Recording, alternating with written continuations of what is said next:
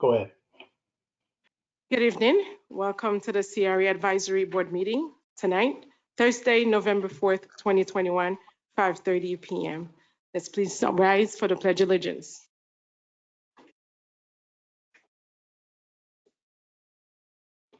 I pledge allegiance to the flag of the United States of America and to the republic for which it stands, one nation, under God, indivisible, with liberty and justice for all. Thank you. Let's have a roll call, please. Sharon Gersovic, Yvonne Scovron, Yes. Joe Josmond, Here. Amy Kelly, Chairman Golene Gordon, Here. Vice Chair Angela Cruz, Naomi Cobb. Here. We have a quorum. Thank you. Let's move forward to agenda approval. Any addition, deletion, corrections to the agenda? Okay, no, let's have a motion to adopt the agenda. Motion to approve the agenda, Naomi Cobb. Second. Yvonne Scovron to second. Motion approved unanimously. We are going to ask Twee, do we have any information only for tonight? No, ma'am. Okay, no information only, and we are moving to public comments. If there are any public comments, please come to the podium and you have 3 minutes for your comments. And please state your name and address for the record, and then we'll also take the virtual participants as well. These are for non-agenda items. I have enabled the ability to raise hands and ask questions to the virtual audience. Hi, Ernest McNolly, 710 Northeast 7th Street, Boynton Beach, apartment 407. I guess the 5:30 meeting started on time, so now you're saying that it's public comment, not about the agenda? Is that where we are? Or are we Yes. going to be able to comment at certain sections through the night? Correct. Right now is non-agenda items. But throughout the night, when All right, so it's a CRA meeting, It's it's a CRA advisory board meeting. and right now it's public comment, That is correct. and then there'll be other items that you'll talk about that the public can also maybe comment on later. That is correct. Okay, so this public comment time now is just for something that I may have on my mind or I'd like to say, correct? Correct, sir. Okay. And it has to be about the CRA, right? Yes. Okay. Something that is in your mind. you would So, like to yeah, bring it to is our very attention. much. Not just tonight, but every day. And the more I come in here and the more I'm at these meetings, the more I'm unhappy. And I feel like as a homeowner here for a year, that there's a whole bunch of us that are closed out of the system and don't get a chance to comment. And when we do, we receive character assassinations and a lot of other things that aren't pleasant, to the point where I'm going to say this on the record, and I hope there's a lawyer listening somewhere, because some of us in this city need a lawyer, the way the city is retaliating against us. And it's not just in Boynton Beach, it happens all over Florida and New Jersey and New York, where people who are civilly active, maybe seniors, maybe handicapped, you try and help each other out, and it goes against what the city's trying to do, especially like something like the CRA with these meetings that I come to. I can't believe, like, you're giving land and rights and zoning approvals to billionaires and millionaires here, and the rest of us are out here hungry and not doing so well. And then I come to meetings, and every time you're giving away money from the government, you're giving it to the highest paid employees in the city and people who volunteered and applied for a job to put themselves at risk. I spent 50 years at that. I went through a lot of viruses and things in the city working with people, and I didn't feel like I should get anything extra. That's what I volunteered for. That's what I was a government employee for. We do appreciate you coming and speaking, but your 3 minutes is up How do you know? because I have been told. You've been told. Yes, that is correct. I'm We have a watching it. timer. You didn't start the timer. I did start a timer. Oh, really? Well, aren't you supposed to use that timer? No, sir, that's for the presentations tonight. But we Oh, do appreciate you coming and speaking. I'm sure you do. Thank you very much. Thank you, sir. Yuri, do we have anyone online who has a comment and would like to proceed now? I see no hands raised at this time. Okay, no hands, no public comments online. We are moving on to pending assignments. Do you have any pending We have no assignment? pending assignments. No pending assignment to report at this time. We are moving to our new assignment, which is our discussion and consideration of the responses of the FRP RFQ for the 115 North Federal Highway and field mixed use. Thank you. Before we move to the discussion, I'm ready to get out of here tonight. It sounds like we're going to do agenda approval. We're going to approve the CRA Advisory Board meeting minutes for September 2nd, 2021. We have a motion to approve. Motion to approve. Whitney. I'll second. Sharon second, thank you. Okay, now we are moving to our new assignment that I'm excited about, which is the discussion and consideration of the responses to the RFQ for the 115 North Federal Highway and field mixed-use redevelopment project development proposal tonight. Can you please go ahead and help us start this? Yes. And by have the proposers present their Yeah. proposals tonight. Thank you very much and welcome everyone. We really appreciate your time in attending this important meeting. We have a request for developer proposals, and this RFQ for short is for the property that's owned by the CRA. It's located on 115 North Federal Highway. It's a mixed-use site potential. It's approximately altogether 4.51 acres. And this is less the exception for the Oyer property, which is located 511 through 529. That is approximately 0.4 acres. The total is 4.9 acres. This RFP was issued back in July 23rd, and it was due October 19th. There are 5 wonderful proposers that are here to present their proposal for the development potential of the site. The first, we will go by alphabetical order. This first will be affiliated. If I could have the group please come. Yes. Will it be just yourself, sir? And if you can say your name and address for the record. I'll do a quick introduction, just, the general information for your proposal, and then you can move forward. We will have your slide presentation that has been submitted as part of your proposal. And if you can ask us to cue to the next slide, that would be wonderful. You have 25 minutes to present, 5 minutes in addition to that to introduce yourself and the general information about your company. 25 minutes to talk about the proposal. There'll be a 10-minute question answer. And before we go to the board, we will also have some comments from the public, the general public that are here, as well as those that are virtually in attendance. So the proposal from Affiliate Development LLC is called the Pierce. It consists of 236 mixed income residential units comprising of 1, 2, and 3 bedroom units, 16,800 square feet of restaurant, retail, office. 7,100 of that is a relocation of 2 local businesses.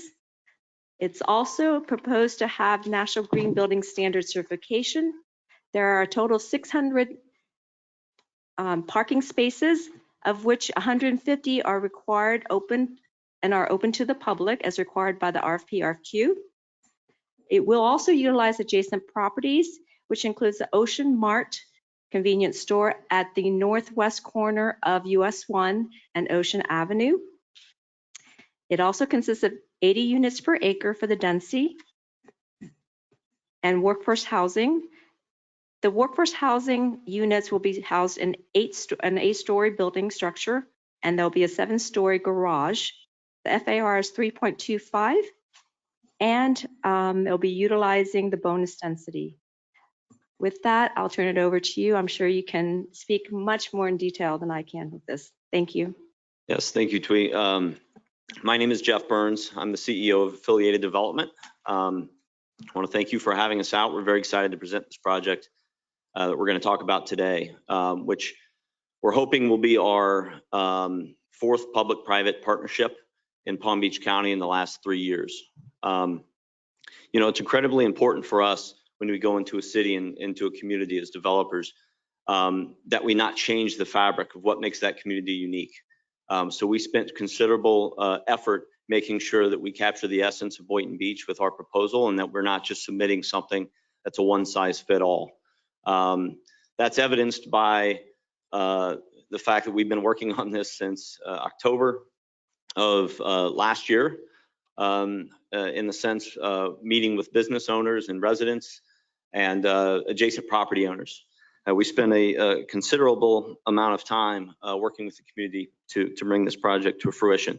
That's evidenced by the fact that we have been able to execute an exclusive letter of intent with Kim Kelly of Hurricane Alley Bar. It was very, very important to us that we incorporate a local business and that we're not in the business of displacing current local businesses that have employees that rely on them. One of the other key components is that we're working to finalize an exclusive agreement with the Oyer family. Obviously, that was mentioned earlier that they're working on selling some property to the CRA and are going to be moving their business, which has been in place for a very long time. So we've been working with them to incorporate them in some of the office space that we will talk about a little bit later. So one of the big components of what we do, our affiliated development in every project that we do incorporates 2 things into our projects. Number 1 is redevelopment. So we go into an area. Our goal is to take a property that's less than performing and turn it into something that's spectacular and hopefully meeting the objectives and goals of the CRA. The second thing is housing. South Florida is the most cost burdened place in the entire country when talking about this discrepancy between rent and income.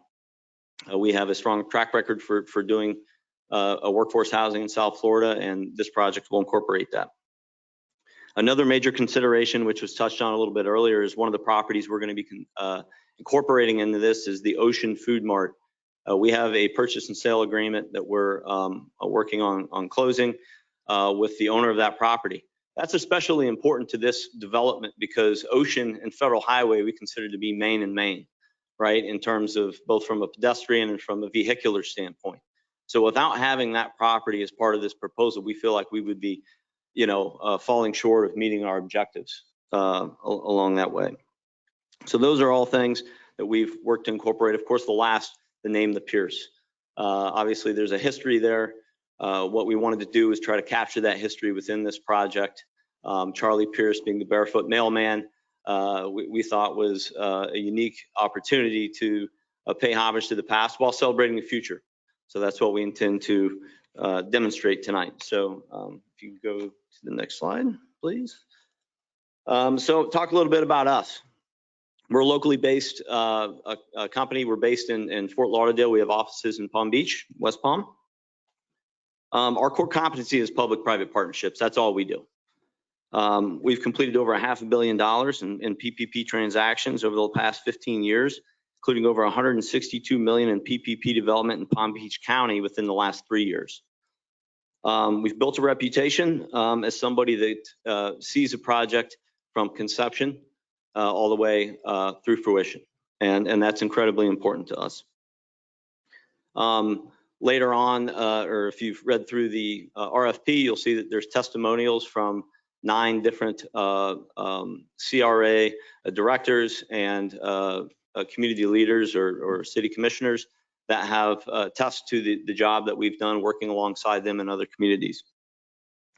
And what that all comes down to is being able to demonstrate that we'll execute on this game plan. In 2019, our organization completed the first qualified opportunity zone investment of its kind in South Florida. We were able to close that before actually the regulations were even posted, which was a little bit nerve-wracking, but we have QOZ experience. That's particularly relevant here because this is a qualified opportunity zone. In 2020, we had the closing of our $125 million affiliated housing impact fund, which is our allows for our organization to have our own discretionary capital to go out and execute projects. So when we want to do a deal, we get a checkbook out and we write the check. That's incredibly important. We're not relied upon third-party equity. Our investors within our fund are also very unique. They're comprised primarily of public pension plans. So we're talking about police, fire, and general employee pension plans that invest alongside us in our projects. There's obviously an alignment of interest given the housing component that we do. Being able to retain, recruit and retain valuable employees is something that's been a challenge for a lot of South Florida communities. We've closed 3 different large-scale loans totaling over $100 million during the global pandemic, a time where many others were struggling to get their financing. I know that there's been some other projects in the city proposed that have not been able to get off the ground because of this, but hopefully that demonstrates that we have the ability to get things done in good times and in bad to ensure that this project go forward. Again, going back to the public-private partnership aspect of things, if you drive 15 minutes up the road, you will come across 3 different projects that we are in various stages of either construction or delivery. And that brings some relevance to what we're hoping to accomplish with this CRA. Next slide, please. So team, this is just a bio on myself, CEO, and my partner, Nick Rojo. Obviously, we've got experience in doing this very type of thing. But, you know, we always talk about how important it is that development be a team sport. It really is. Our job as developers to put the very best out front when we go to carry out a project, and we rely on the very best in the business to help make us successful.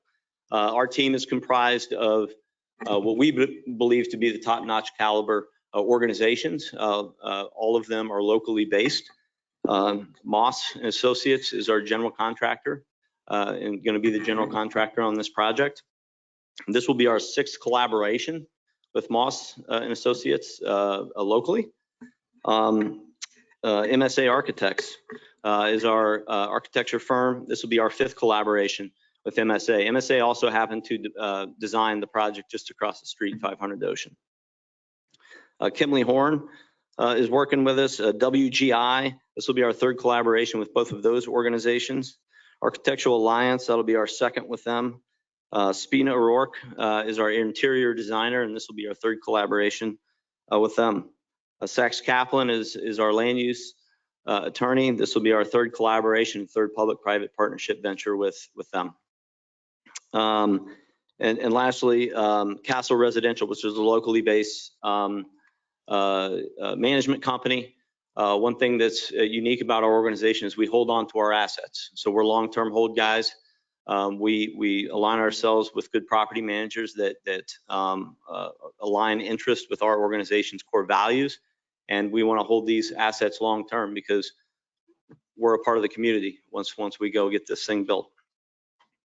Another important part about our team is how we go about dealing with hiring locally and giving people opportunities. This is something we've done in every project we've worked on. Our first experience in doing this was down in Overtown, where we threw a job fair, which had hundreds of people attend. We're very, very successful. You know, we've done that in Fort Lauderdale, up in West Palm, and other places. It's incredibly not only important for us, but also for our general contractor, Moss. There's a lot of local business. And it's an opportunity for them to hire really good people that they expect to keep on long-term and move from project to project. So we want to give people local opportunities, and we do that through job fairs. We do that through an apprenticeship program that we work on. And again, hopefully hiring as many local folks as we can. One of the unique things that we do is that we don't just do the dog and pony show, right? You do it right before certain trades are getting ready to hit the project. And the reason for that is because when you go and you offer somebody a job, they need that job like tomorrow. They don't need it 3 months from now when the painter finally gets on the site. So we time things up very, very strategically so that we can give people an opportunity to be a part of the project and to get working right away. And that's something that's we spent a lot of time and energy on. Next slide, please. We talk about some of the other similar projects that that we've done. This is just a couple of them. The one to the far right is actually it's I'm a Midwesterner. I grew up in the Midwest, and this was one of my first projects, high rise. This was a public-private partnership there in the city. We were able to go into an area that needed a shot in the arm and built this project during the Great Recession. This project broke ground in 2010. We were the only crane in the air. We put a lot of good people back to work. This project was financed with the AFL-CIO, was our partner on that, and hired 100% union labor and put a lot of really good people on that job that had previously been sitting on the sidelines. The one on the top left is called the Mid. It's up in Lake Worth Beach, just a little bit up the road. That project is in partnership with the CRA and the city, and we finished that project during the pandemic ahead of schedule and leased it up. It's currently 100% leased with a waiting list. The one just to the right of that is another project in Lake Worth Beach. So one thing that's important to us is that when we come to a city that we do more than one project. If we do what we say we're going to do, why not continue to build from that, right? So this project is called the Bohemian. It's currently under construction off Lake Avenue, Lake Worth Beach. It's in partnership with the city and the CRA. And we were actually the first ones to execute a workforce exchange program, which is the county's workforce housing program that they come out with, which we just closed on actually today. The project is currently topped out, and we're expecting a spring completion. I'm very excited about that one. The one right below it, we just broke ground on, which is 309 units up in West Palm Beach, off of in the historic Northwest, off of Rosemary. This is an area that had not seen a penny of private investment in a very, very long time. And we came in. This is approximately a $72 million development, and just closed on our financing there, and we're underway on that project currently. The one to the left of that, on the bottom left, is called the 613. It's in Fort Lauderdale, off of also in the historic Northwest, off of Sistrunk. We were kind of the first ones to go west of the tracks on Sistrunk. That's in partnership with the CRA and the city. That project got built in July of 2020 in the middle of the pandemic, and is leased with a waiting list.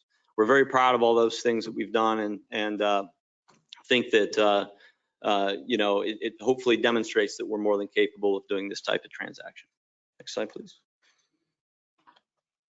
All right, so when we talk a little bit about the site, so I want to lay this out for you. The number one thing we didn't want to do is to place a big bulky building on the property. That was not our objective. We wanted to create an area with public pedestrian connectivity. We also needed to consider the fact that there's going to be a Brightline station, just to the west, and obviously you want to plan for that now. It's not something you want to worry about after the fact. So one of the key components to getting that property on Ocean and Federal is that we're able to draw people in. So we want to draw people into this really intimate courtyard setting, and offer an area that has restaurants and office space, both daytime and nighttime activity. We also, of course, have residential units up above that. We've got a wine bar, a bar with a rooftop lounge, and then to the right, you'll see Kim's Alley Bar. is where we're going to be locating her. So our agreement contemplates putting her in that location off on the top right. In the middle, of course, the parking garage, which will contain public parking spaces, you know, for the city, which will be again useful when the train happens. You can go to the next slide, please.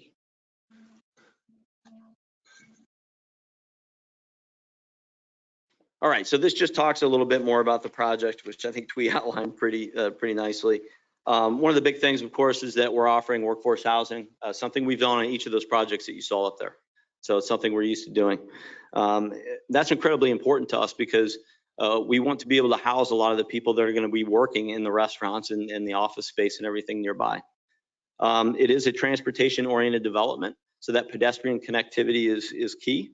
And then we felt like it was incredibly important to help brand this area. So any areas that are successful in the long term require adjacent property owners to be a part of the long-term vision.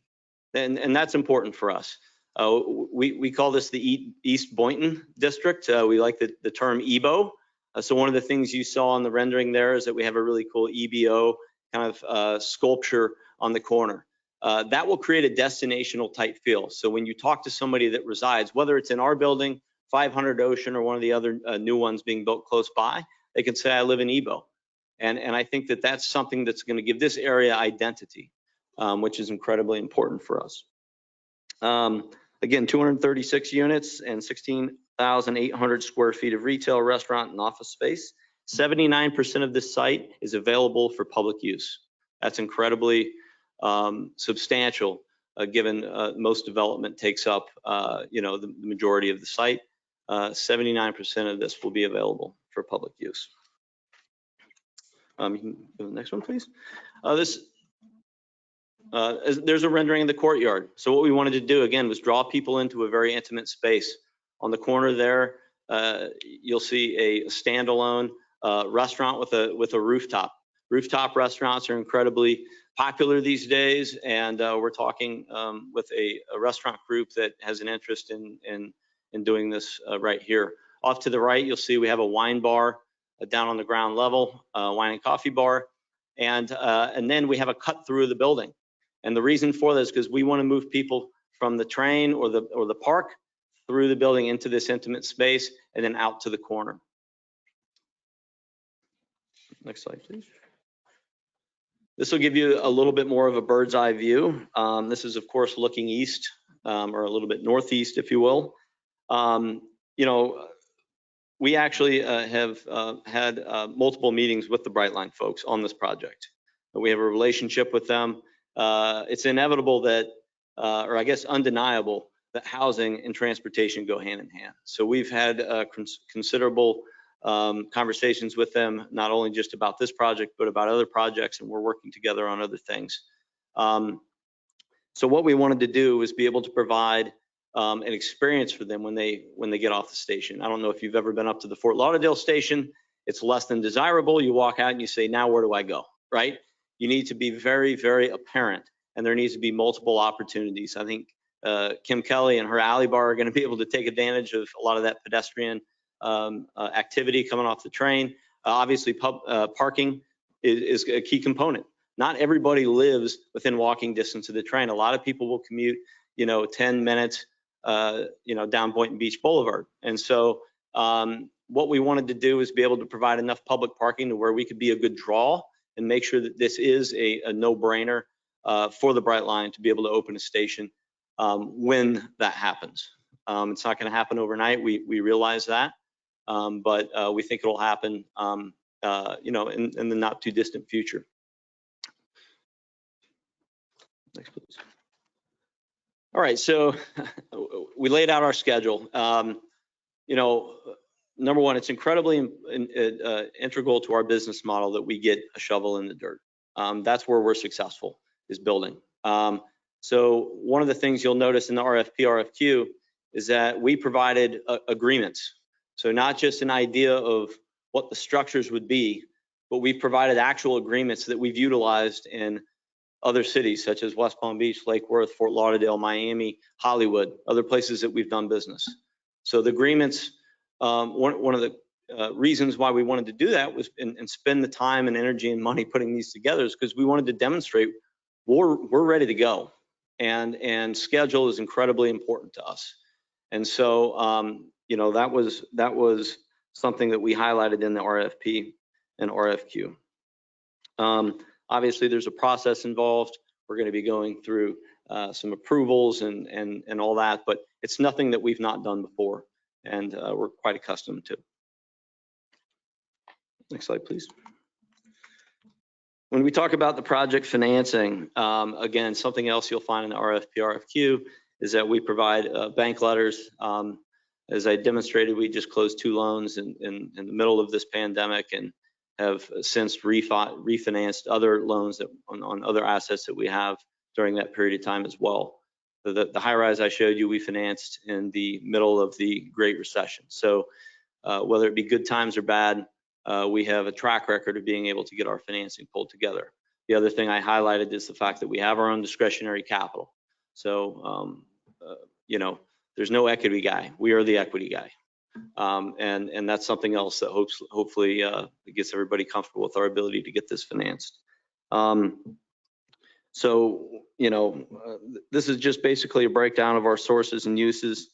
You know, one of the structures that we have in here is, and something that we've talked about prior to this project, but is having the city or the CRA own the garage. So public parking probably needs to be controlled by the public. So what we wanted to do is build it and hand the keys over. And once we do that, it'll effectuate a sale, and then we'll lease it back. So we're going to have obviously a parking need, not only for our apartment residents, but also for our retail and commercial tenants.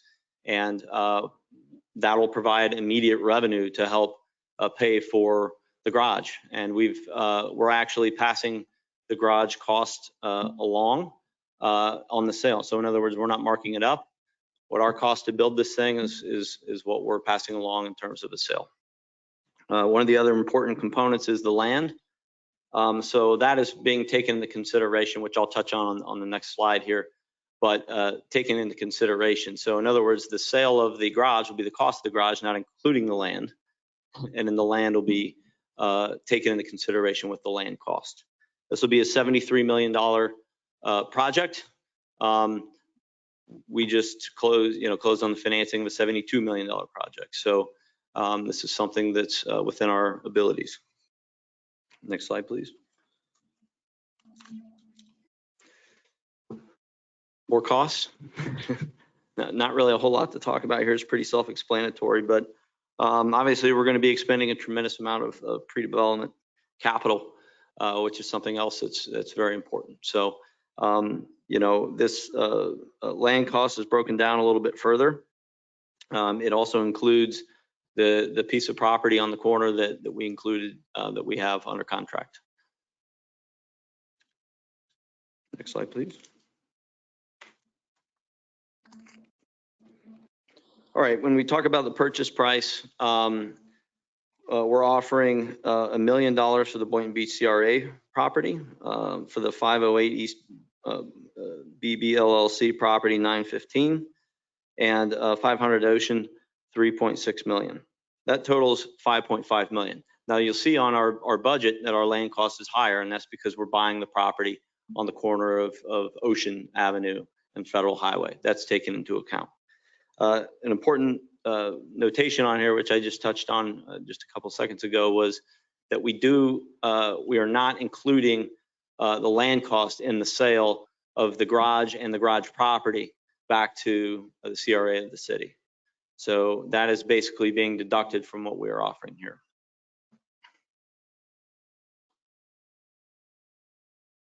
Next slide, please.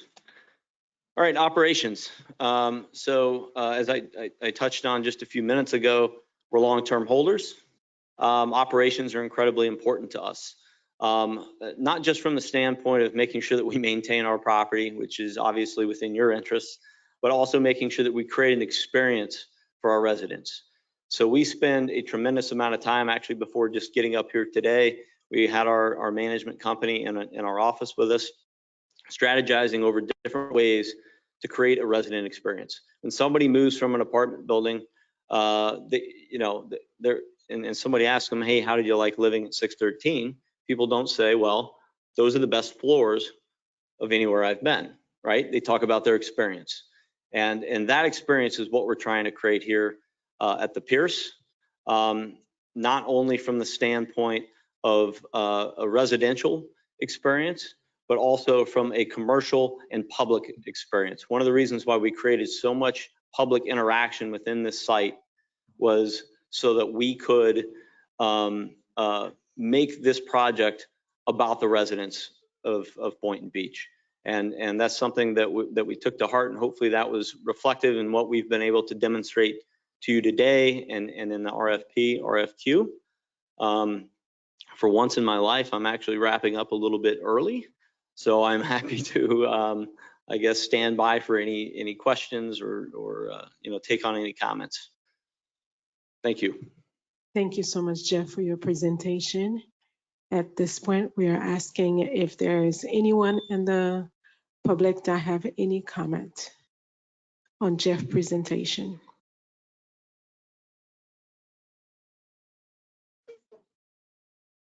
Please come to the mic, state your name and address. You've got 3 minutes. Timer going, right? Can I see it? Oh, it's on your phone. It started. Okay, Ernest McNolly, 710 Northeast 7th Street, apartment 407, Boynton Beach. Obviously, I'm a few blocks from this development that you're talking about. I moved here from up north in some quite heavily dense and high density development areas, which is a trend. So some of my questions to you are, you're mentioning that you feel that the building will serve and be housing for a lot of Boynton Beach residents, correct? Does that take into account your analysis of the? Let me, this is for public comments. There's no questions that needs to be answered. I thought that's what you said it was. Public comments. Oh, no Public questions. comments. It's just public comments. Thank you.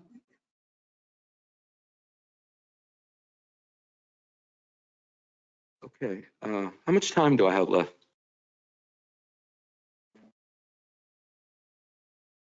One minute and 52. So since I can't ask questions, I'll make comments.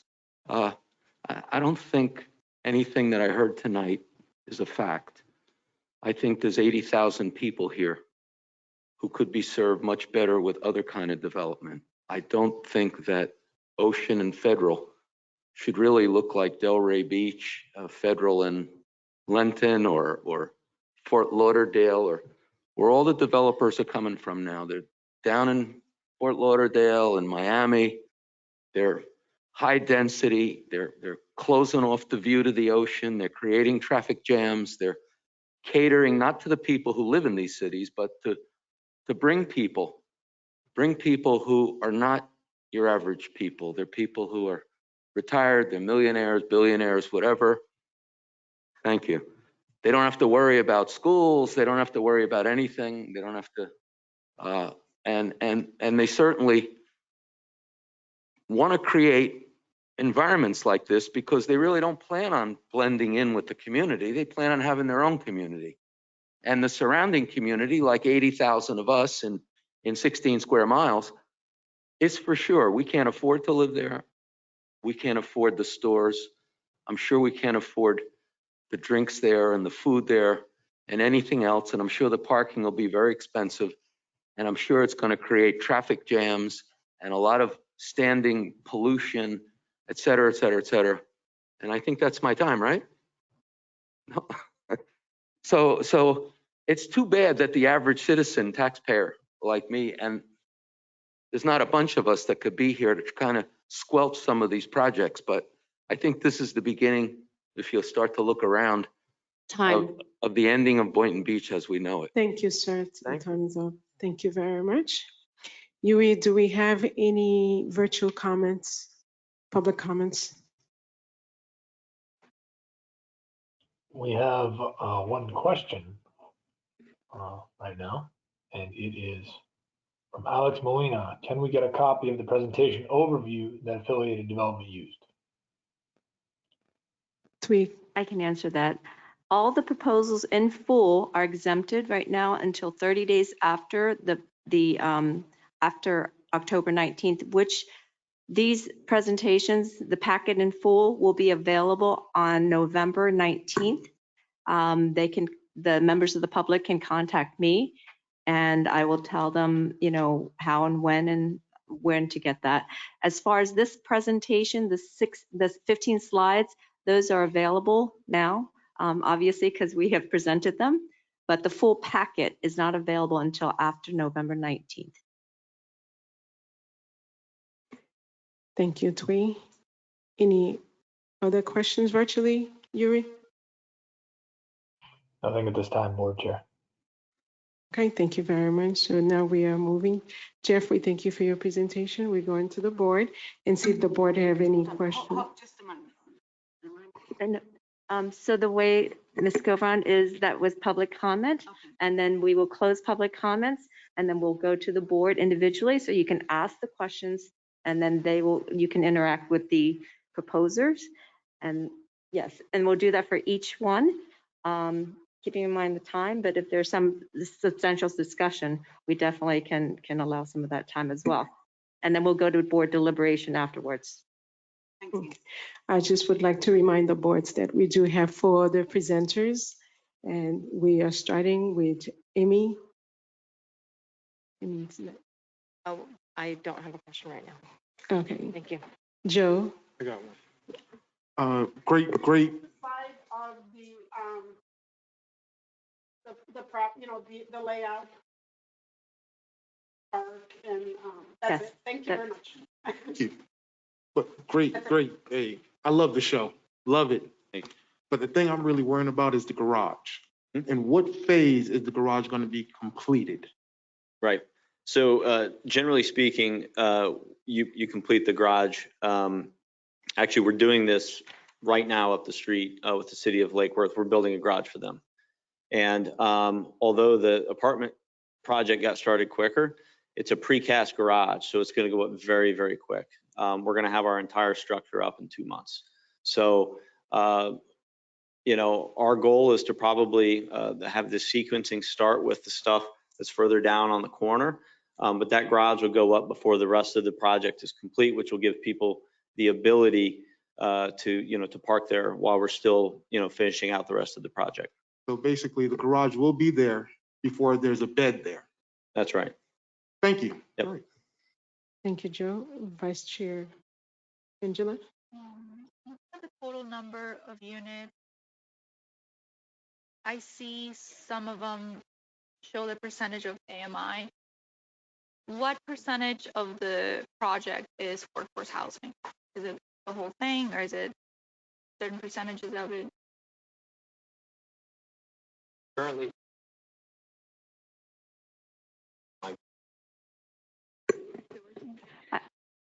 If you want, I can just list it and then you can add Oh.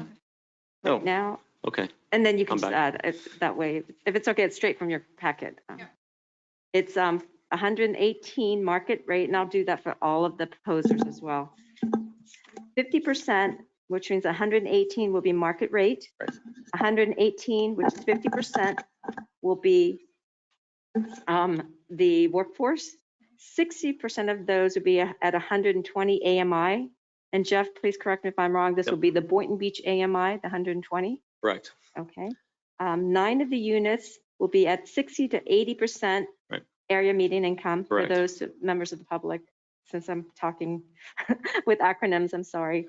And then 53 of the units will be 80 to 100% area median income. 56 of the unit will be at 100 to 120. And that's it. That's correct. So to just add on to that, the reason why we have a mix of incomes is for a couple of reasons, right? The old way of doing affordable housing is you say, okay, you make this, you live in that building, right? And you're basically segregating people based upon their income status. The new way and the better way of doing it is by incorporating it in projects, Class A development deals, and having it so that the teacher is living next to the doctor. They're both benefiting from the same level of finish or the same amenities, and nobody knows who makes what. So what it does is it lifts the stigma off of the project. We have projects right now that have rent restrictions, and people living there have no clue. And that's the whole point. Thank you. Thank you. And we are moving on to the next board member. Naomi, do you have any questions or comments for Jeff? No questions or comments at this time. Thank you. I do though. One of my questions, and I'm sorry, I have a few questions to Sure. ask.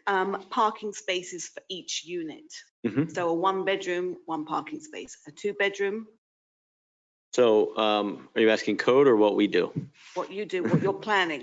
Right. So generally speaking, it's kind of a blend. We go to about 1.4 to 1.5 parking spaces per unit. In this particular project, we're going to have a lot of 1-bedrooms. We believe that our tenant is going to be the young professional, people that want a nice, well-equipped unit at a very decent price, at a very competitive price, and be able to take advantage of all the amenities. So with having more 1-bedrooms, we obviously have a lower parking ratio than we would if we had more 2 and 3 bedrooms, which generally have more families and 2-car households. So as a rule of thumb, on a 1-bedroom, we'll be at about 1.5 to 1.15 to 1.2 per unit.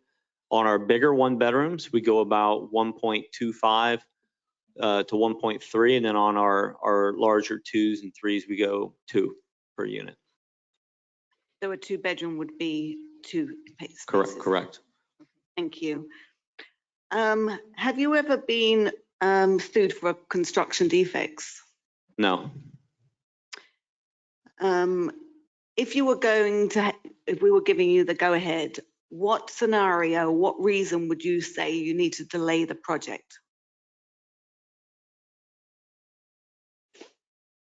Well, I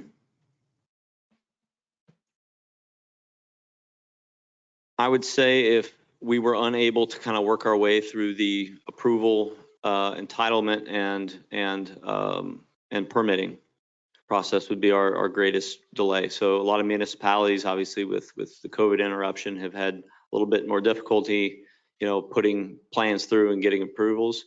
So that would be it. But other than that, I cannot foresee an instance where we would need to extend. Just one moment. Oh, and on one of the drawings, it had the parking garage. It looked like it was a lot of artwork on the outside. Is that what you'd like to see, or that's what the project would be? So it'd be, I wouldn't want to call it graffiti because that sounds bad. Right. But very art decor. Is Right. that your plan to have that kind of look? That is our plan. So, that is actually a print screen. We're doing this currently on other projects. It's really unique because you can put any artwork up. We put EBO on there. We can say welcome to Boynton Beach. There's a number of different things that you can do. Even before there's a stop on the Bright Line there, the Bright Line is going to be running. It starts up next week. So it's going to be a really unique opportunity, I think, to brand this portion of the city and to brand Boynton Beach. So we'd like to see something specific to Boynton Beach on that particular side. The rest of it, something visually appealing. A lot of our residents are going to be looking out the north side of their balcony, and we want to give them something creative and fun to look at. And just another question regarding where the pool is located, which I do like because most of the new construction, they put the pool in the center and it's shaded and people don't like that. But it is going to be by the Bright Line and the train. Are you going to be enhancing some water fountains to sort of distract the noise of the train going past? Because that's where people relax. Mm-hmm. Is that something that... That's a great question, actually. So we have a project right now, the mid that I showed you, which is approximately 200. Our pool is approximately 200 feet from the Bright Line. We were very, very worried when we did that it was going to create an issue where people were going to be less than excited every time that train came by. Our residents are urban dwellers. They expect there to be a little bit of urban noise, such as the train, and we've not received any complaints or any concerns. Another project we're doing right up there is our pool is going to be about, or is 30 feet from the wall that separates the train tracks to the amenity space. So we do not anticipate having any issues with our residents. It's going to be very lush landscaping. And if anybody's been around when that bright line passes, it happens very, very quickly. Now, the freight trains, on the other hand, are a little bit more noisy. But again, our general tenant expects to hear some urban noise. But you might consider putting some water feature? Absolutely. Okay. And just, I think I might have said the last question, but I did have one more. The Castle Residential, is that like Castle Group? Or is that a different management company? I'm familiar with Castle Group who do Yeah, so Castle Group is primarily a condominium association management company. Just recently, they started up a residential rental division with somebody who had previously left Alliance Residential, which is a very big national rental company, and we were their first client. So they are affiliated with that, the Castle Group, obviously a very large organization, and they're managing all of our assets right now and doing a terrific job. Okay, very good. Thank you very much. Thank you. Sharon, do you have any questions or comments? The bridge, the water, breathing the Boynton, whatever on that building. And I love the Eva. Yes. Thank you. Thank you, Jeff, I have for a your question. presentation. Okay. I like to listen to others to help me ask questions. When we talk about area medium income, what area are you considering in terms of area medium income? Right. The reason I ask that because I live in this area and I'm about 6 blocks from the ocean. So if it includes east where I am and west, is it going to be a huge divide in income? It's a huge divide. What I ask in my question is for those persons that may be working at the alley, working at Hurricane, is it your opinion that they would be able to afford to live at this property? Yeah, we would expect them to be able to. We have several servers living in a number of our different properties, and absolutely. All right, thank you. All right, thank you. Me personally, Jeff, I like the rooftop. I was smiling about it, and it's about time we have something in Boynton that actually we've enjoyed where else, and we look forward to have that come in here to Boynton. And with that, we say thank you so much for your presentation, and then we are going to transfer over to Twee to call the next presenter for us. We appreciate you, and thank you for choosing to work in Boynton to help us make it greater. Together, we can make Boynton Beach greater. Thank you very much. And for all those that are here, we will have the same proceedings for all the remaining 4 teams. We're going to give a couple minutes for the next team, E2L. Real Estate Solutions will be the next. But afterwards, the board will basically be deliberating and have discussions on the selection criteria, and they will have their discussion at that time. So it's also open to the public as well, just as a quick housekeeping item.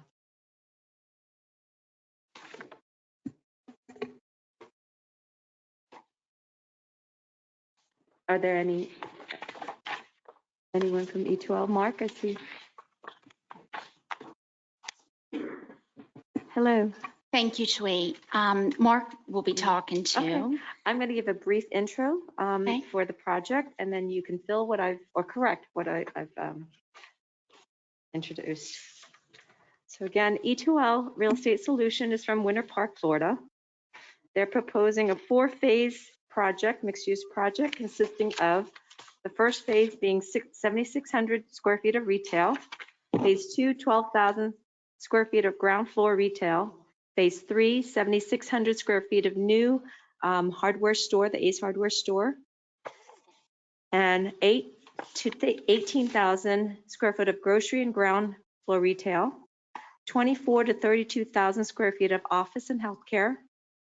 In phase 4, there'll be 10,000 square feet of ground floor retail, and it's optional, as well as 16,000 square feet of ground floor retail, inclusion of the 101 North Federal Highway, which is also the Ocean Mart. As far as the units, let me try to see where my notes are. Okay. There'll be 257 total units. Phase 1 will be the garage with the Ace Warehouse and some retail. Phase 2 will be the residential multifamily, ground amenities and retail. The 257 units, there'll be potentially 346 maximum contingent on additional adjacent parcel being acquired. It'll be 15-story overall for these buildings, and a maximum of 150 potentially maximum height. There are 116 one bedroom, one bath, 114 two bedroom, one bath, I believe, 12 three bedroom and two baths. 10% of this will be a total of 27 total workforce. 12 of those will be one bedroom, one bath. 12 of those will be two bedroom, one bath. 3 of them will be three bedroom, two baths. And they're all within 3 residential towers. There'll be an 8-story tower and 2 5-story towers. There will also be 12,000 square feet of ground floor retail, and live workspaces will be provided. In the proposal, there's also a 100-room hotel with rooftop amenities. As far as public parking is concerned, there will be approximately 914 parking spaces. And again, there's a caveat that the final count would be to be determined. It'll be housed in a 7-story parking garage, approximately 73 feet above grade. And this will include 150 public spaces, a minimum, up to 335 for public uses. And there's an optional phase 5 along the railroad tracks. That would be more related to the railway station. Within the first phase, the parking garage, there'll be a 22,000 square feet YMCA office and fitness recreation use located within that structure. And I think I've covered the general makeup of the project. I'll turn that over to you, Kelly. Okay, And Mark. great. Thank you, Twee. I'm sorry, can you state your name again, please? Yes, Kelly Heffron, managing partner of E2L Holdings. Address is 1400 West Fairbanks, Winter Park, Florida. It's my pleasure to begin the proposal for Banyan Hub. I want to first introduce the E2L team members. Mark Heffron, president of E2L Real Estate Solutions. Antonio Balistreri, he's our project director. Nick Heffron, our project manager, who both worked on Town Square. Our residential partner, Eastwind Development, led by Jack Weir, president. Our construction partner, Vertex Construction, led by Rex Kirby, president. Mark and I have known Rex and worked with Rex for over 25 years. Sophia Nelson of S.A. Nelson and Associates. Sophia worked with E2L and the city of Boynton to create the Build and Wealth program on Town Square. And then Jason Hagensick, president and CEO of the South Palm Beach County YMCA. Many of our other partners are on the go-to meeting, being respectful of the limited seating. They weren't able to come in person. You may not be aware of E2L's core mission and commitment. E2L stands for Energy 20 Love. as we continue giving back 20% of our profits to communities and charitable organizations. Just last week, we attended the 20th anniversary of the Children's Museum right here in Town Square. We celebrated our butterfly mural donation along with other major donors. While attending the Pirate Festival this past weekend and recent other events that Mark and I have attended, we realize our original joint vision for the city is just beginning. We hope you will consider once again trusting in E2L to allow us to continue our efforts with the CRA and the city to make this next chapter something to be proud of for generations to come. With that, I will turn the presentation over to my partner, Mark Heffron. Thank you.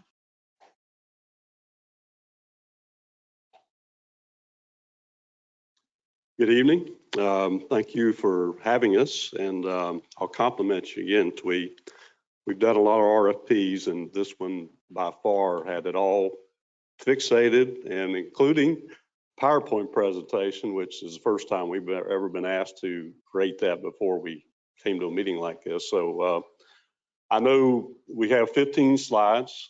We tried to be very specific. We had 12 items that you asked us to address. So the extra 3 slides we added were to try to communicate things that may have not been asked. And then of course, we'll leave plenty of time for Q&A. So if I could get the slide roll. Kelly mentioned, who is E2L? We're a relatively new company founded in 2016 after 30 years in the design and construction industry, over 25 states that we've worked in. We've been in Florida since 2005. To the gentleman who's worried about a South Florida design, we come from Central Florida. A lot of our ideas, though, come from around the United States. So we don't look at this as just another South Florida development. Of course, when we came into Do Town Square, and some of you may know us, some of you may not, it was a very complex project, 20-some acres, 8 buildings being taken down at the same time and 5 being built in less than 24 months. So we do know how to execute. So if I can go to the next slide, Kelly, had already addressed some of our partners here today. I had a text from Sophia. She is on her way. So if we could save any questions on the building wealth and workforce, she can certainly contribute to that. I'll note the name Banyan Hub. As many of you know, out here in Centennial Park, we moved a kapok tree that was quite a task to save the trees. We're very sensitive to the green areas that we've created around Town Square, and we hope that we can continue that right down Ocean Ave. Next slide, please. So some of the details that you've asked about. The CRA has done a great job of acquiring property. And, prior to the recent purchase of the Oyer property and the Bradley property, we had actually helped the city get housed in the old bank building that's now demolished and become parking. But we're super sensitive to what's happening in this area related to the existing clients and tenants. We've spoken to all of them. So we put 2 slides up here, or pictorials. One is on the left, talks to what you currently own as a CRA, and the white area up on the top and left-hand corner is obviously Dewey Park. That's sacred property. If anything, we're intending to expand it. To the far left corner, we left the Ocean Grill out. We've had conversations with them, and I've heard people have had, other discussions about trying to get that exclusive. I think it's to the CRA's best interest of whoever you award to, that they work through the different properties that are adjacent. We've had discussions, obviously, with David Camelier and his tenant, as well as the Islam family on the gas station, which is not going anywhere. We've looked at 9 different sites to relocate that. We do have a very creative idea of how to build that into the project. It's similar to what happened up in Orlando where we live. You drive by, you don't know it's a gas station. It looks like a typical commercial development until you pull in. And then, of course, we've had a lot of discussions with Ace Hardware, and maybe to just clarify what we opened, we haven't structured a final agreement. We're simply having dialogue with Valerie and her husband about what their long-term plans are. We know they want new space. We know they want better signage. We know from our time down here at the Pirate Fest that it was crazy trying to find anywhere to park, particularly for their business. So we're very respectful to that. On the other side, if we were to acquire the rest of this property, working with a CRA, we could put a total of 346 units. That's the maximum density you can put on the site by your own codes. That's at the 80% per acre, or 80 units per acre. If we do go after the bonus, which would give us another floor, we certainly would entertain that. It's up to the CRA. It's all about what you want with the workforce housing. And we'll speak to that more as we get into the details. But this isn't about housing. This is about creating what we call the bookend. This is the other side of your town, and this is the area that everybody's going to arrive.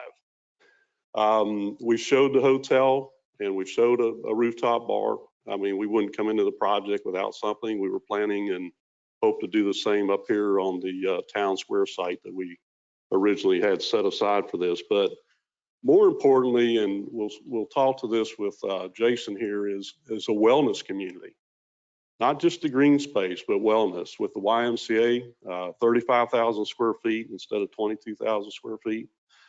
That's going to bring a lot of people here. It resonates, and Jack can speak to this on the residential side, but it's also for the mothers, the kids. We certainly are looking to create a child care center. We have to accommodate a park that's segregated and separate because of security and safety of the children. But we have some ideas on how to do that, and we'll share those as we go. And then, of course, the arts. We've been part of this process with the city now for 5 years. Kelly and I both sat on the art committee, so we can appreciate when you do get a project like this done, it needs to tie in with everything else that's been put together to this time frame. If I can get to the next slide, couple of clarity points on this. We did show the 335 parking spaces that we think the city ultimately needs. That's over and above the 150. That's taking into account, though, that you already have a lot of retail here. The YMCA is going to need approximately 150 to 175 spaces at peak. We also had allowed for the train station. And of course, if you decide you want more workforce housing, we think the way to accommodate that is we've got to reduce the cost of the parking. That's just another facet that drives up that expense that most of those people cannot afford. On the left-hand side, that scheme A is with the adjacent properties. So that's assuming we were able to acquire the other properties. If for some reason we can't, scheme B is to utilize what the CRA currently has under contract. I think the question earlier was what could stop the project and or slow the project. Obviously, acquiring land and getting it entitled and replatted, it takes time, but I think this is such an important project that you should take the time to do it right, whatever that right may mean to the CRA. So on the next slide, and I will make one correction for the public record. We had on the third column over, it said BB CRA adjacent 384. That would actually be 514 units needed for the residential. So if you could go to advance to the next slide. This is the scheme A, obviously, with all the property. And I'll just point out a couple of things. We put the parking garage where we did back when we submitted initially on November 9th because of the rail. And we are using it not only as a sound barrier, but a safety barrier and also an Art Deco type arrangement. I think playing off of that down on East Ocean Avenue, you can see where we're expanding the park. We would love to do some kind of small dog park in there. When we were here on Saturday, that park was filled. You couldn't put any more people in there. So it certainly could accommodate, an expansion. The retail is meant to be a complement to the Hurricane Alley. We want to widen that alley between the two buildings to approximately 60 feet. If anybody's been out into like the Denver market, they have what they call the dairy district or milk district. Really cool concept. It's very safe, very well lit, very well attended. We have a similar situation up in a town called Winter Garden, just outside of Orlando. They have a brewery there called Crooked Can. It's just an amazing place. I mean, you can go for the day, you can go for a couple hours, but you'll see the kids, you'll see the bikers, the pedestrians. And that's really what we're trying to create here. This is a destination. It's a placemaking space. The other comment on here that I would just note is that we're very sensitive to post-COVID-19. And so everybody wants to be outside. And so we've taken into account some outside connectivity, particularly around the workforce or live units. We're doing those on the ground floor to the face of Federal. We do have the intercourt amenity space. So there is some privacy issues there. I think in the case of where you put the swimming pool, we can either do it on the rooftop or we can do it on the ground. It does cost a lot more, obviously, to put it on a rooftop, but we left that flexible in our overall design. If I could go to the next slide, we stopped short of doing a lot of colored pictures and I guess I'll call it eye candy, to try to sell you on the final look, because this is by far not the final design. What I would say is that we mentioned the rooftop bar. You know, we flew our drones down here every week, so we have a little different sense of what things look like from 5 stories or 10 stories. And so what we do know is you don't really see the intercoastal or the ocean from some of these rooftops, but you will see the downtown area, looking particularly back towards Town Square. We intended initially, and this scheme assumes we don't have the ability to get the other property owners on board in time. I've talked to all of them, and while they may have agreements with others, everybody's told me the same thing. I'm going to work with whoever the CRA awards this project to, and I respect that. I told all of them, don't sign anything exclusive, because if they don't get the project, you're kind of putting yourself out there. But in this scheme, obviously this would not maximize the density, and I think that's a big question for the CRA. Are you trying to build a very open space, or do you want density in your downtown? Obviously, there's economic benefits to that, but that's something that the CRA's got to address as a board. We did put in the planned railroad stop. We've known about it for years. I think obviously doing P3s, we would be glad to assist the city in getting this built. Kelly and I spent 5 years with CSX before we got into design and construction, so we know a little bit about the railway. And driving down this morning, we actually are watching the rail be put in at the Orlando airport, and I assure you we'll be riding that soon to Boynton Beach. The schedule that you asked for, fairly detailed here. If you'll go to the next slide. I'm not going to go through every component of it, but we're realists. And if you stay on the track you've been on, which I compliment you, you hit every date you said you would, Twee. That's not easy, because you get questions, you get addendums.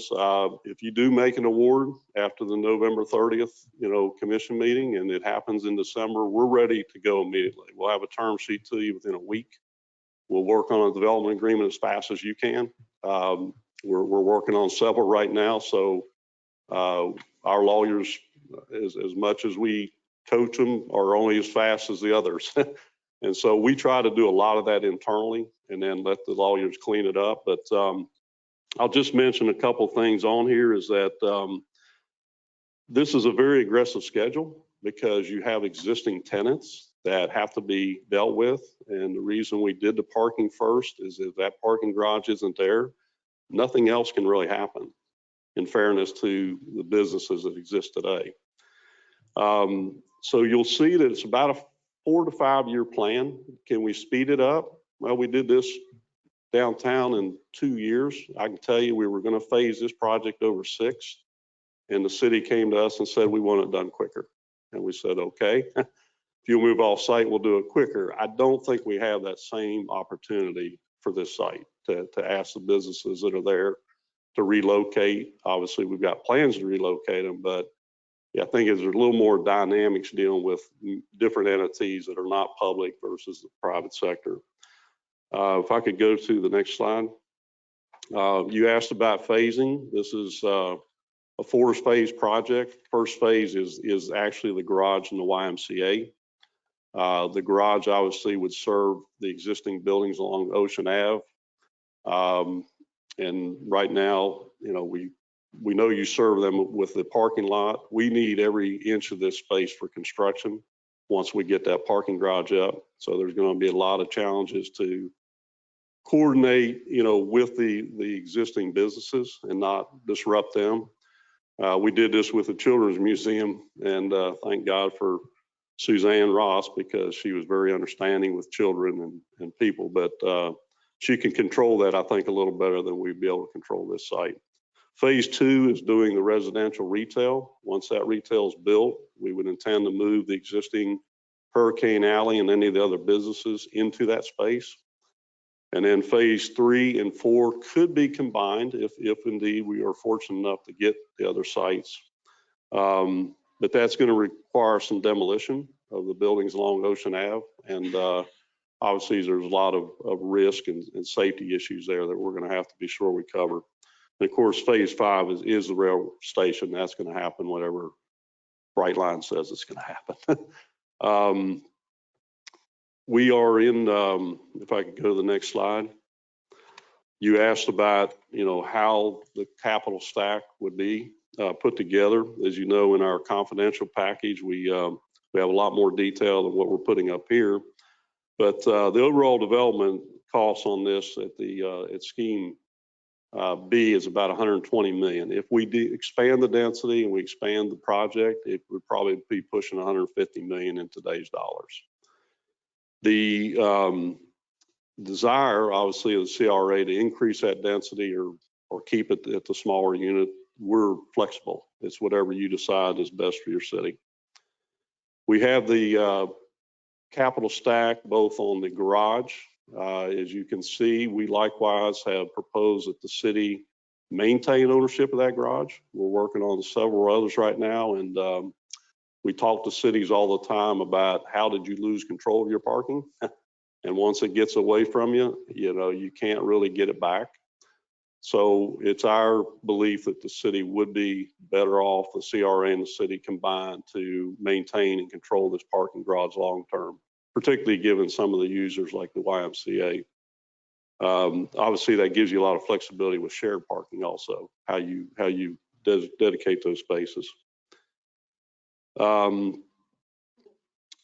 The phase 3 and 4, which are the residential, is up here. So you can see the capital stack on that. I'll let Jack talk about that shortly.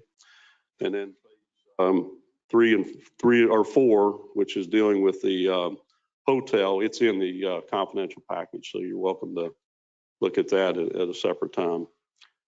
The next slide deals with the property. And this is where it gets a little complicated, but that's the business of development.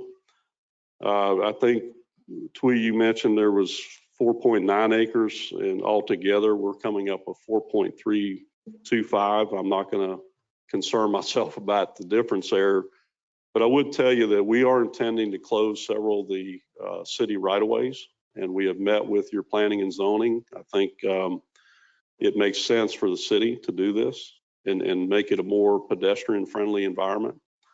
We would leave 4th Ave open. It would go right underneath the garage, and you would access into the garage off of 4th from either end right now.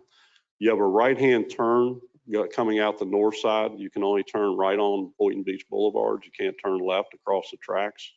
So we are a little concerned about some traffic issues there that we'll be glad to address. We put a route around that, leaving the alley behind Ace Hardware open, so that there is a secondary means for not only deliveries, but people to drop off or pick up.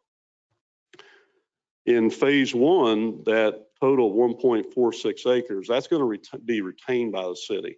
You would continue to own not only the road, but the property you currently own, we would just leave that entitled with the garage. That would stay separate and apart. We would purchase from you the next phase, 1.6 acres or 1.7 acres for the residential. We've left the price of that open for discussion. It could be as high or low as you want, but we want to talk about that related to the parking. We believe we have a structure that will allow us to get you paid for the parking with some relief off the parking costs. Now, we intend to pay our full costs at the end of the day, particularly related to the operation and maintenance. I mean, a garage has to be maintained. It has to be operated. It costs about $1 a space per space a day per year. And we've got some pretty solid numbers to back that up and support that. On phase 3, likewise, we would purchase that, and these would be fee simple purchases. You know, it could be anywhere from, we talk numbers up to $7.5 million, but that's going to depend on parking. And I think that's a discussion that we need to understand from the city. What do you want to do with the parking? And then that'll make it easier for us to deal with how we purchase the land. And then on phase 4, there's another 0.7 acres. And of course, that's an unknown right now, because until we talk to these other property owners, we've set aside money in our proposal, and you'll see that, to purchase these other lands, but they have to be purchased at reasonable prices. We're not going to be able to come in here, and if I won't mention any names, but we all know that there's a piece of property right on Federal that has been a point of contested issue with who can acquire it, when it can be acquired, or if it can be acquired. And again, we didn't try to do exclusive with anybody because we knew this was an open process for the public. But we certainly believe it'll be in the best interest of all parties to be part of this, because it'll make for a better project. We likewise have purchase and sale agreements that we work on every day. So it's just a matter of giving you one, let your council look at that and come back to us with any comments on that. If I could go to the next slide, this has to do with the unit count and the unit cost. I think Twee did a nice job of summarizing that. I know there's going to be questions on that, so I'd rather not try to get into the detail of that until we get a chance to bring Jack up. But I will tell you that this has 27 workforce units in it now. If we go to 25%, that would be 65 workforce units, which we can accommodate. It's just a question if that is something of interest to the CRA. The next slide, this one has a lot of complicated and complex data behind it, but this basically gives you your ad valorem tax. If you look at the first column, that's if we do just the current BBCRA owned land. If we are fortunate enough to acquire the other properties, you see what we call the preferred approach. And that gives you a different ad valorem rate that you would have coming back. On the parking revenues at the bottom, well, there's parking revenues again on the right, and then you have at the bottom a combined parking to give you an understanding of how the funding would come back into the city, either by ad valorem or by parking revenue. The returns that you're looking at here are very, very conservative. We use 1% increase per year on the property values. As everybody knows, over the last 18 months, 2 years, those are almost double digits.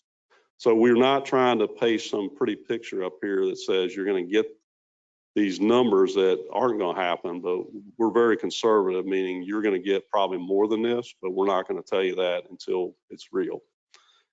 The first 4 to 5 years of the development obviously is all about construction. So you're not getting basically any return until the asset gets valued by the tax appraiser and money start flowing. So you'll probably see that in year 5, 6. We think by year 7, you're at a break even, as we hope to be, stabilize, the whole project. And then of course, after the 6th year, we see that allowing the debt of all parties to be extinguished earlier, should that be a choice. Now, again, this is going to get back to financing of the garage, which we're intending to do just like we did here in Town Square, where the asset reverts back to the city. And this would be the tax exempt bonds, or it may be a combination of tax exempt and taxable, but those rates are so small, they're like 0.25% right now between the tax exempt and non-exempt. On the next slide, you asked us about our equity and debt commitments. We've got 4 letters in our confidential package. This is both on the equity and the debt. They speak for themselves, so I won't go into any details. It just so happens that Jack uses the same bank that I do, PNC.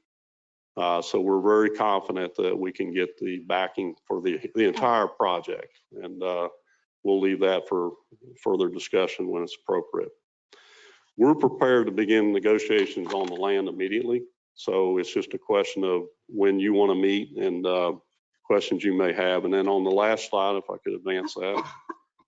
We took we showed you the massing, but we stopped short of really rendering it. As we were meeting with your planning and zoning group, they actually signed 3 different documents for us that were in our proposal. But where our conversation led to is how do you build a parking garage that doesn't look like a parking garage? And that's part of your zoning requirements. So as you know, we're very familiar with the arts program here. You saw some of our designs on, or maybe you haven't seen our designs on the parking garages here for Town Square, but whether we skin this with metal, I prefer artwork. So I stopped the architects. I said, nah, I don't think this is what we're looking for right now. But we certainly would entertain anything that you want to see. We know what's at the bottom here. That was more about signage and showing windows is not acceptable. But we certainly think something that's really unique. I think it's something that defines Boynton needs to happen on this garage. And we'll work with you to make sure that that's a part of our final. So we have minute 18 left. I'll turn it over to you so you have more time for Q&A, and feel free to ask any of our team members that are here with us. I'll call them up whenever the question warrants it. Thank you very much, Mike, for your presentation. I really appreciate it. And right now we're going to call to the audience. If there's any public comment at this time, you may come up and state your name, your address, and you can make your comments. Only comments, no questions to the developer, please. It appears that there's one public comment in the comment. Please come forth.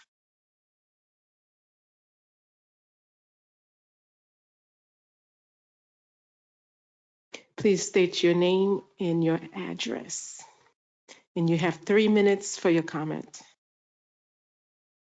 Ernest McNolly, 710 Northeast 7th Street, Boynton Beach, which is a few blocks north and to the right. So everything you're talking about here, you said this is for comments, not questions, right? Not questions, just comments. Just comments? Yes, sir. Okay. Opinions, comments, right? Correct. Thank you. So I think I have a lot of experience with metropolitan and areas like Boynton Beach, but also city environments where slowly but surely a community, a municipality decides to go the route of high density urban development, which usually means you create high-rise buildings with self-contained commercial, usually priced out of the common area of the environment that it's in. So it looks to create its own market. And then you notice, you start to hear common things: rooftop bars, rooftop music, designer restaurants that nobody can afford, stores that really nobody cares about, expensive jewelry, stuff like that. And of course, it takes the prime area of a nice residential, nice family place like Boynton Beach, like this area of Ocean and Federal, which when I moved here a year ago, I thought, gee, what a nice place for families and parks and school and children. But yet when you listen to these developers, everything they're designing is geared towards one bedroom, non-family, out of town, high income, people coming here to party. And the reason you do, thank you. The reason you The reason you do that is because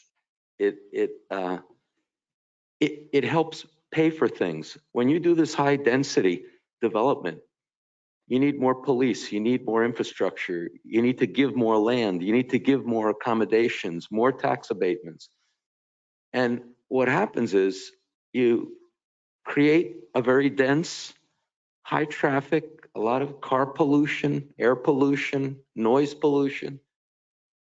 And then you make deals with developers because they say, well, who wants to live near the railroad? Well, don't worry, we're going to rent to people who like noise. They're urban people. They like noise. Who likes noise? Who wants to sleep near a diesel freight train and then be in a pool where all the diesel fuel comes out of the train and goes on the land and goes in your pool and goes in your windows? Time. Thank you, sir. Yuri, do we have any virtual comments or questions? There are two questions. One is by Julia Moffett, and she asked, what is the email of the person from whom she can get the slides? Yuri, can you answer that, please?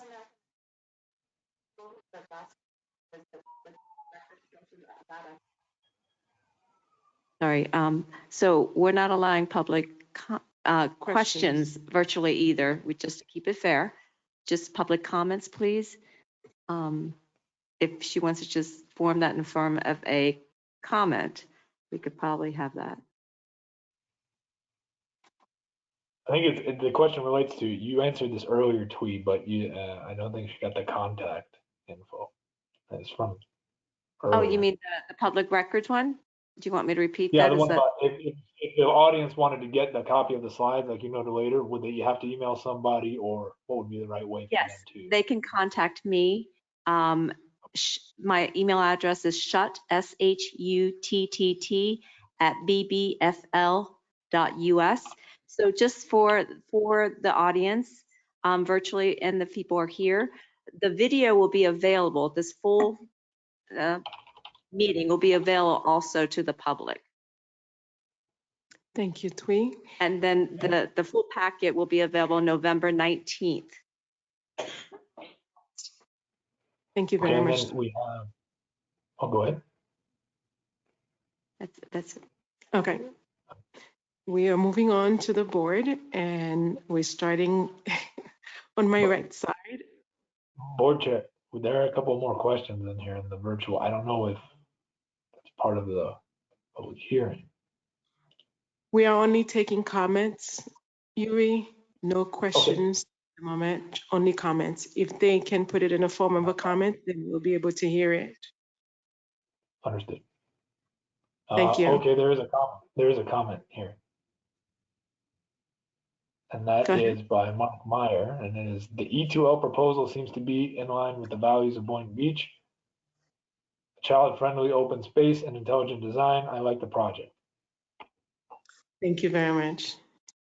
Okay, we are moving on to the board, and see if the board have any questions or comments on Mike's presentation. We're starting on my right, Sharon. Okay, Yvonne. Yes, I have some questions. It's going to be going over 5 phases. You have the hotel, you have the YMCA, you have retail, you have residential. Do you have a number of, and I don't know if this is the right terminology, bodies in total? Let's say the residential was full, the YMCA was up to capacity. What would be the amount of bodies that would be in that area at one time there could be? If you're speaking directly to the building capacity, not the outside, because outside you could have thousands of people. No, inside, yeah. So there are some formulas. I'll start with the YMCA, and Jason, please correct me if I'm wrong, but they have, I think it's 35 feet per person allowed, maximum. Okay.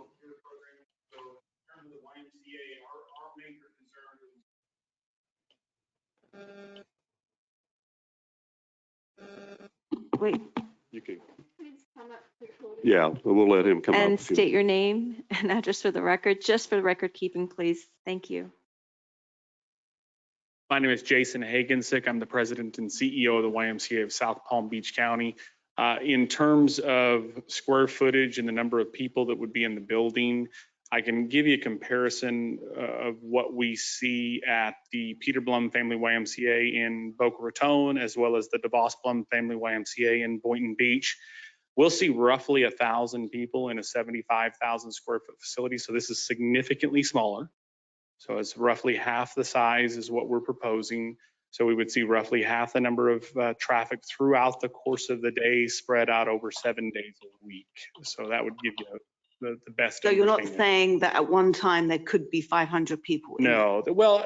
The reason I'm asking this question is I'm just concerned about the congestion. Sure. You know, because we can't say, oh, you can't go to the YMC today because there's going to be too much traffic. Can you come back tomorrow? And that's one of my concerns. Obviously in the YMCA, there's peak times, but it depends on how the space is utilized. And that's one of the things that we have not determined in conclusion on how we would actually go about using, how much would be for wellness, how much would be for youth facing programs, how much would be for group exercise programs. So all of those things still need to be determined between the YMCA, E2L, and the city of Boynton Beach as far as what kind of a YMCA you're looking for. So in my world, we want a space that's used 7 days a week, 365 days a week, minus a couple of holidays in there. We want a place that's going to encourage families to do things together, encourage neighbors to do things together, encourage everything from infants all the way to 90-plus-year-old individuals to maintain a healthy lifestyle. We're confident that the YMCA is going to improve the quality of life in the area. So. Okay. I won't go into more details about asking you to break down exactly how many, but that is my concern with, and then you've got the hotel and the retail and then the staffing of the retail, et cetera, et cetera. You know, we're on Boynton Beach, we only have the 2 lanes. Ocean, we have 1 lane going one way. It just seems a lot. Thank you very much. Yvonne, if I could just say one additional thing is many YMCAs are in residential neighborhoods. So in terms of a YMCA, we're very sensitive to all the questions that you're asking, and we don't want to do anything that negatively impacts the quality of life in the community. So being in an urban, more trafficked area is not of any concern for our Y. In fact, we would actually enjoy that. Okay, thank you. And then the other comment I have, and please don't take it the wrong way, but you did a lot of work on your presentation regarding numbers and figures, and like your pictures, your diagrams, it looked like a box. So I can't really visualize yet what the outside is going to look like. What's the feel of the area? So I'm sorry, I'm going to make it like a negative. That it just looks very boxy to me. And we appreciate that. That's called a massing diagram. I don't know if the committee was privy to the original submission. We had a lot of different design concepts in there, and that when I was referring to the dairy district, et cetera, rather than go in there and put a lot of flashy glass and pretty pictures, I think we learned a lot of lessons in Town Square. This building didn't look like anything originally as it is today, and it's only because of all the input that we had from the city and the CRA that it turned out the way it is. So we're not in here to sell you on a pretty picture. No, I understand that, but it does help. Just, you know, picture says 1,000 words. Of course, things can change around. We will be glad to bring you back something if you need that. I think you have a board meeting on the 30th. Yeah, it will have to be at that particular forum. They did receive all 1,100 pages of your full packages. So just FYI. Lots to digest. Yes. So that was given to the board members. Thank you, Dwayne. Hold on, there wasn't. Oh, yes. Regarding the gas station, you said in a previous project, you were able to kind of make it look a little prettier because you can't relocate the gas station that we currently have. That would have been a nice thing to add so we can see what it could. Picture that, if that would help, of what's been done in Orlando. Personally, I didn't do it. I just always admire the fact that you drive by and it's like a Porticus share type layover, what's a gas station. And it's just a facade, but it does clean up the look of the neighborhood. That's why I'm interested Right. to see what that would look like. I do need to correct. You can, there's no new information that should be introduced even in the November 30th meeting. Okay. If it was something in there, you could, in your presentation, point that out in the original submittal or in the full submittal. It's not even the original.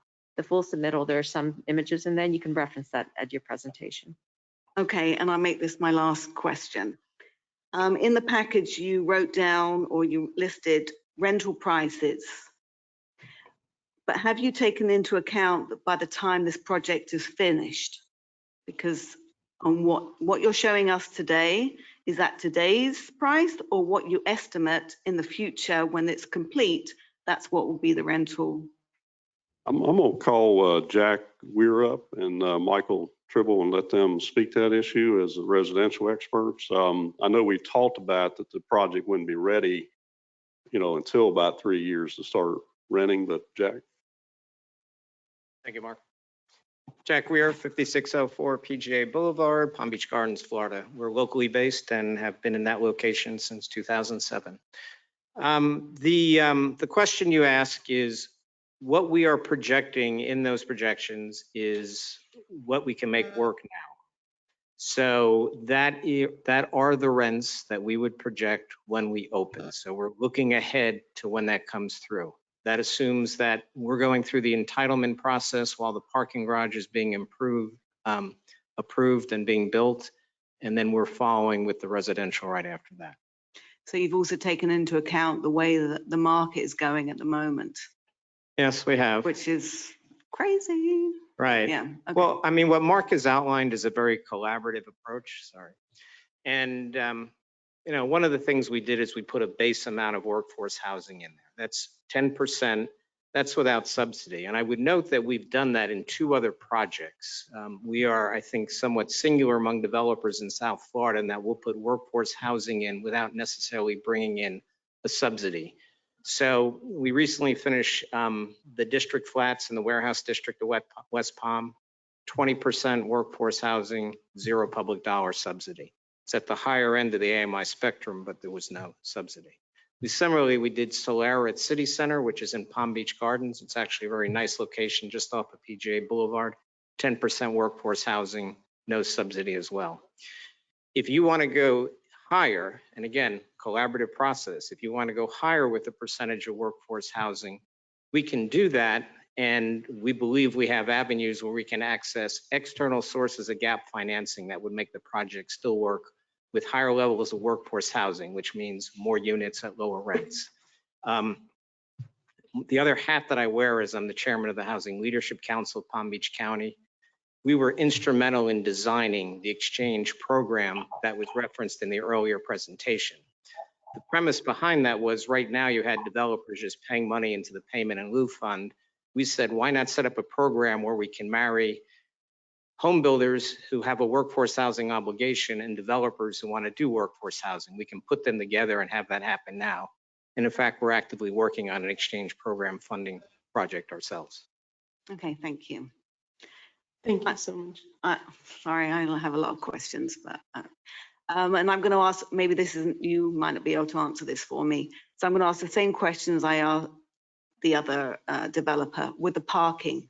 So a 2-bedroom apartment, how many parking spaces will they get? So the unit mix that we've outlined, it's roughly 45% 1-bedroom, 45% 2-bedroom, and then 10% 3-bedroom. And so what we've proposed is 1.5 parking spaces per unit there. We have found that to be satisfactory in situations where you have a shared parking setup like you would here, where you have different uses at different times of the day. For instance, the YMCA will have more uses during the day. The residential will have more uses at night when people return home. So am I understanding correctly that so during the day, the YMCA could be using parking spaces that the residents may use at night, like a conversion? Is that what you're saying? Well, it's a shared parking agreement. so that there would be a section of the parking garage that could be shared. So there might be designated residential spaces, and then there might be additional spaces that could go either way. They could be used during the day for the Y and the other for the residential. Okay, because I have a big concern about when, 2 bedrooms, most people have 2 cars, and where they're going to park the cars. That's true. So, thank you. Right, but again, you also have a fair number of 1 bedrooms as well. So, Yes, but you're saying 45% 1 bedroom, 45% 2 bedrooms. right, and not all the 2 bedrooms will have 2 cars. I mean, if you were designing this as a standalone, your parking ratio would probably be more like 1.7. So our premise is, because you can utilize the shared parking, a 1.5 parking, so it should be adequate, and you should be able to have enough parking. The reason I'm asking that, because I live in a condo and we have a lot of issue regarding parking, so that's why I'm concerned. For the Understood. future, don't make the same mistake again. Not you, I'm just saying But is it a shared parking or is it standalone? standalone. Right, I would not advocate 1.5 as a standalone. Right. This is a multi-use parking garage. Okay, thank you. No further questions. Thank you, Yvonne. And I want to say thanks to Mike because you answered a few questions that we had previously. And I hope all the other developers coming up can also, through their presentation, answer some of the questions moving forward. Naomi, do you have any questions or comment at the moment? I do. I love the YMCA. I was the former chair of the YMCA in LA Lee in Sistrunk. So having a YMCA in a neighborhood is always a good thing. It enhances families, no matter what that family looks like, whether it's a single person or a 4-member family. There is a use for a YMCA, and I was happy to see that. But greater than that, we have a need in our communities for early childhood education, and having a Y that has a huge track record of early childhood education is really important to our community, including after-school programs. I like the arts component. Boynton is an up-and-coming community. That is why I moved here from Broward County. I like the area. One of the things it also creates, all of the projects creates diversity, equity, and inclusion of all communities surrounding this type of project. Comment. Thank you. Thank you very much, Naomi. We are moving to Vice Chair Angela Cruz. Any questions or comment? I have a question. How many projects have you completed with the partners you're proposing to work with in this project? So a lot of the team members were on Town Square. If you go back to the architectural side, Baker Barrios is working with us on about 4 or 5 other projects right now. They're an Orlando-based company. I've known Tim Baker for 15 years, so he's a regular. With Jack, it's our first, and we did a lot of soul searching and discussions. After we did Town Square, we learned some tough lessons, and we said we're not going to repeat that. So we sat down with Jack and worked out an arrangement that's a binding agreement, and we feel very confident. We've been to his projects. We've talked to Verdex, who is, as Kelly mentioned, a dear friend of mine. We spent 15 years together as the same company building buildings, so we know each other's capabilities, and I believe he's on his 3rd or 4th project with you, Jack? We're actually working on the 5th. Okay, so the contractor in particular has worked with Jack, and that gave me a lot of confidence in the ability to execute in that regards. Sophia Nelson's come back in, and Sophia's been tolerating me for 5 years. She's taught me a lot, and I think I've taught her a few things about putting together programs to get people working and to train them, including with South Tech and some other groups that we dealt with here in Boynton when we were doing this project, which at times had 300 to 400 workers on the site. Mark, if I could just add something. We've completed 11 projects in South Florida. 7 of those are in Palm Beach County. We have completed a project in Boynton Beach called High Ridge Landing, which is over on High Ridge Road, just north of Gateway. So we're familiar with the planning department, the building department, and all the senior personnel of the city.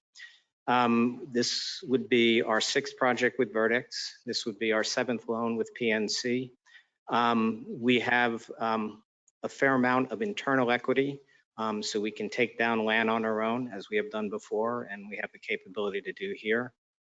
We've worked hard over the last 10 years to build up the company, so we're very strong financially. The one thing that has to be, that you really want to get right here is you want somebody that can deliver the project. That's very important. Thank you. Joe, do you have any questions or comment?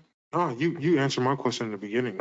Garage, first phase, January 14th, 24th? Yes. Oh, thank you. Amy? My only kind of to piggyback, so I know I saw the phases in there. The phase 1 is your parking garage. When was the start? The numbers are really small. When was the start of phase 2 and the completion, to piggyback on where the parking? Well, because phase 2 would take up the remaining current parking, we have to have that garage up. It's a precast design. We believe we can get it up in 9 months, fully permitted with occupancy to allow parking. And once that occurs, then Jack would start on the residential and retail. And then is that set to how long would? That's about an 18-month window to get the residential and the retail built and ready to occupy. Okay. My only other comment is I, as a member of the Y forever, and knowing that they've been trying so hard to get downtown and to be downtown and present, I'm super excited to see that they have finally found kind of a partner to work with them to incorporate them into downtown, because I think that the Y can provide so much for the youth of Boynton and the community of Boynton, and so I'm super excited to see that. So thank you.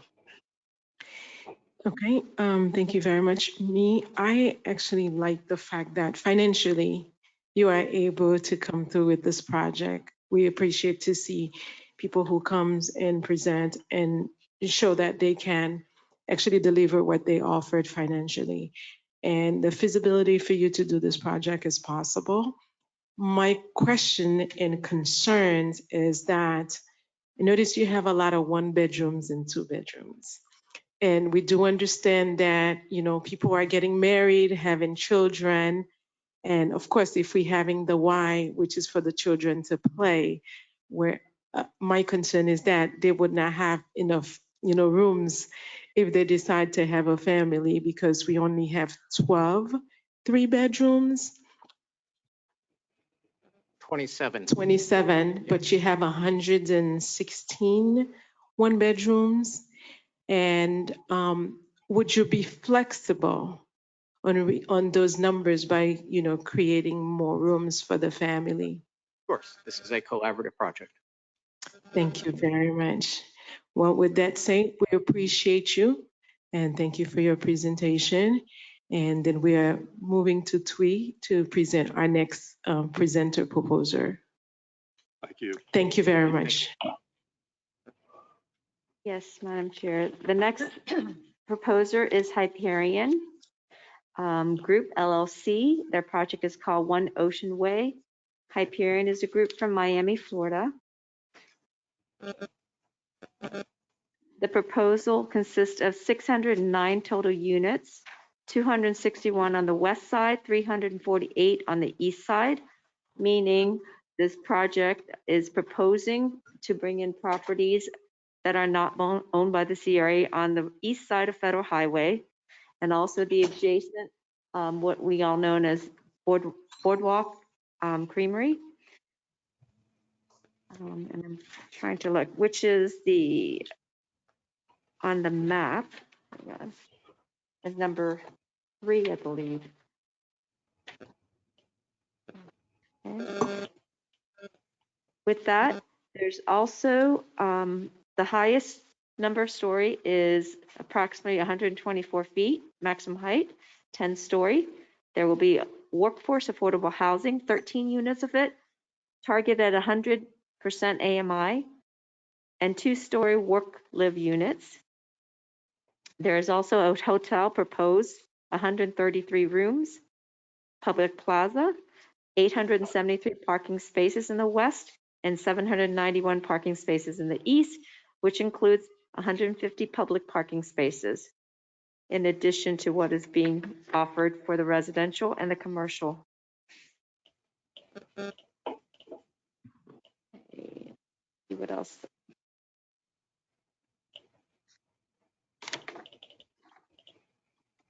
As far as the retail component or commercial components, 75,900 square feet total. There are 52,560 square feet of retail and 23,430 square feet of dedicated to a grocery store.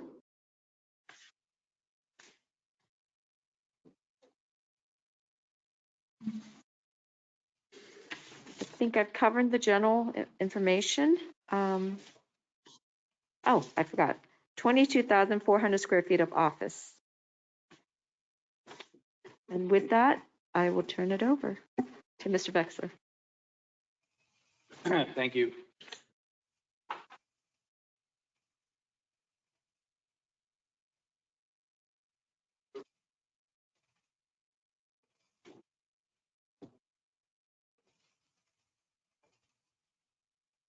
Hyperion was originally founded in 2002 as a South Florida-based development firm.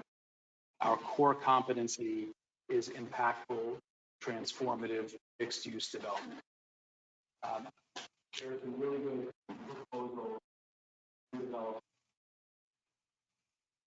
We've all seen.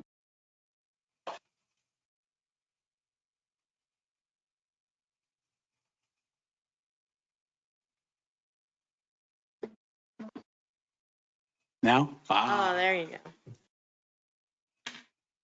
So let me say that again. There are really good proposals and good developers that are here today that are presenting, and we find things to like about everything that people are saying here today. Our vision is different, and we think it stands alone. We're the only presenter and the only proposal here today that's able to propose and to plan and to execute a development that encompasses both sides, both the east and west side of US 1. And so as you just ran through, our plan includes over 600 residences and 75,000 square feet of retail, which would include a 25,000 square foot grocer. And by doing both sides of the street, it allows us to do something that is cohesive and allows for us to master plan both sides of the street and to have things like a hotel and office and multiple areas of open to allow for civic engagement and sense of community. And these are all things that you get when you're able to do things in scale and you're able to thoughtfully plan a large scale development on both sides of the street. And and this will also include outdoor cafes and dining and just opportunities for just, again, civic engagement and a way to really activate and make dynamic a downtown more dynamic than Boynton Beach already is. We heard the word spectacular spoken by somebody earlier, and that's what we set out to do. And we think that's what Boynton Beach deserves. Our group has the experience and the capability to execute on this vision. Hyperion has built over 1 million square feet and 1,000 residences in South Florida. Prior to me, my relaunching Hyperion in 2020, for 6 years, I was the president of residential development at Silverstein Properties in New York. Silverstein Properties is the firm of an iconic figure, Larry Silverstein, who is most known for being the person that rebuilt the World Trade Center and basically revitalize the entire downtown of New York City. He's an American hero. It was an honor and privilege to work for him for 6 years in that role. And but on top of it, the projects that were worked on over that time at Silverstein were truly impactful, transformative. I oversaw the development of an 82-story Four Seasons hotel and condominium in downtown Manhattan, in that area near the World Trade Center where Mr. Silverstein was revitalizing and redeveloping. Hyperion's, our firm's key principals who are here today are people who were part of our leadership, who are and were part of the leadership team at Silverstein. Jordan Thaler, who's our head of investments, worked closely with me at Silverstein.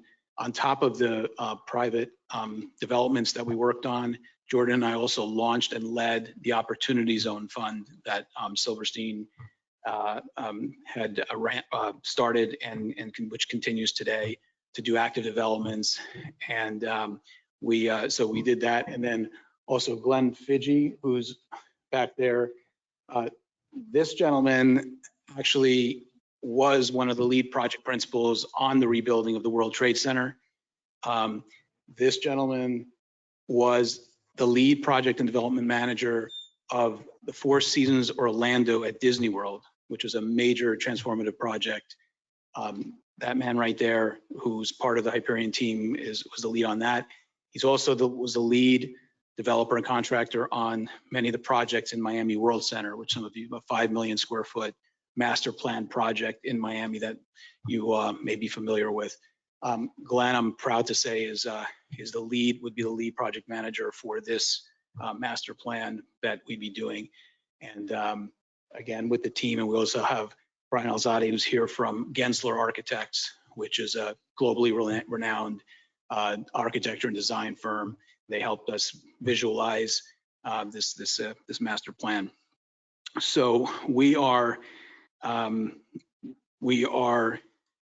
proud of the team and the proposal that we have here today and the program that we're prepared to do. We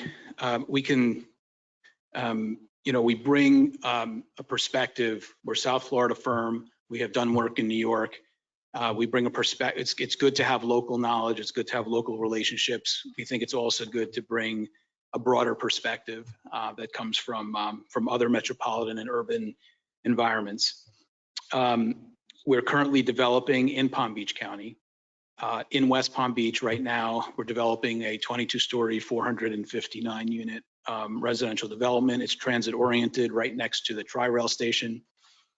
And we're in discussions with the CRA currently to provide workforce housing as part of that project.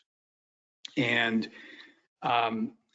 in the course of becoming involved, we had done Miami, we had been in New York, and in the course of becoming involved with West Palm Beach, we had become more familiar with Boynton Beach, and we immediately were drawn to it.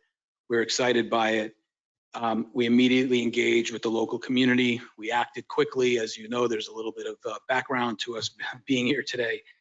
And we engaged with the largest landowner who's part of this, and we very quickly entered into contract with Mr. Camelier, who is the owner of the site on the east side of the street. And we are going to close on that site next month. And that we believe is what sets us apart, is our ability to bring that together with the property that we're talking about today. Part of that deal also has us purchasing. He's also the owner of the, I guess we call it the ice cream shop site across the street that's contiguous to yours. We have that under contract. I've heard others talk about utilizing that site, which I'm not, we have it under contract, so I'm a little confused by that. But in any event, we have proposed, we've also engaged other members of the local business people in Boynton Beach. We've engaged other landowners in Boynton Beach. There are contracts and agreements that they've entered into with people, which are our hats, and we tip of the hat to those people who accomplish that. We're certain that should our project be selected, we'd be able to find similar or better results for those landowners and business people as well, including Hurricane Alley and Kim Kelly and others. So with that, also just spend a couple of minutes talking about our financial capability. If we were just doing, there's a lot of talk about that. This is obviously a large, ambitious project, and there are very few people and very few developers in the world, even the largest, who are out there who would do something like this on their own. Certainly, if we were just coming here proposing a smaller project on the west side of the street, we could self-fund that, and that would be a non-issue. But that's not what we're doing, and we've come with partners, Winter Properties, who's effectively one and the same with our firm. They're our capital partner in our projects in West Palm Beach and in two other projects, one in the New York area and another one in Miami. They are a generational New York real estate family, billions of dollars in net worth. And in addition to that, we have the ability to attract institutional capital to provide the limited partnership capital that comes in at the time of once everything is developed and entitled and you're about to go vertical. We showed that we have the capability to attract that in West Palm Beach with Starwood Capital, which is a household name. We all know who Starwood is. They're one of the premier, 2 or 3 institutional partners for residential or all kinds of real estate in the country, probably in the world. And they are our partner. We're delighted that we met their standards to partner with us and to develop the West Palm Beach project that we're doing right now.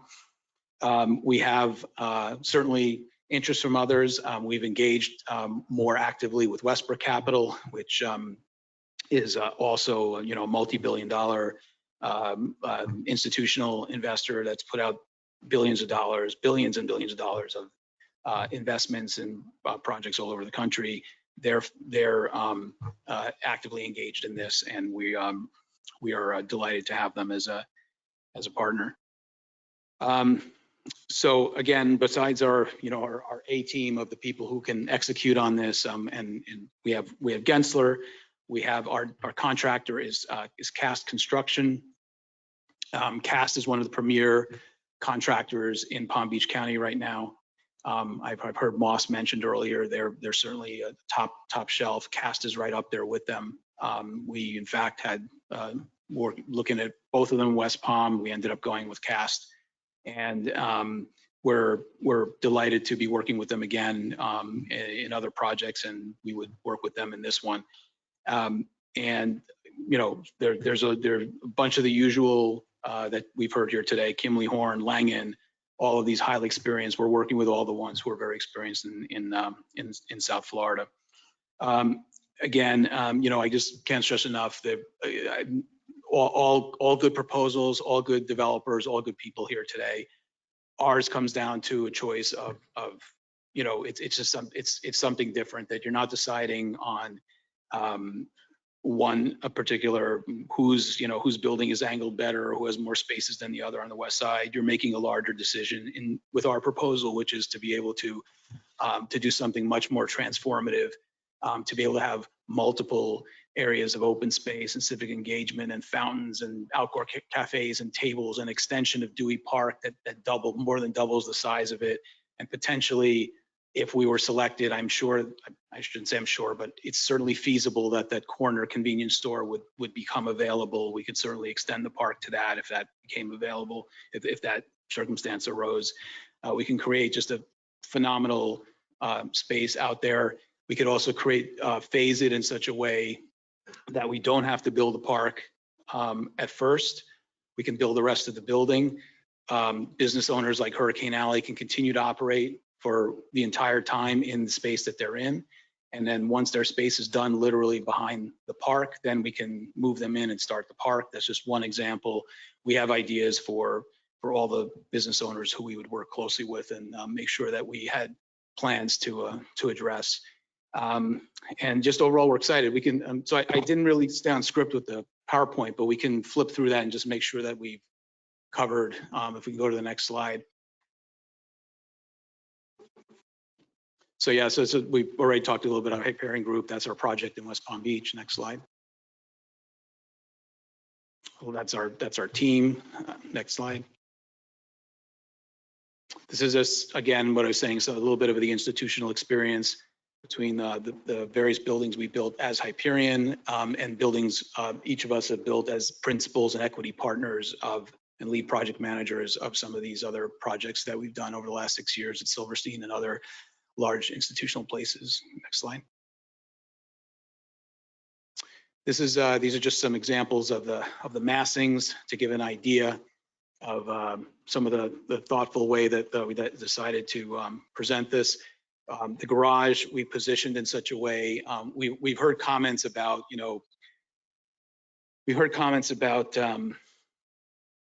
where the swimming pool could be in relation to the train tracks, and we understand all that. We agree, it's an urban environment. People are, there's nothing negative about that. At the same time, it's certainly better. And when you have both sides of the street to work with, and again, this would be a collaborative discussion if we were to go in the direction of our proposal. None of this is that we're putting here is set in stone. But the way we see it, by having the garage positioned the way it is, it actually acts as a sound barrier, a bit of a barrier from the train. At the same time, it engages that train to the extent it's a future Brightline station. So can we go to the next slide?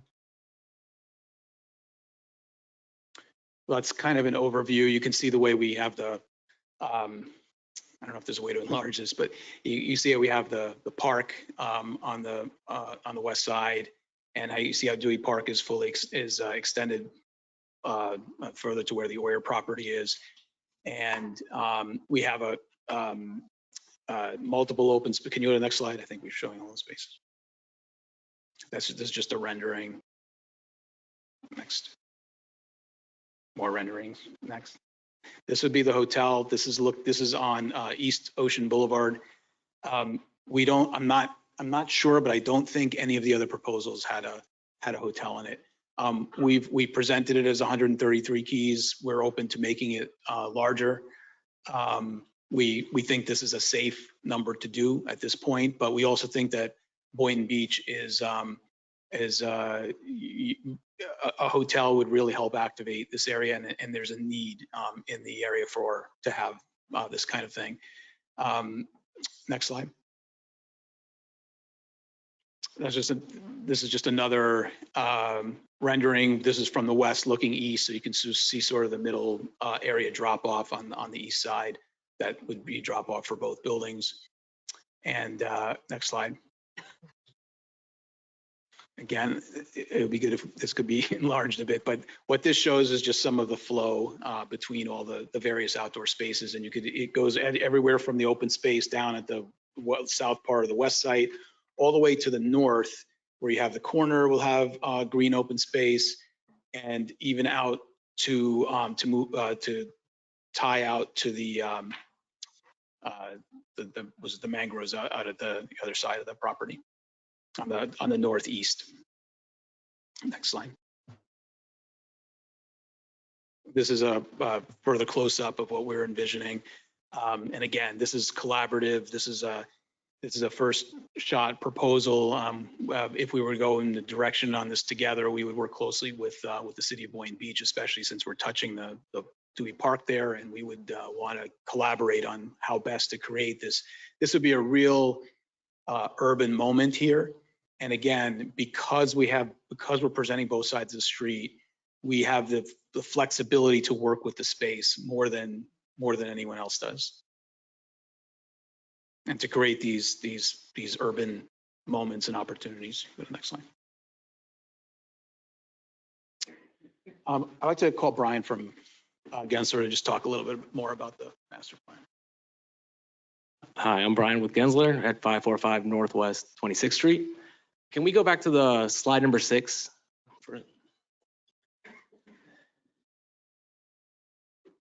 So the approach, and just talking about what we see this project, is really a nexus for Boynton Beach. We're seeing it as a connection point between Federal, Boynton Boulevard, and Ocean. We're making connections between the mangroves up top in the northeast, as well as expanding Dewey Park down on the southwest.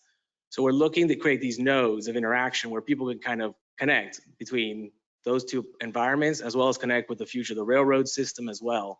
So if you notice that on the north block, again, on the northeast corner of the block, we're pulling back from the street, to create, again, a public space, a public venue for people to be able to walk from one side to, starting from the project point to get into the mangrove preserve, as well as coming down towards the south. Again, we created another point where restaurants, F&B, a collector of people being their drop off, main point of connection, and then well going down, taking you all the way south into Dewey Park. We can go to the next slide. So again, this is we're looking from Dewey Park south, from Dewey Park going north. So again, this is making the highlight of what we're looking to do with federal and make, again, that connectivity off the ice cream store. And again, giving the highlight in the residential component, a tying point based on a ribbon, kind of to make everything kind of cohesively put together. We can go to the next. Again, this is what we're looking down north on Federal and kind of giving, again, that presence. We're scaling things back so it doesn't feel so massive. So we're giving, again, public entity, public space. We're trying to make it also pedestrian friendly, making sure that we understand the connectivity and really understanding the scale of the project. I want to make sure it's holistic to what the vision is of really creating a connection point for Boynton. We can go to the next.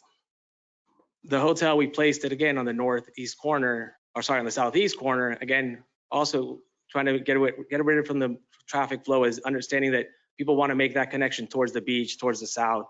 So really wanted to anchor that so they don't have to go past Federal, cause congestion, cause traffic. We're trying to, again, avoid those areas by targeting certain points within the project to make things cohesively work together within the project. Again, trying to avoid that idea of what big urban density looks like. We can go to the next. And again, this is from the ice cream shop. It's an aerial kind of view from this perspective. Again, giving you the scale, and you can kind of see where the connection points from the park on the left-hand side, or from our little plaza connector space in our drop-off zone, where everyone's coming in towards the park to Dewey Park. We go to the next. One of the things we want to highlight here is that we are also thinking about how to remove traffic off of Federal and trying to really keep everybody out on the back streets behind the project. We understand that on the west side, the terminal for the train station is going to be there in the future. And we understand that this is going to be, again, connecting people to South Florida. Because again, this is that whole driver of people want to come, live, work, stay. This is that starting point for it, is how we see the project. And we got to go next. And the last part is the last mile of all of our transit visits. So we expanded Dewey Park. When you're coming and going off the train, you have now, one of the things that we proposed as well is a mobility hub underneath the garage. That last mile taken by Uber, by a Lyft, by a scooter, by a shared bike. How do you get to that last point? And this is that point, as we think, is how we connect into the next residential neighborhood, as well as we're pulling back and creating plaza spaces where people, again, can gather, interact, and be part of the local environment. And we can go to the last.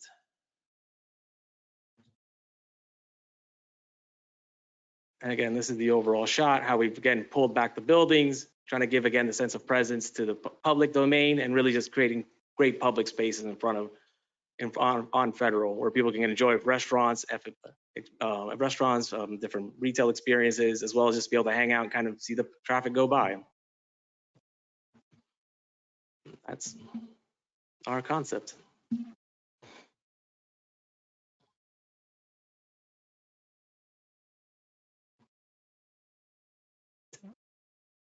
We're going to the next slide.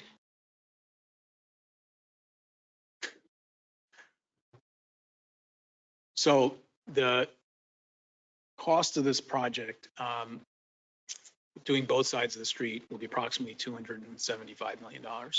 And we envision that the capital will be put up with $180 million of a construction loan, and the rest will be between ourselves and Winter and the Westbrook Institutional Investment Partnership.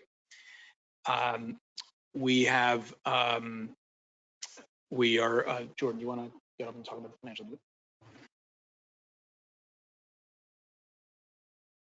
Jordan Thaler, Vice President of Acquisitions for Hyperion, 888 Please Biscayne state Boulevard. your address.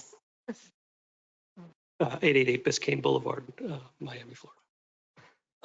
So yes, as Rob mentioned, $275 million funded with $180 million construction loan. And then the balance of the $95 million would be split approximately $80 million with our equity partner and $15 million with ourselves.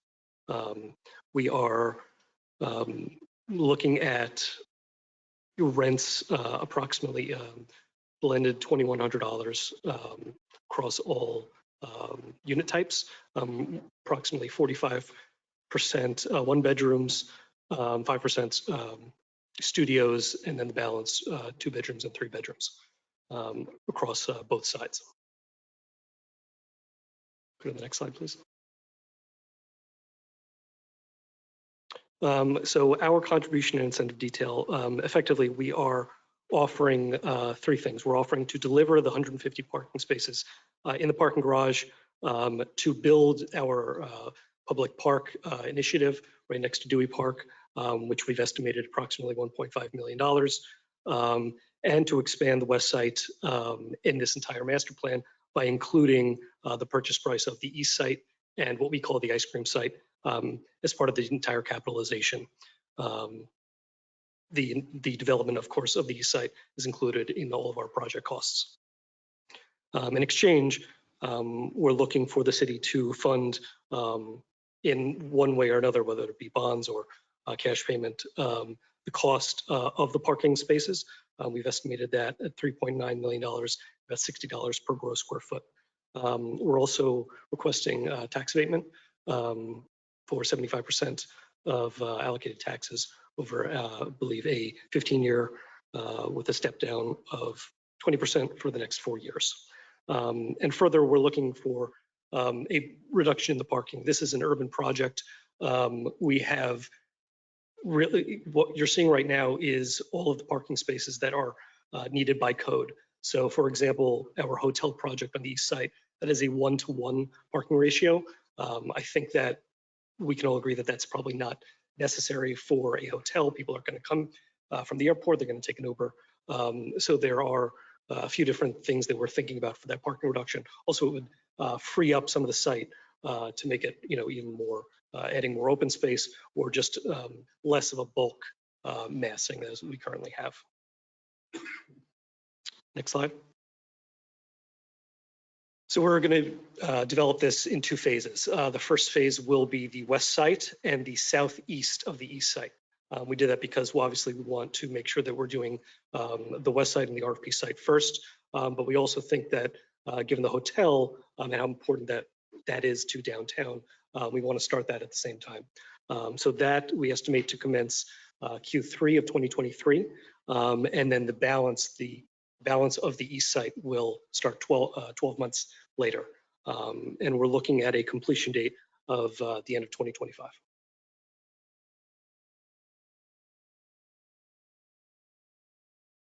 And Rob and myself are happy to answer any questions you may have. Thank you, Jordan. This is the last slide on your presentation. Before we go to public comments, we are asking the board. Okay, right now, before we ask the board to take a break, we will go to public comment. And if anyone in the public has a comment, no questions, you can come to the podium and state your comment, and you have 3 minutes for your comment. 3 minutes, that's what I said. 3, we have 3 minutes. No 30, not 30, 3 minutes.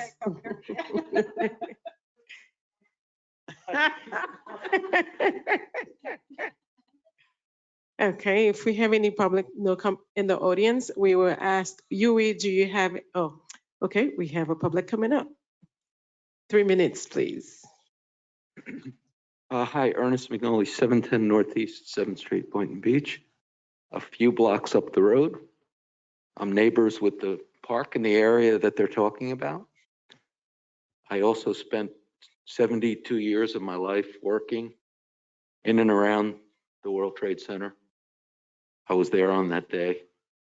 And so I also watched the rebuilding from the ground up. So I can appreciate some things they say. It's not an easy project.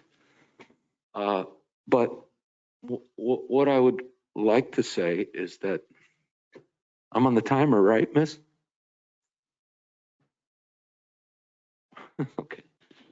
I think if you listen to developers these days, they like to come off like they're social workers and they're out here to help people and they really care about the development in the area and they're here for the residents.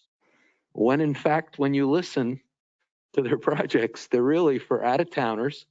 Most of them are out-of-towners, and it's all about money and tax abatements, and they really don't care about the schools because most people in one bedrooms don't have kids. So what you're doing is you're bringing in a lot of people that are going to need a lot of police, a lot of services. They have no one in the schools. They have tax abatements. They're traffic jamming the area, right? And they like to make it sound like we're here for you. We're here to help Boynton Beach. Want to make it, what's the commissioner person call it? Boya? You want to call? He said he wants to make this a hot spot. You know, one of the commissioners, he always talks about that. This is going to be a hot spot. You know, we're going to have bars and clubs, and you know, it's going to be a real hot spot. Thank you. You'll notice that most developers that you'll talk to are New York, a few New Jersey, but mostly New York, and mostly South Florida, Broward and Dade, and their architects and their lawyers, and the city's commissioner, and that's where your mayor is going, by the way. He's going to run for senator down in, I think, Broward County. He's termed out. Your other commissioners come from other towns where they want to come here and make it like Delray Beach, and that's all they talk about. You know, they want to make Ocean Avenue here a real hot spot. And no one wants to talk about the 80,000 people who live here, 17,000 families who live in poverty. And do you really think anybody from Boynton Beach is going to live in any of these buildings? Don't count on it. No one is. No one is. This is for out-of-towners that have come in on a train or a plane or whatever. And Time. Time? Time. Sir, thank you. Yuri, do we have any virtual comments? Yes, there are comments, and I think in fairness, this individual probably should have raised his hand, but I think posted all the comments in the question section. So if you allow, I will just unmute him so he can have the 3 minutes. Okay, go ahead. Would that be fine, Board Chair? Yes, that's okay. You can unmute him. Okay, I'm going to unmute David Shaver. David Shaver, you are self-muted. You may unmute to have your 3 minutes.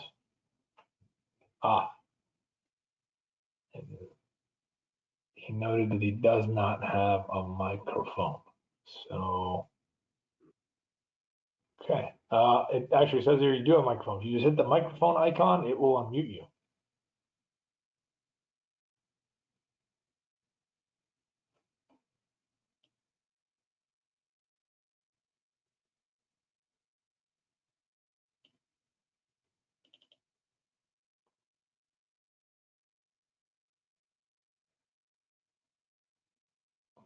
Okay. That I will move on to the next comment. Because there's a lot of comments here, so I don't want to be inaccurate and read only one part. So I will move on to the next commenter here is Mark Meyer. I will unmute him. Mark Meyer, you are unmuted. Hi, good afternoon. How are you doing today? Can you hear me? Yes. Yes. So for the record, Mark Meyer, while I can appreciate some of the efforts by the Hyperion Group, I do have some distinct concerns related to the intensity of the site and the direct impact of the development on traffic and congestion. I feel as though the developer has not designed the conceptual plan with the local concerns in mind. I myself and many of our Boynton Beach residents focus on family, open space, and affordability. And we know that we're trying to develop the area, but there's distinct concerns that we have to have in mind as we develop and create the downtown town square area. Thank you. Thank you. Any other comments? Yes, we have another commenter, Julia Moff. I will unmute her.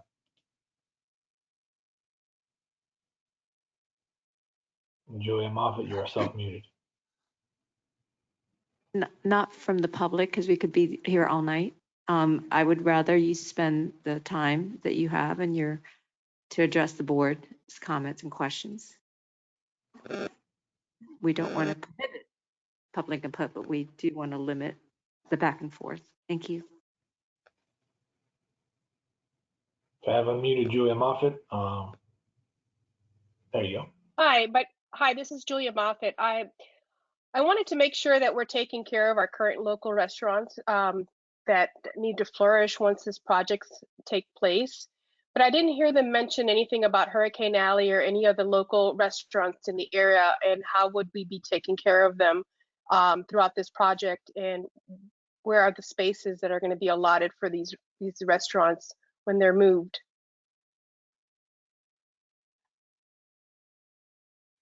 Thank you. Any other comment, Jerry? There are no further comments or requests to comment at this time. Okay, thank you very much. Now we are moving towards the board and to see if the board have any comment or questions, and we are starting with Amy. I have two questions. My first question is, you mentioned that you have a contract with the property on the east and you're closing at the end of this month, if I remember correctly. If you didn't get this job, what is your plan with that space? Is your contract contingent on getting this project, or are you going to move forward with doing some other project on that space? Thank you for the question. The closing is next month, December. No, we really are excited to have a stake in Boynton Beach and to develop, and we will develop that site regardless of what happens here. That being said,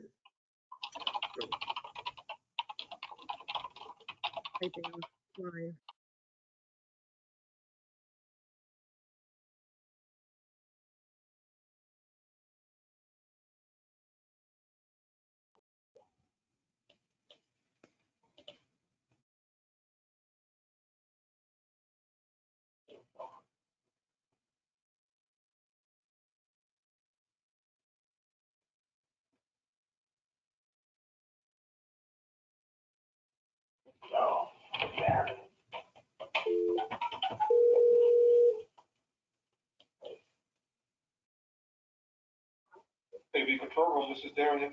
Darian. We apologize. so one thing I will say, and this partially addresses one of the public comments that was made, is what we've proposed is as of right on both sides of the street. Each side, what we propose stands on its own. So we could, in theory, build exactly what we showed on the east side. It's probably not exactly what we would do if we would only get the east side of the street. There's an economic reality to it, and it becomes more viable by putting the two sides together. And that's why we think that Boynton Beach wins in terms of having more of a mixed use opportunity by doing both sides together, and in a thought out, cohesive way. If each side does it on its own, you just end up with more just people trying to do as much residential as they can and try to make sure that the economics work just for the residential, and you don't have the scale to be able to absorb some of these other things, again, like the mixed uses, all the retail, the grocer, the hotel, the larger office space, all the open spaces. I mean, that's the key here. Okay, thank you. And then my second question was, I noticed that your affordable housing numbers were low for our area. What are the demographics that what age group, what demographic are you honing in on with your? Our demographic will be all age groups. We envision it'll be everyone from, excuse me, from urban young professionals. It will be workforce housing, the workers, and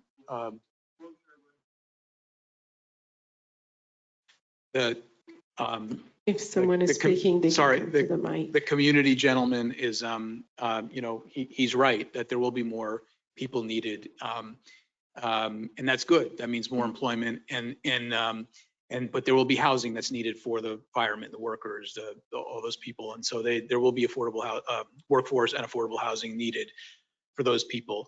We've started out with some allotment in there. We have experience in incorporating workforce and affordable housing into our projects. Again, this is a collaborative process, and to the extent that that is something that helps to advance our particular proposal, we can be open to increasing it. And again, we just have to work with the economics on all sides. As again, this is going to partially address a comment that was made earlier. We are not sitting here pretending that we're here to just do everything for we're here. We're in business. We have a job. We're private developers, but we also understand that there is a social responsibility that comes along with that. And you can do both, and the best ones can do both, and that's what we're aiming to do. So if having a little bit less of open space or a little bit less of something else might be a priority to the city in favor of having more workforce housing, all those things can be discussed if we were going in the direction of our proposal. Thank you. Thank you, Amy. Joe, do you have any questions or comments from? No questions. Okay. Vice Chair Angela, do you have any question or comment for Robert? I do have a comment, it's similar to Ms. Kelly.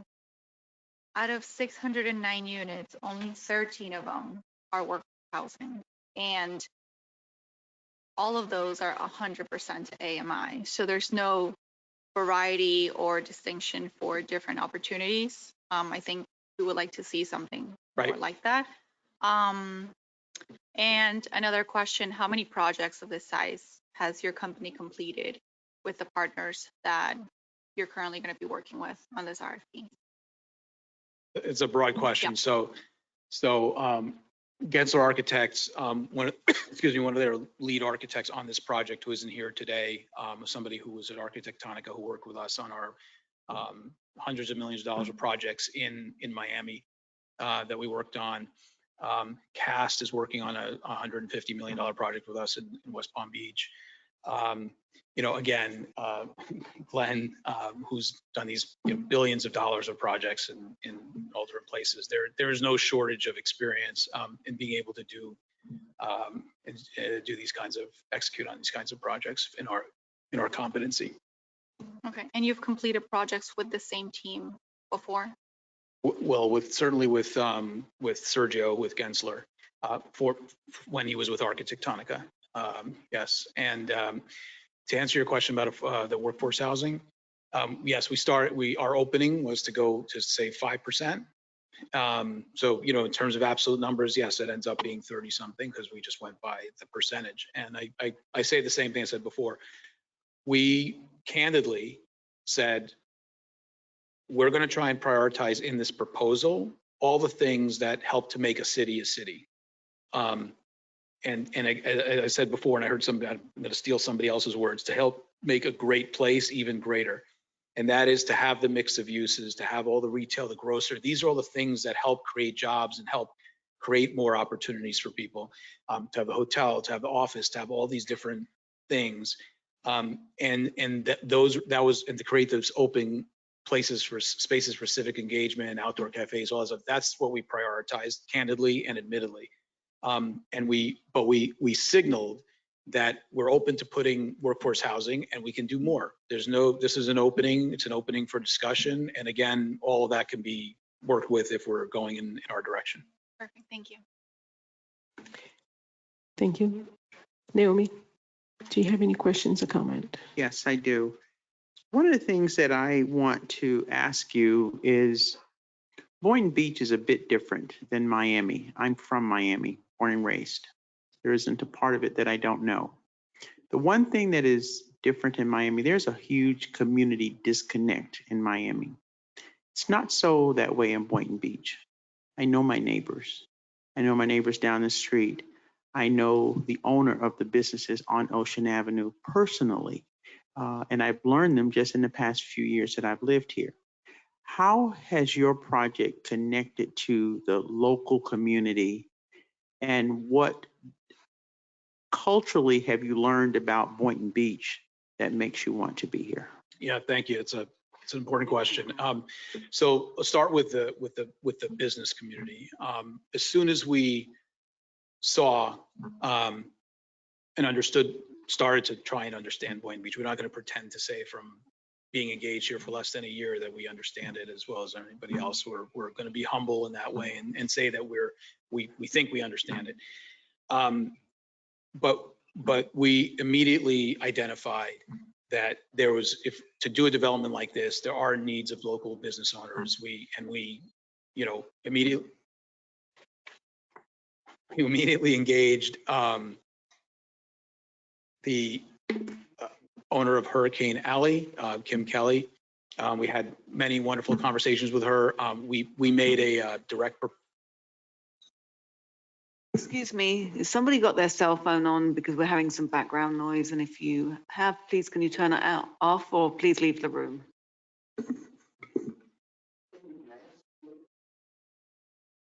No. Please continue, Robert. Thank you. So we reached out and we engaged with Kim Kelly.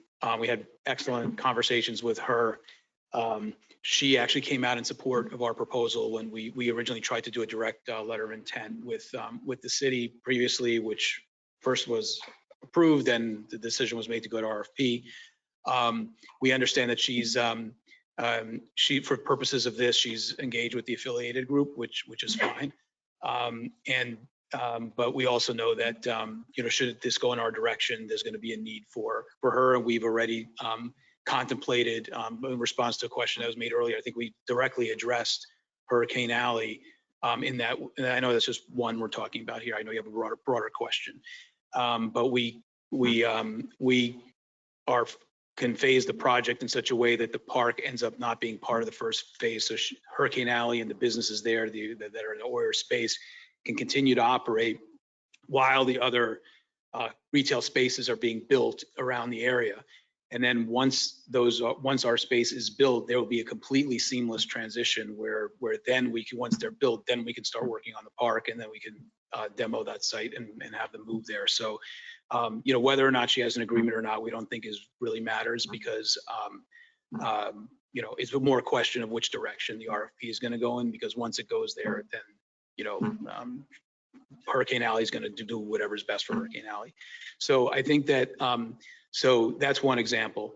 And then as far as we've taken account of all the business owners there. We have spoken to the convenience store owner on the corner, and we know that they've also we haven't had the advantage of being on the ground here as some other groups have.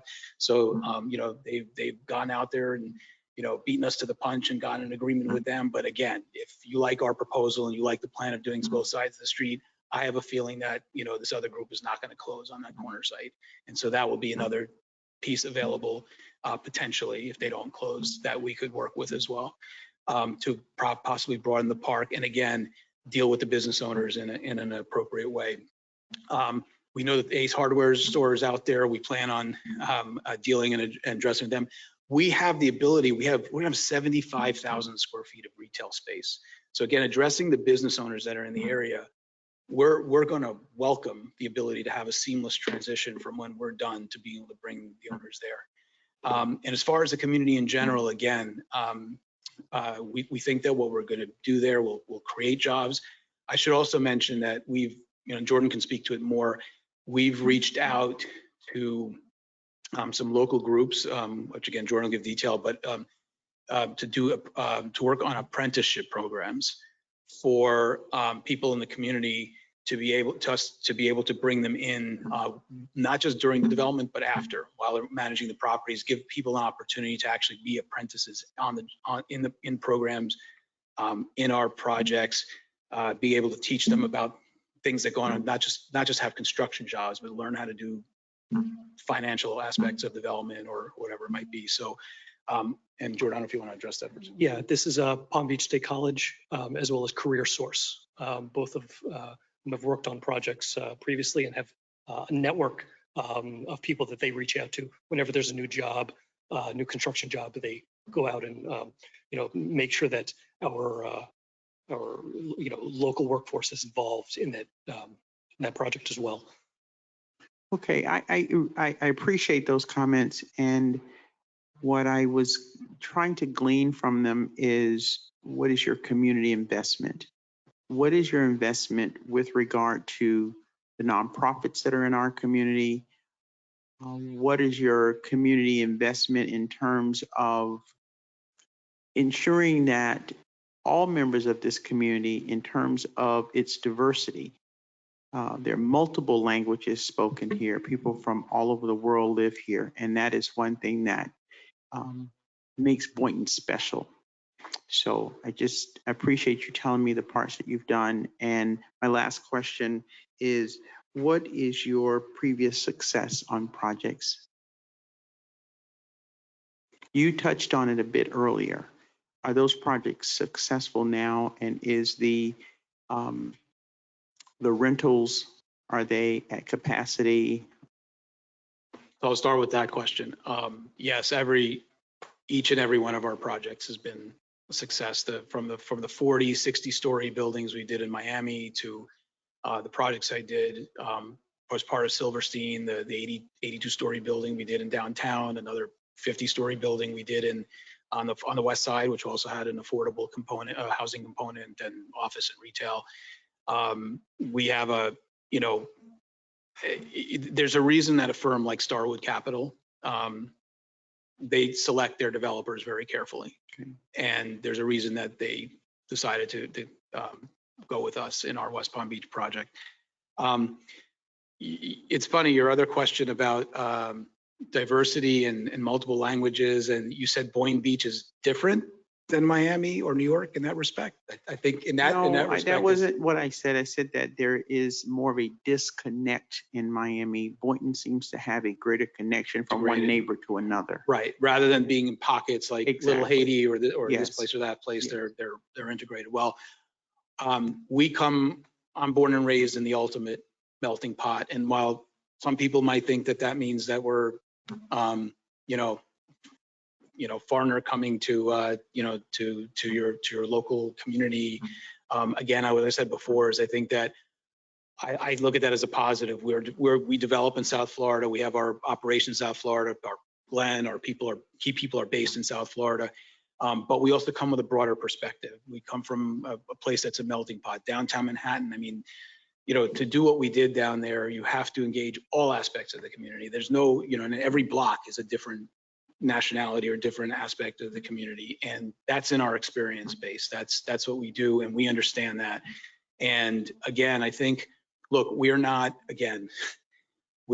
developers. We're in business. We are going to provide the canvas, and we're going to provide the opportunity for a lot of things to happen by having all this retail space, having hotel, having office, and that's what we can do. And we're going to encourage whatever we can to promote that, because also that's what helps to make an urban environment better. We're going for an urban environment. We don't want this to be the. And I would also mention that during construction, we're committing to 15% or more small business enterprise for the construction, as well as 20% minority women-owned businesses. So all of those are going to be local as well. Thank you. Thank you for your comment. Okay, before we go to the next board member, I would like to point out something to you, Robert. You mentioned a lot the CD. We would like to remind you that this is a CRA project and the CRA parcel on. So the CRA and the CD are two different entities. Yes, my apologies. It's okay. Yvonne. I can't ask this question because I think on the east side of Federal Highway, that's now the city. No. Okay. so I can ask my I questions. mean, it's all within the CRA and the city limits. I think a number, in all fairness, some of the other respondent has also made references to partnering with the city. During our discussion, we'll make sure I'll clarify a lot of that stuff for the board members. It's really the partner or the agreements will be with the CRA, not with the city. So if they're proposing a tri-party type of agreement or something like that, it needs to be vetted out a little more. So we're two separate legal entities, even though we are housed in the same. We understand and respect the distinction, and we have experience dealing with CRAs both in West Palm Beach and at Miami World Center. Delenn dealt with the CRA there, so we understand. Thank you.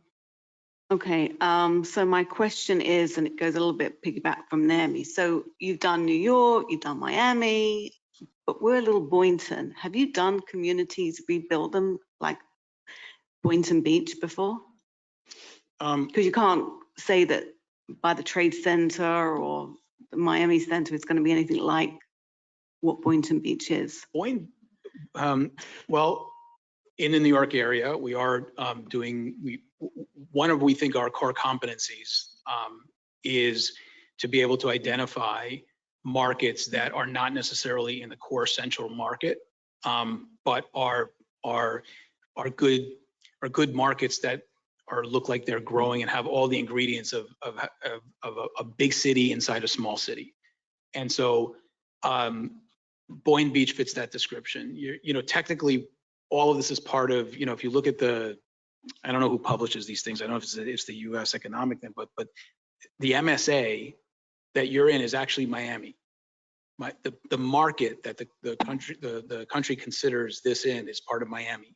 I'm not saying you are part of Miami, but my point is that you're not that far. And what it is just understanding the dynamic of how you connect from that environment and to try to make it, to have some of the pluses from what you get from an urban environment, combined with all the great things that you have where it's not really, or some of the negatives that come with an urban environment. And we are currently doing that in a town called Port Chester in Westchester, outside of New York. We're going to an area that just recently redid their zoning code, and they have a council that had been resistant to development, and we are working closely with them, and we are redeveloping a major corner of intersection there with a 330 unit residential project. And that is something that we think we can add value with, together with having our experience with public-private partnerships comes from big cities, it can come in small cities. We think in the end, it's still understanding there are nuances that are different, but it's still development, and it's still understanding and knowing how to engage people and understanding the people that have responsibility and meeting their needs and being collaborative.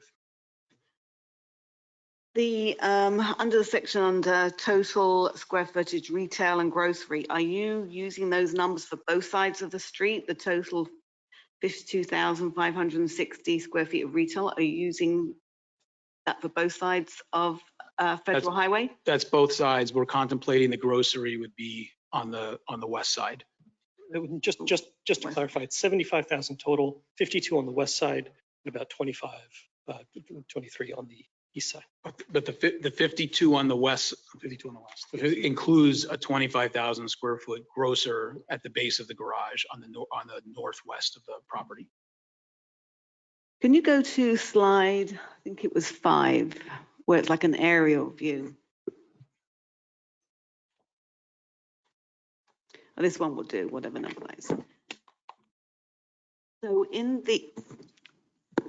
the northeast corner, that high rise, what is that again? Is that, oh, hold on. The one you just had up previous, that one's perfect, thank you. So in the northeast corner, this high rise. All the way up, the one that was closest to the mangrove area? Yes. Okay. Is that the residential? Yes. all those, on the east side, there are 3 residential buildings. The one you're referring to, the one just south of it in the middle, and the taller one on the west of the. And how many stories is the one nearest north? 12 stories. Well, And is there any reason why that building could not have been on the southeast corner? Because you've got a high rise, 2 high rises that you would be blocking their view, and they'll be like looking at each other's faces. Wait, I'm sorry. the view that they would be blocking would be south. The view that matters is really to the east for the ocean. Both of those buildings would have views to the east. And that's the point of putting that building there in the northeast, because you're right by the mangrove park. So you're actually overlooking all of that greenery. Right, but if you put it on the south side, you'd also, I'm just thinking of the other residents in the other 2 buildings that have been there. You're going to be taking a lot of their view away. The other buildings where you. Which is on the northeast corner. That's the 14-story building. Northeast corner, on the neighboring property to the north? Yes, and then to the east of your residential building is also another 14-story building, which Marina Village, and the other one is Casa Costa. Yeah, Casa Costa is parallel to us. So both of them are going to be looking east. Right, but you do have residents that face south, so it's going to be looking at each other. I just feel that it's a bit overpowering in that area. So this is our effort to maximize value of the units that are on our property. And maximizing value is important because everything's, it's almost like it's a successful development and how you put it together and how you finance it. It's like a Rubik's Cube. And if you take something from one thing, you have to add something somewhere else. And that comes, every dollar, that you can plan for a rental in one place. If you lose it, then you got to compensate somewhere else. And I know, sometimes some people don't like talking about dollars, but these things have to get financed. There's a way that they have to work on a pro forma. So what we've done here is we've done the best for this particular site. But again, I come back to, this is meant to be a collaborative process. And now that we've presented the concept, if the idea of developing both sides of the street together is something that you'd like to explore further, all those things can be discussed. Again, what we're referring to is you're maximizing value by maximizing views out over that mangrove area over there.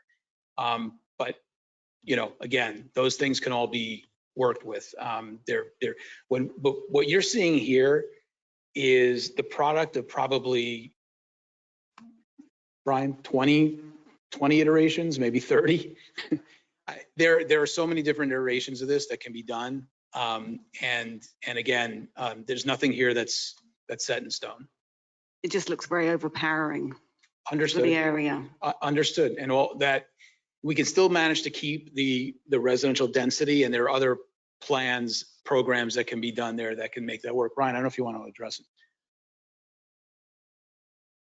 I do want to talk about the scale of it. So one of the things that we did was we did thin out the blades between it. Because if you look at the residential projects that are adjacent to it, we can build that same max size and it's just a max square box. So we are providing more views than what you would see anywhere else. So this is part of the scaling down.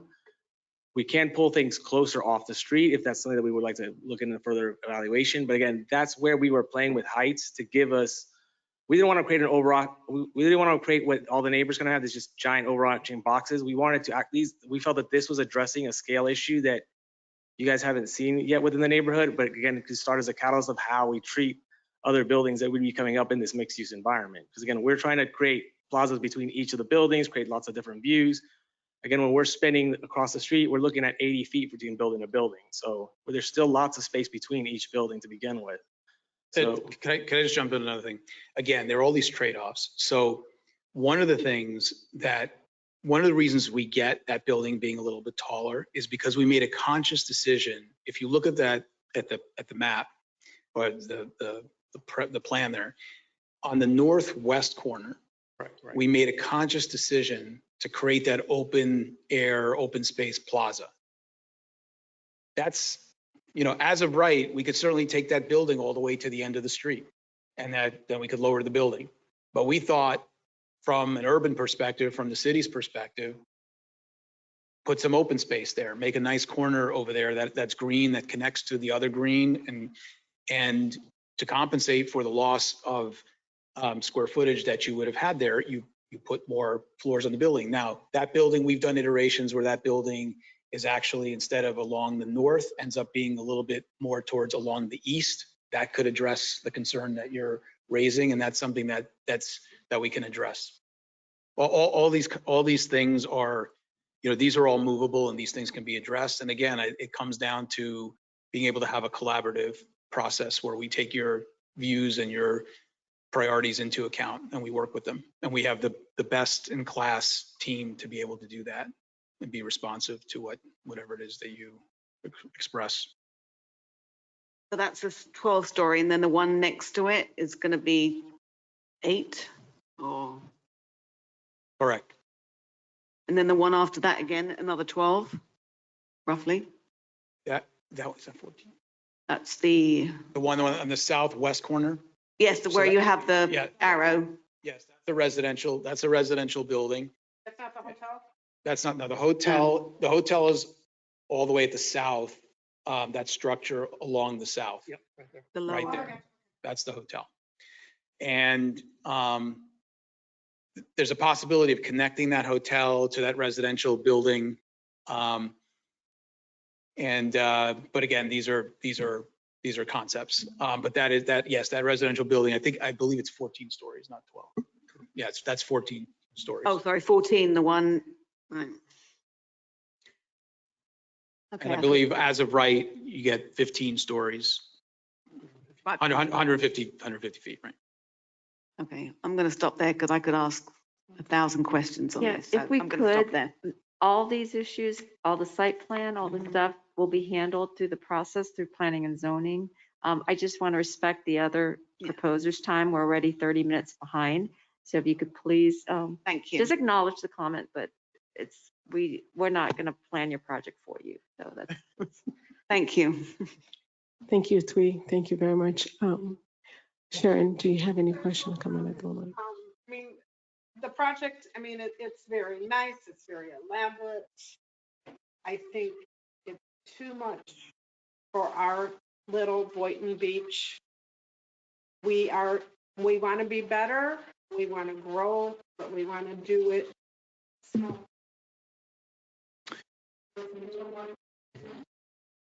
A lot of upset over the high-rise buildings over the last few years already. And I think this is just going to catapult people into a frenzy that we don't even want to see. So I do need to address that. I completely understand that reaction, but what I will. Let me just say one more thing too, is I'm from Chicago. I get city, I've been to New Yeah, York. I've been to Miami. Us that have been here, and I'm 23 years here now, we don't want the Miami feel. We don't want the New York feel. Right. We want our little Boynton Beach to be our little Boynton Beach. I understand. And what I want to point out is something important that we said at the beginning here, which is we're going to close on the east site regardless.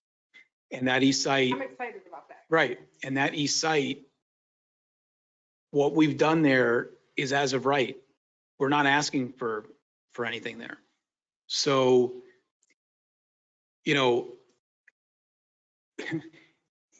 choice is what we're the opportunity we're presenting here is that we're giving you an opportunity to plan it with us so that you can keep it as close to Boynton Beach, the vision you have of Boynton Beach that you like. If we are going to just develop the east, which is fine, we're going to develop it as of right. And, maybe it's something like this, maybe it's not. But my only point is you already have zoning that allows for this. So again, this is an opportunity for you to help guide it to be how you want it to be, to this whole area. this whole corner. And it doesn't have to, there are different ways that we can do this that can meet some of your concerns. All right. Thank you. I mean, that was just, that was my input, I mean, it looks like a beautiful project. And I'm very pro-development, don't get me wrong. But I also was very pro saving the school because I want to preserve some history too. Sure. I own Boynton Beach Realty. So when it comes to real estate, I want a lot of real estate sold in this city, so I'm very pro that. But I also know a lot of Sure. how they just want that little small town feel. And our effort to try and address that was to try to do as much green and open space as possible. And there is a very clear definition. Somebody keeps saying 80,000 people. We don't have 80,000 people in the city of Boynton Beach. Right. There's a clear definition of West, that's county, and our little city. Right. So again, what we've tried to do to address some of the feeling of wanting is to still feel like a town is the open space, the green space. And again, by planning these things together, we create the greatest opportunity to allow for that. Other proposals here have certainly, they've done a nice job, no question, in terms of trying to create a plaza on the west side. And don't take anything away from those. I just think you just get more of an opportunity to do that by master planning both sides of the street, and you could do something really unique. Thank you, guys. We appreciate your presentation. At this moment, we will ask the board to take a 5 minutes break. We do have 2 developers coming to present, and we will resume in 5 minutes. Thank you, everyone, for your patience. So we'll be back at 8:43. Correct.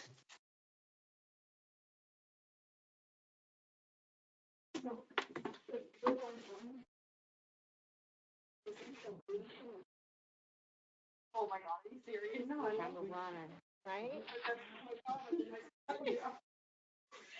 That's not what it's on. It's a compliment. Thank you. She loves it. It's 8:38. Hello. Anybody want a water? Oh, I'm over here.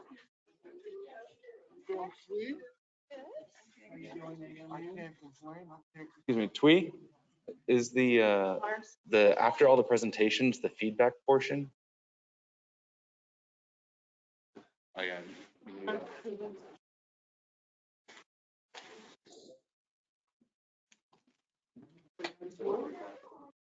Doing all right.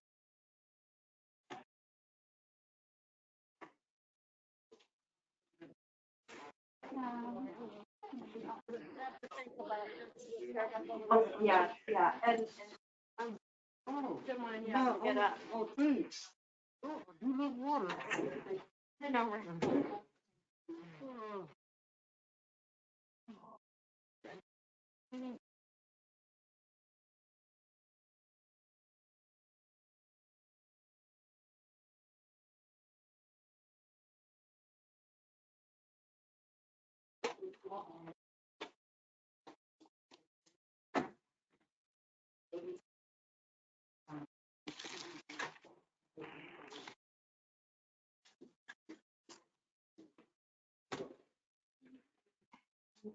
How are you?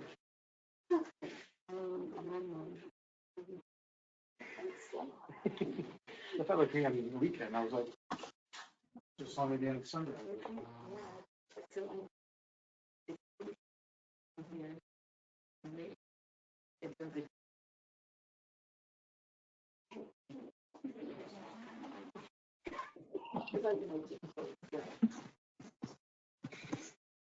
Good evening. Hello. How are you? Doing very well, thank you.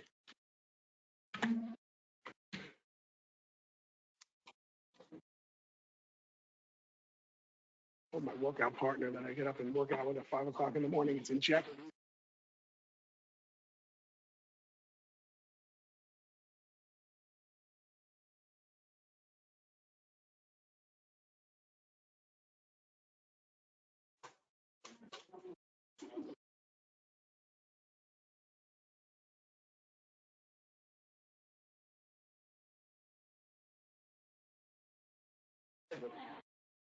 Good, how are you? I didn't see you were behind. Yeah. Lay low.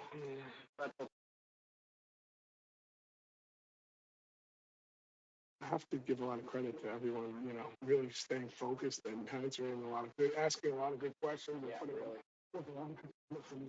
This board is really engaged. It's nice.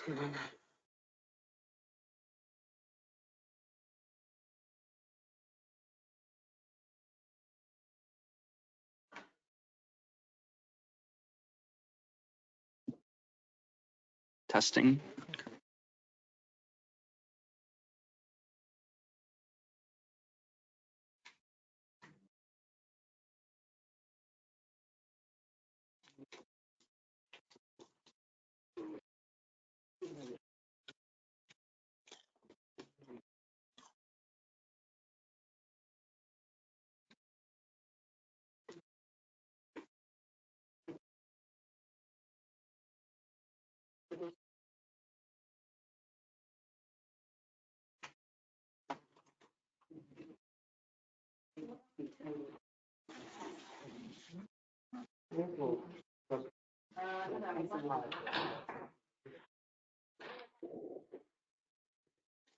Mm-mm.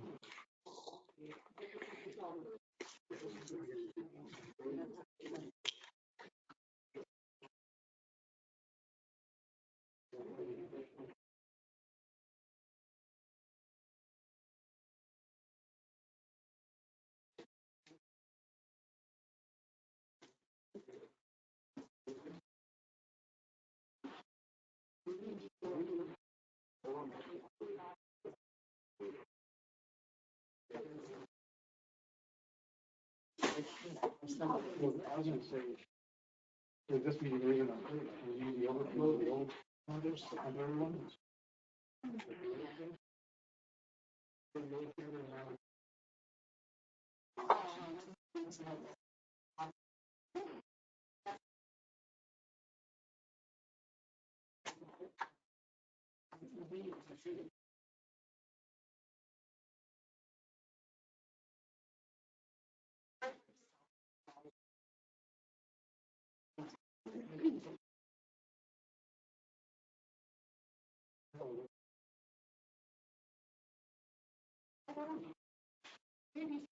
Yeah.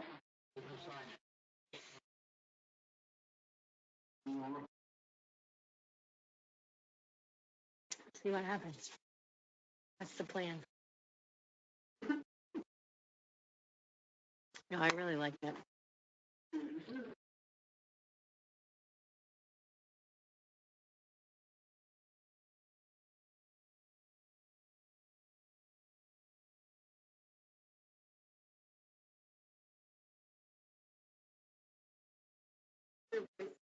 It does, that's what it does. Right.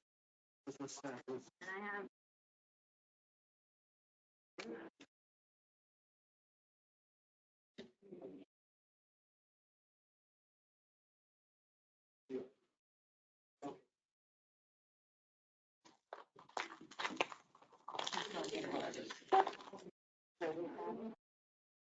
I mean, there's that.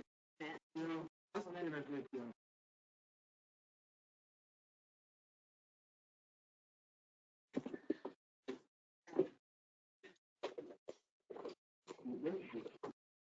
That's everything. Oh, yeah. Wait, where are my chips? Oh, here. Oh, that's my wallet. That's why I got confused, because I put my stuff on your desk. Sorry. Thank you. What's that? This one's fine.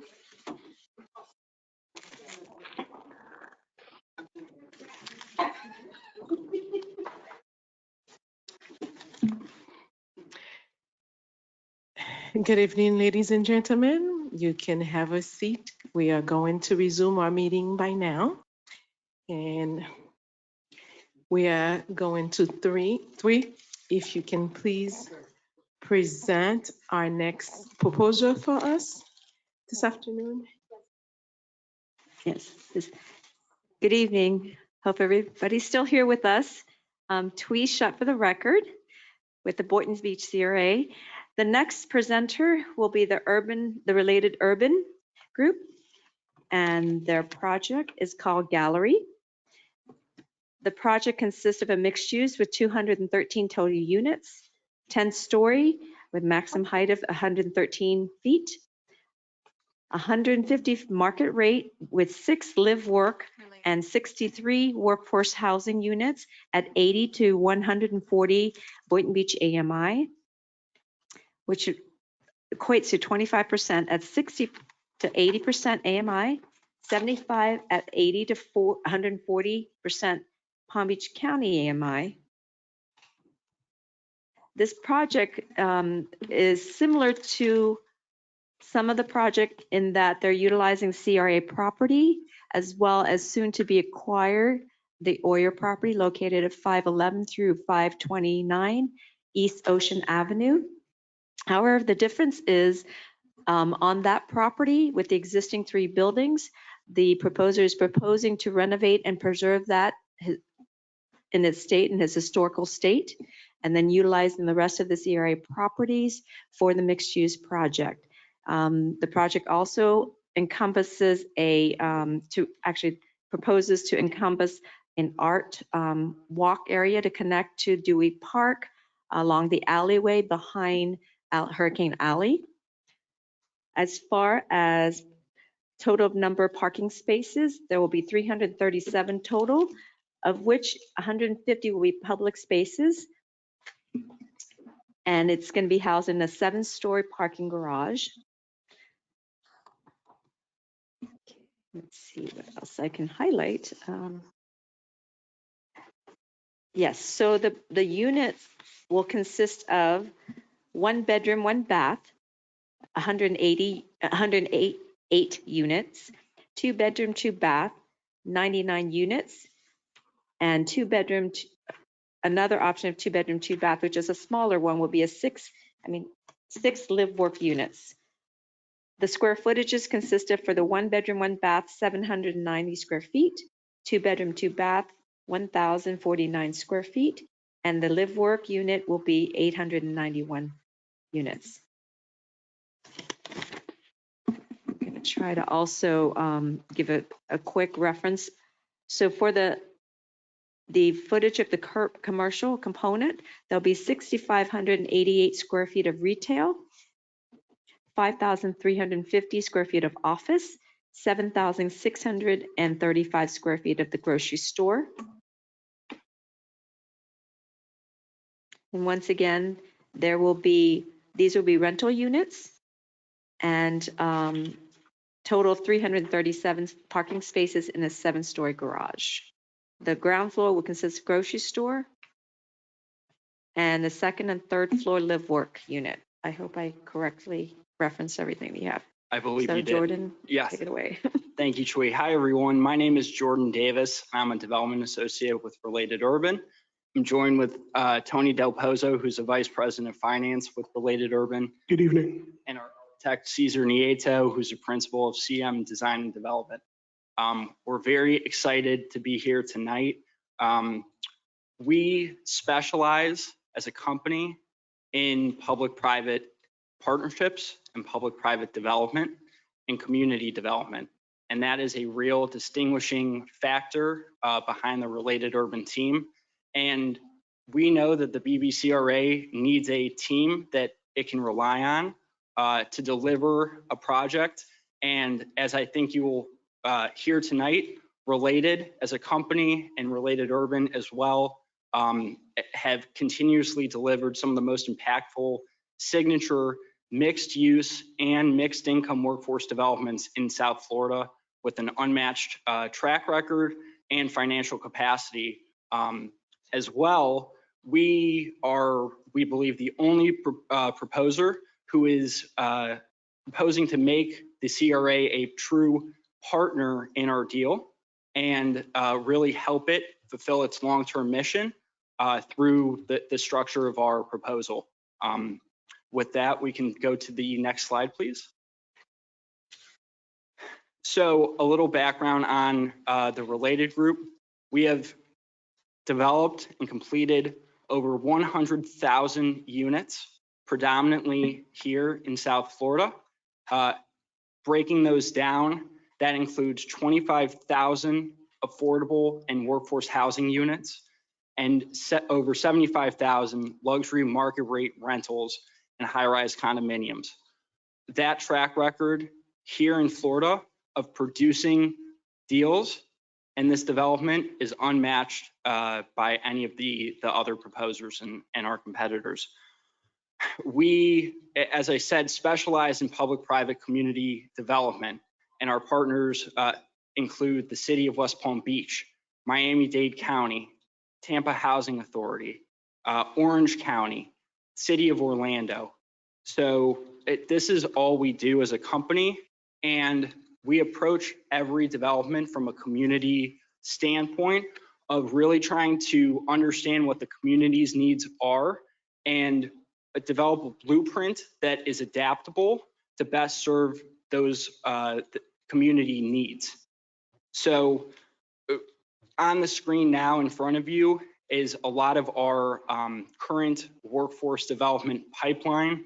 Related Urban as a company has developed over $1.8 billion of public-private development, including both affordable and workforce housing. Many of these projects that you see in front of you combine not just workforce and market rate housing, but also affordable units and even public housing units, and can be multi-generational as well. So we really specialize in all of these facets of public-private development. As you can see, Galleria River Park was recently completed as part of a 22-acre master planned public-private partnership with Miami-Dade County next to Marlin Stadium. Galleria on the River is located on the Miami River and was recently completed as well in partnership with Miami-Dade County. And then Galleria West Brickell, Little Havana, and Lummis Park are also several other public-private developments with Miami-Dade County. Here in Boynton, in terms of track record, you can go across the street and look at Marina Village, which is a related development. It was one of the, as you all well know, one of the first mixed-use master plan developments in the community. We think that speaks volumes on our capabilities here, that if we are procured to work hand in hand with the CRA to actually get a project delivered for your team and for the community, which we think is very important. And then it's also worth mentioning, some of our competitors have mentioned a couple one-off projects that they've done on the workforce housing front. Not only do we do that, but we also specialize in mixed income master plans, some of the largest across the country.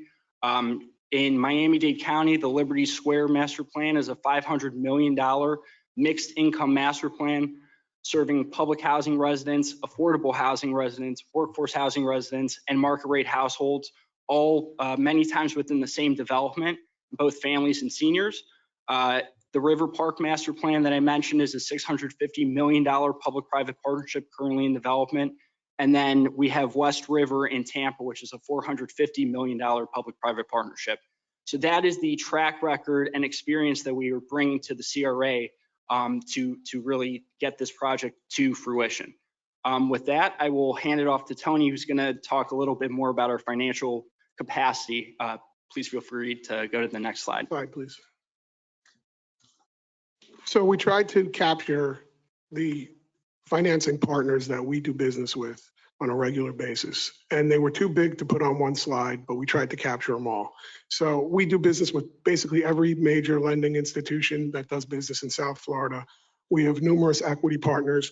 And I think we bring something a little different to the table that some of the other developers don't. And we have the ability to do tax credits. We have the ability to do true mixed income, where we're bringing in affordable units, bringing in 80% units, bringing in 120, 140, and then all the way up to market rate. We incorporate these all into the same project and are able to serve the local community. We're able to serve that server that works, in Hurricane Alley to make sure that they have a place that they can live. We're able to, take care of the local community, like the gentleman and some of the other people that live here in the local community. So you'll see when we get to it that we also included an alternative scenario whereby we could provide more affordable housing than what was provided in the main body of our presentation. So we've raised 3 qualified opportunity zone funds, one right here in Palm Beach County.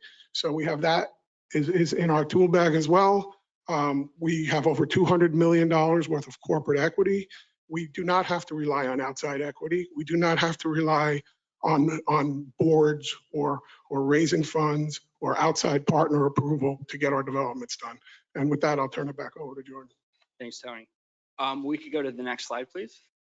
So as Twee mentioned, one of the differentiating components of our proposal that I do not believe anyone else has suggested, at least thus far, is not only preserving the Oyer family properties and Hurricane Alley as important parts of Boynton Beach's history, and it's great to relocate them to a different part of a new development.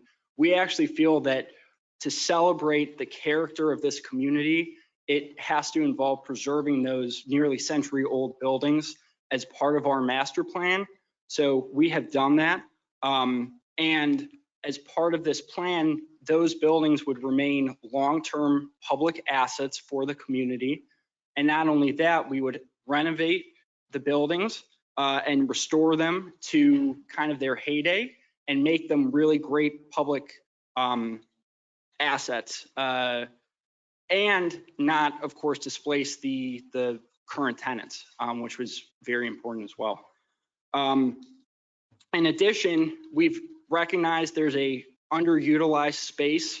The alley, the actual, what I believe is Hurricane Alley behind the buildings, is currently very underutilized. And it is really the main fabric of the connection between Hurricane Alley, Dewey Park, and this proposed project. So as we'll kind of touch on a little bit later, we've proposed activating that into a historic art alley, bringing in related signature arts program with world-class museum quality public art installations to really make that a key aspect of our proposal. We are only relying on the, as we mentioned, BBCRA controlled properties. So we believe we can proceed expeditiously. We are not relying upon any of the surrounding properties, yet we still feel that we can deliver the signature mixed income, mixed use, transit-oriented development that the CRA is looking for. And we have no contingencies, as you can see on the slide. We could proceed immediately with this plan. If you could go to the next slide, please. In terms of the actual program, and I apologize, it's a little shrunk on the screen, but, and especially for me, but there are numerous public benefits to our plan. Workforce housing is a core of the plan. 30% in this current, and I think it's important to stay in this current iteration because this is subject to community engagement. In this current iteration, 30% of the development is dedicated to workforce housing, serving not only, and that represents 63 units. That's not only the city of Boynton Beach targeted AMI levels, but also Palm Beach County AMIs to achieve that workforce density bonus. So we really feel that every workforce category and workforce earner, essential employee, the nurses, teachers, firefighters can all afford to live in this development.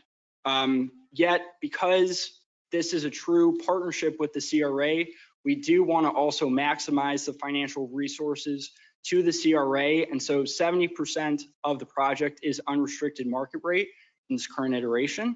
That will serve some of the young professionals who are coming in looking for a place to live. But like I said, it will also help maximize the total revenue of the project. And with the CRA as our partner, that only benefits the CRA going into the future as the project and the area appreciates. We feel immensely with everything going on in this gateway node. Some of the other benefits, someone mentioned retail opportunities for nonprofits. We do have dedicated micro retail space. We recognize that not every local retailer needs a large footprint to operate. And so we will set aside some of our retail space for those tenants at reduced rents to make sure that they can afford to work out of this project, operate out of this project. We have dedicated live-work units, 6 live-work units that will allow local artisans and entrepreneurs to not only live in the project, but to also work out of it, who might need a little office space above.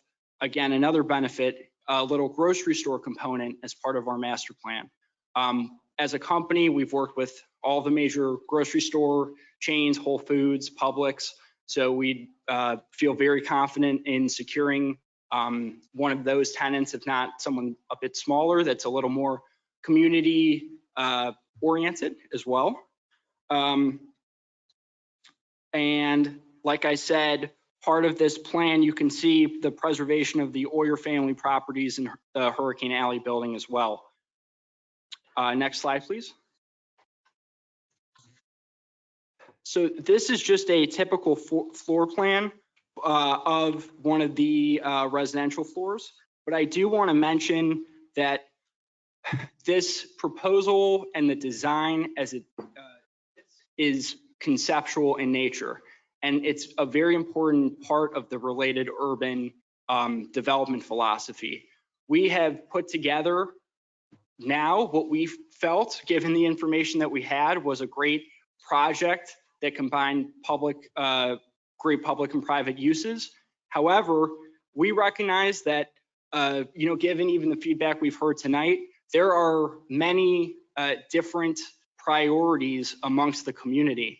And this project may evolve in many different ways to address those concerns in the community and to mitigate any of, to either mitigate concerns or to address different components that aren't addressed today.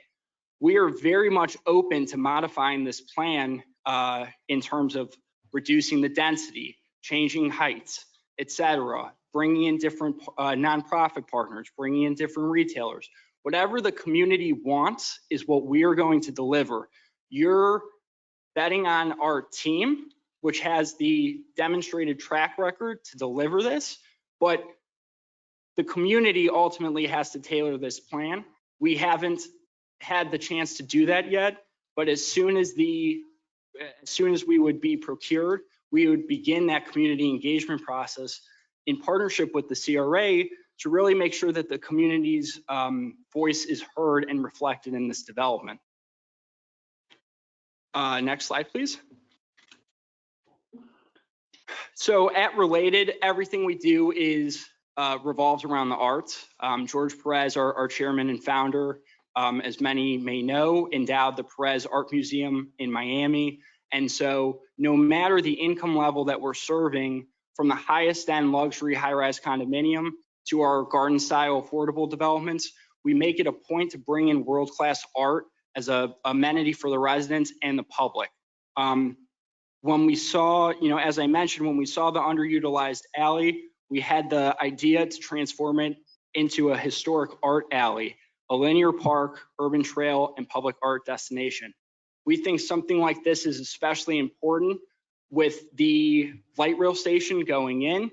When riders get out of the stop, they see Dewey Park and they see it activated in the arts and an arts anchored master plan. It's going to be a very inviting experience for them. And so we felt that being able to work with not only, perhaps internationally renowned artists that we typically bring into our developments, but local and emerging artists here in Boynton Beach would be a great public amenity as part of our master plan, and really establish this connectivity between Hurricane Alley, Dewey Park, and the project. So it really combines art, Boynton's history, and the future, with our project itself all in one. Next slide, please. As I was mentioning, This is just an example of the design aspect of the project and what we do in our kind of signature mixed use developments. Here, Brickell Heights is part of a transit-oriented master plan, Brickell City Center. As you can see, we screen the garage with a internationally renowned artist mural, and the building itself is actually a tremendous piece of art itself with a very innovative light display going around the entire building. So again, arts is in everything we do. And if you go to the next slide, please. You'll see some of the amenities and finishes that we bring into every project. Although this is a workforce-oriented development, we bring in Class A market rate amenities into everything that we do. That includes a resort-style pool, includes state-of-the-art fitness center, premier business center. All of those finishes that you see here that are in our highest end developments come into our gallery brand. Without doubt. And I also want to mention the name behind the gallery brand is important because the lobbies of our developments are underpinned with artistry. We provide the lobby space for local and emerging artists to showcase their work at no cost. So it's another way that we just bring the arts and raise the bar for high quality design, which I know is very important to the CRA in delivering this project, doing something that's going to impact not just this little node, but the entire Boynton Beach community in a transformative way. So with that, I will hand it over to Tony. And Thanks. you could go to the next slide, please. Next one, please. Yeah, it's there. Nope. No, I'm sorry, back one. Going My back. apologies. Should have had my glasses on. So Related is an integrated organization. We have an affiliated construction company, Fortune Urban Construction, that we work very closely with. We also have a management company, TRG Management Company. All of this allows us to save money, control the process, save time, build more efficiently, and make sure that we are meeting the needs of our partners. So when it comes to the construction of this particular project, we've committed to hire 20 to 25% local firms. That's in our proposal. We didn't make it up tonight. We have a track record of doing that, and we can demonstrate that with all of the projects that we have done throughout South Florida, Central Florida, and other communities that we serve. We also have a state-approved apprenticeship program for Fortune Urban Construction. I don't know if any of our competitors can say that. So we bring in from the local community people that need training and bring them up and give them jobs. And a lot of them form long-term jobs in the industry. And it's worked out really well. And we are so proud of what we do to support the local community. One of the other things that we could benefit from is we have a lot of development already going on in Palm Beach County. We have Icon Marina Village, which is located in West Palm, and we could utilize from the resources that we've already created over there. We are, prepared to engage our full variety of services for this team, so that way we could bring it in partnership with the CRA. Moving on to the next slide. And Tony, if I may just add really quick, it's important to recognize as well that, we've touched on how much capacity and that Related as an organization has and our track record, but the Related Urban team is a dedicated 50-person team that, like I said, covers all aspects of public-private development. As soon as we're procured, we would assign a dedicated, myself, development manager who would oversee the project, working hand in hand with the CRA with a robust team of construction personnel, financial analysts, management support, everything that the community and the CRA would need to move this project forward at an expeditious pace. And so it's important to recognize that the CRA as a smaller, or Boynton as a smaller town trying to maintain its character and feel will receive that treatment that it's used to of knowing the team that you're actually doing business with and not get lost in the large corporation itself. So I just wanted to note that. Another item worth noting is the 75-year ground lease that we're proposing. That's unique to any of the proposals that you've seen here tonight. So we're not looking to offer up something up front and then in return get tax benefits from the CRA. So that way, there's really no long-term benefit. What we are proposing here is basically sharing profits, sharing developer fees, and working closely with the CRA throughout the life of the project. So moving on, this is a $72 million project in total. The scenario that I put up here demonstrates what this would look like if we did it as a tax credit deal with some 50% affordable units. That's an option that we have available to us. The main part of the proposal was based on workforce housing and some more qualified opportunity zone funding. So we have a lot of tools in our bag and we're able to utilize all of them depending on what the CRA is really looking for. Moving on to the next slide. Because we have an integrated team, because we work closely with our architect who's here with us tonight, we're able to get out of the ground much faster than any of our competitors. So we believe that we'd be able to hit the key dates in this timeline here, including being out of the ground by the third quarter of next year, assuming that we're able to work through our development agreements and such in a timely fashion. With an 18-month construction period and six-month lease up, we would be able to put this project in service and have it fully leased into 2024. Moving on to the next slide. So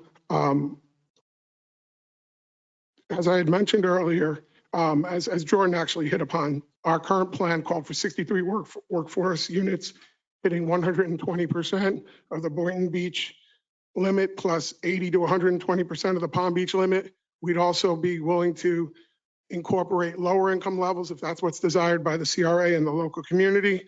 That's a key component of our development, is making sure that we are integrated with the local community. We're not looking to take New York and bring it to Boynton Beach.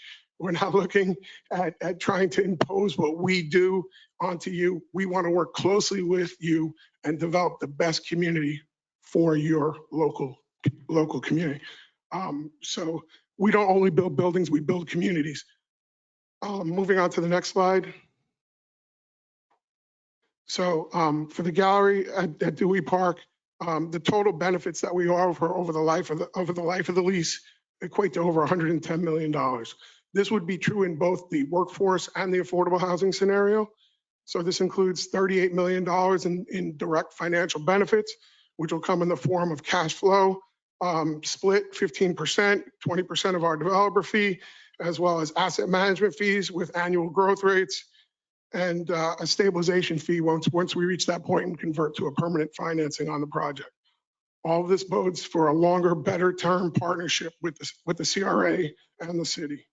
Moving right along, next slide. Finally, I just want to add that a lot of these companies here need outside management companies. They talk about the few projects that they've been able to lease up. We have over 15,000 units under management, our in-house team. We work very closely with them. We have been servicing all of Florida, as well as the Southeast United States, for over 40 years. And because we have that experience level, because we work in different communities with different income levels, we work with different income restrictions, different requirements, we're able to bring that benefit to our partners. And I thank you very much, and that concludes our presentation. Thank you very much. We appreciate you guys, Tony and Jordan and Caesar, for your presentation. At this time, we are asking if there is any public comment. If you have a public comment, please come up. You have 3 minutes for your public comment.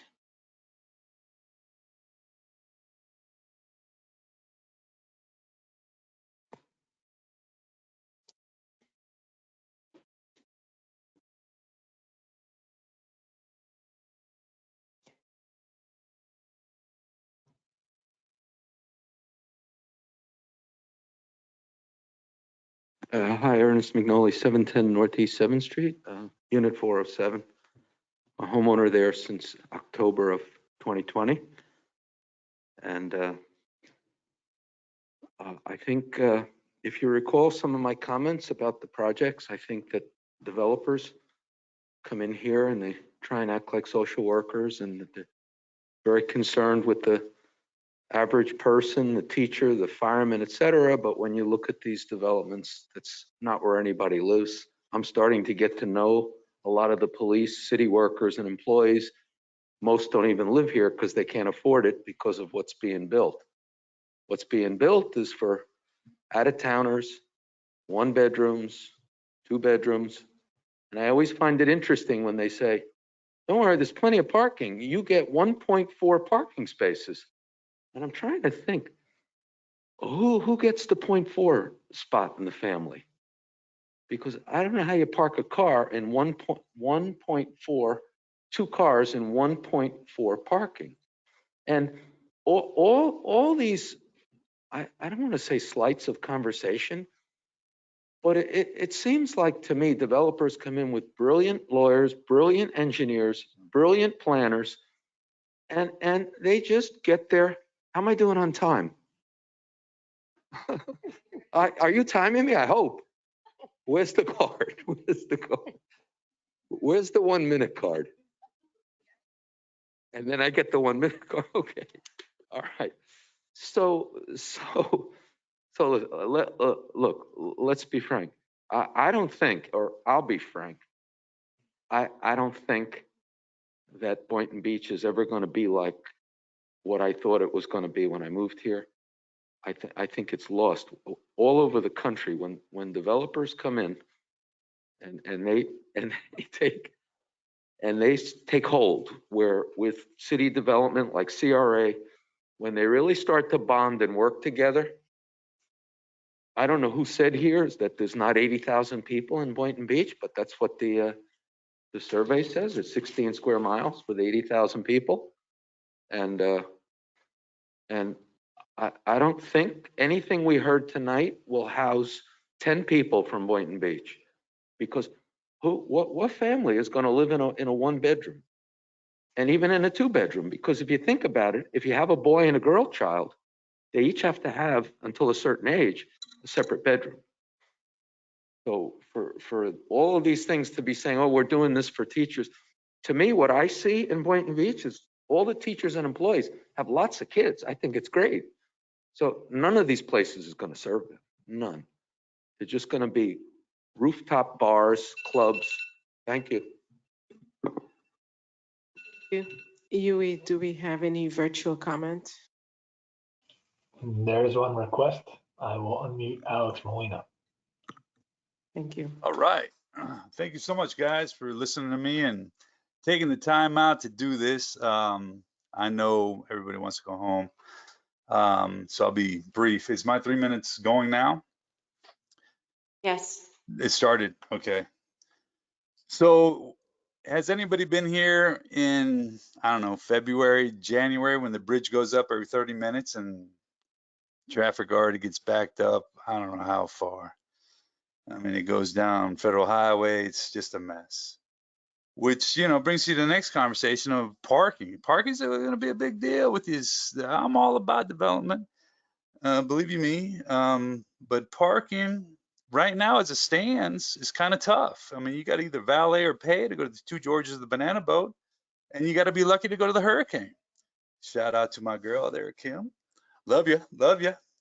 And imagine now if you, what is it, 50,000 square feet of business combined with residential.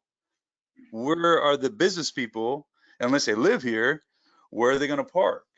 You know, so that's going to be a big thing to consider with all these developmental plans that were presented, and some were beautiful. But you got to consider also a lot of commercial space. When we already have a lot of commercial space on Woolbright and Federal Highway, what was it, Ventanas? I mean, still haven't rented. They still haven't rented it since it was built. And now they're building another monstrosity over there. So what are we, well, it's not a question, comment, of course. Interesting to find out what we will do to bring business. What will we do to bring business, which brings us back to parking, because if we have a bright line thing happening, there's even more parking problems. And I know there was some things thrown out as a proposal for garbage garage, pardon me, but for the garage space, I think it's really something that has to be considered, because like the adversarial, I love him, the one guy that was sitting there before that was talking about, hey, you know, this is still a small town. It's still a small town. We still know everybody. And that's what makes it special. That's why you want to be here.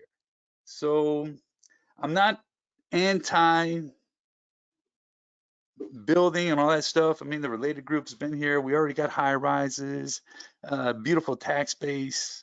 But let's just think about 10 to 15 years in the future. Look at Las Olas, look at South Florida and the troubles that they go through. And I'm sure you guys already have, but let's take a really good look at that and let's make the right decisions. So that's all I have to say. Thank you very much.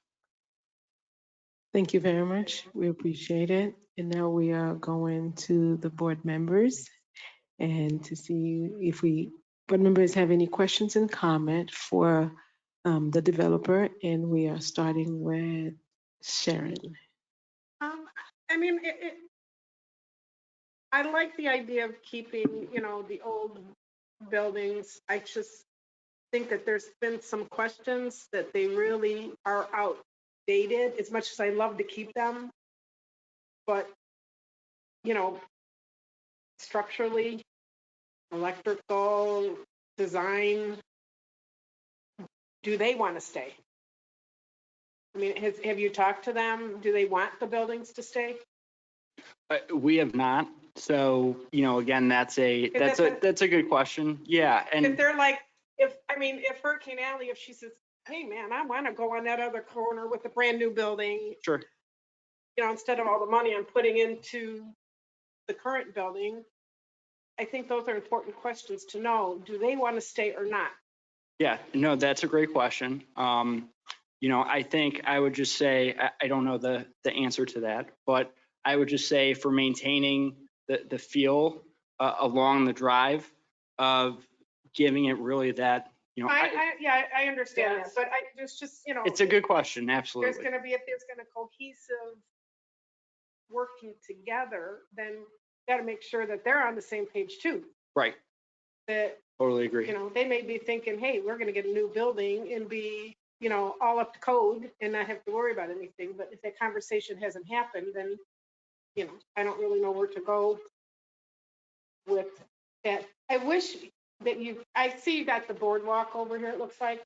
I wish you could have incorporated a little more architectural design with the Oyer insurance and that. I think it would have been a better visual. Okay, thank you.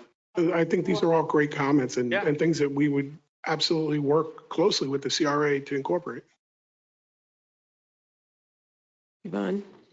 Yes, my question is, any reason why you haven't got any 3 bedrooms? I didn't see that. It was originally designed to be a workforce community geared towards young professionals. However, again, as I think we alluded to, we can modify our plan. It would be very easy to take, some of the 1 bedrooms offline, turn them into 3 bedrooms. It's really up to what the community is looking for. And we have that flexibility to incorporate it into our plan. Okay. And I didn't notice unless I missed it, where you feel the pricing of rental prices will start from. Even, let's take out the 3 bedrooms, but what you currently have listed. Sure. Do you have an idea of? Yep.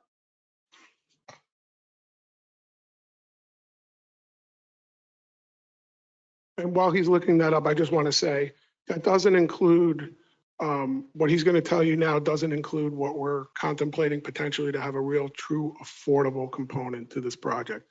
And we weren't sure what the CRA was truly looking for here.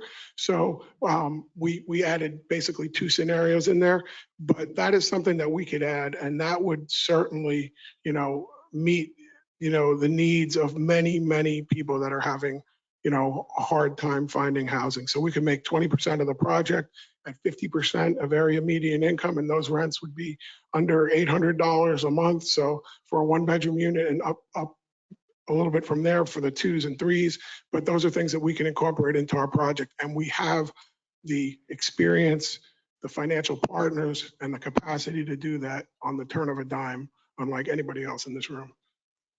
But if you lowered the rents and things like that, would the quality, the finishing So quality that's change? the beauty of what we do. Every single unit that we do it to the same exacting standards that we do of all of our high-end product. George Perez, who's the founder of our company, who is, he's an icon in South Florida, takes absolute pride in his affordable and workforce housing communities, that every one of our projects is up to the same standards as our market rate communities. The trade-off is that we're able to get tax credits if we go with that additional affordability. So there's a path, a real avenue where we could still provide that affordability, but yet not have to sacrifice any of the quality. Then my famous question is the parking. How many parking spaces I'm going to use the example of a 2-bedroom. I'd like to introduce Cesar Nieto, our architect.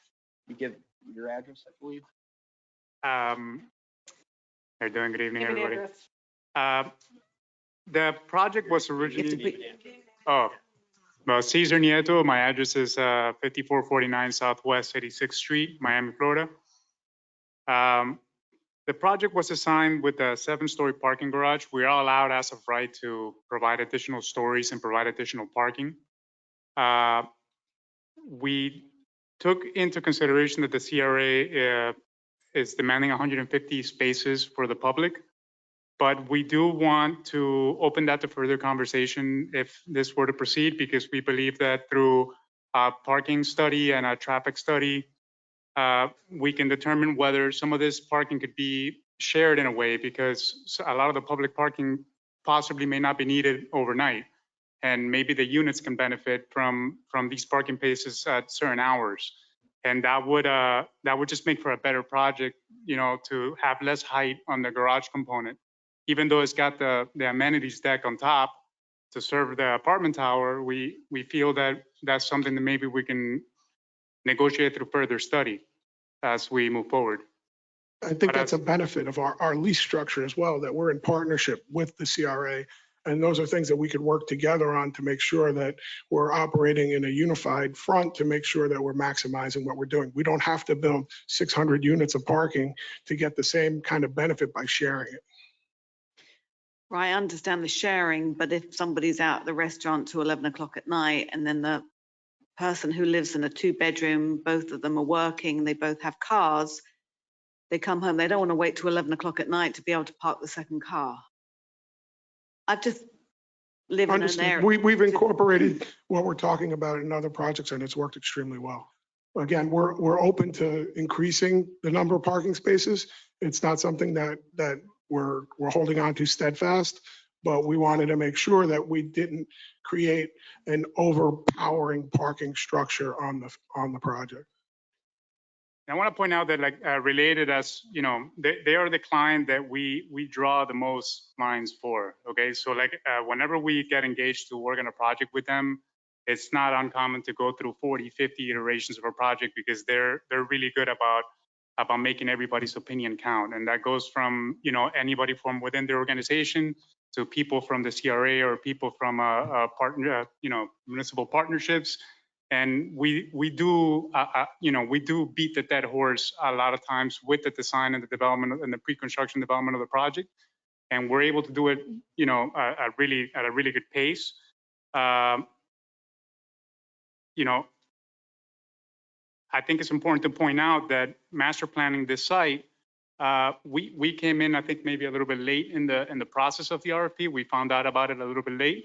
So, at variance or some of our predecessors here, they didn't have the time to be able to pick up additional sites and pick up additional space. And what we tried to do is do a master plan that was focused on the units themselves, which is the prime focus of Related Urbans, to provide affordable housing units to the public. and we didn't utilize 100% of the available site, that the CRA proposed in the RFP. In addition to that, I'm gonna say something similar to some of what a predecessor said. There's two people that have two properties in the, in this west side of US 1 that, they have properties under contract, but they're potentially not going to be under contract if their plans were not to proceed. And being that we're very accustomed to working with Related in a way where we pivot and switch gears and, go back to the drawing board and design so easily, I don't see a far-fetched for us to be able to incorporate more, more program, more components to this project to be able to meet the CRA's needs. I also want to just answer your question directly. You asked about the rents for the various units. So we have I'm just going to go down the line, and I'd be happy to pass out this pro forma as well. We have a 1-bedroom at $1,220, a 2-bedroom at $1,452, a 1-bedroom at $1,235, a 2-bedroom at $1,520.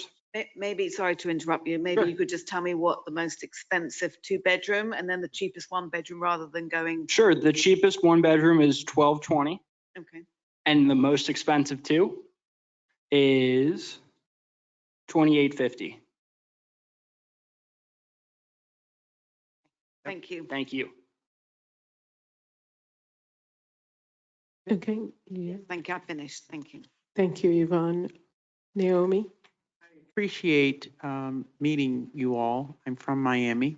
I grew up across the street from Liberty Square. And Liberty Square looks like now versus what is called the old Pork and Beans is tremendously different. I was born on Northwest 71st Street, so that tells you how close I was to that. And George Perez being one of the largest affordable housing developers in South Florida for a long time, looking at affordable housing, that's a plus. Boynton Beach is a little different. It's a smaller town with a different feel. The design as I look at seems so large for where I live up here now, down the street from there. So is there any way? There's already a large structure on that corner, so I guess it would kind of balance itself out. But I wanted to make sure that you all keep in mind that it is a small town, and some of that small town feel needs to still be with that project because it's walkable, and make sure that it's still walkable for people, whether they're young professionals or those that come from the west side of Boynton Beach who come over to spend time in the downtown community. So thank you. And may I ask, so what level of intensity, living in that neighborhood and down the street, would you consider maintaining that small town feel? I think part of that is having lighted streets, safety in walking, making sure that it is, of course, ADA compliant, that you have to do, but making sure that it's user friendly, particularly for those of us who are animal lovers and take our pets out with us for walks in the evening. Those are the kind of things that are user friendly to me. Okay, and I just want to point out, we didn't touch on it in the presentation, but in the proposal, you will find a dedicated section to SEPTED, our use of SEPTED principles and engagement of a SEPTED consultant, crime prevention through environmental design. We take those principles into account in every project that we do, from the lowest income targeting affordable developments to a mixed income development like we're talking about tonight. And so we would definitely take that guidance into account, and we did within the proposal. But I appreciate that, and we could certainly work with you on incorporating that. Yep. Thank you very much. We are moving on to Angela.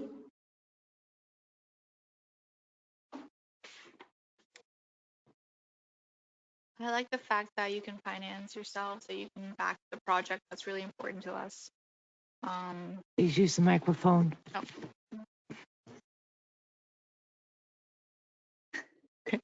I like the fact that you can finance yourself, that you can back this project. That's one of the most important things that I'm personally concerned with. So I don't have any other comments at the moment. Thank you. Thank you. Joe? I just got one thing. Garage time span, how long it's gonna last, when it will be. That's it. Well, as the design is right now, it looks like the garage is touching the building, but we've done this in other projects as well, where the garage would be the first phase, and it would CO before the apartment building would CO when we activate the connection between the two. So we can build the building even though it's touching the garage and get separate occupancies for both. So Thank you very much. as far as timeline, that's still in flux in the sense that since we have an amenities deck over the garage, we have to evaluate the cost of going with a precast structure. But can you still park there? Yes. Yeah, like when I mean a CO is that we can get the certificate of occupancy independent from the apartment tower. So that means that, we can occupy it as soon as we complete it. And it would be a one-phase project. It would just, that portion would be finished first. Thank you very much. Amy?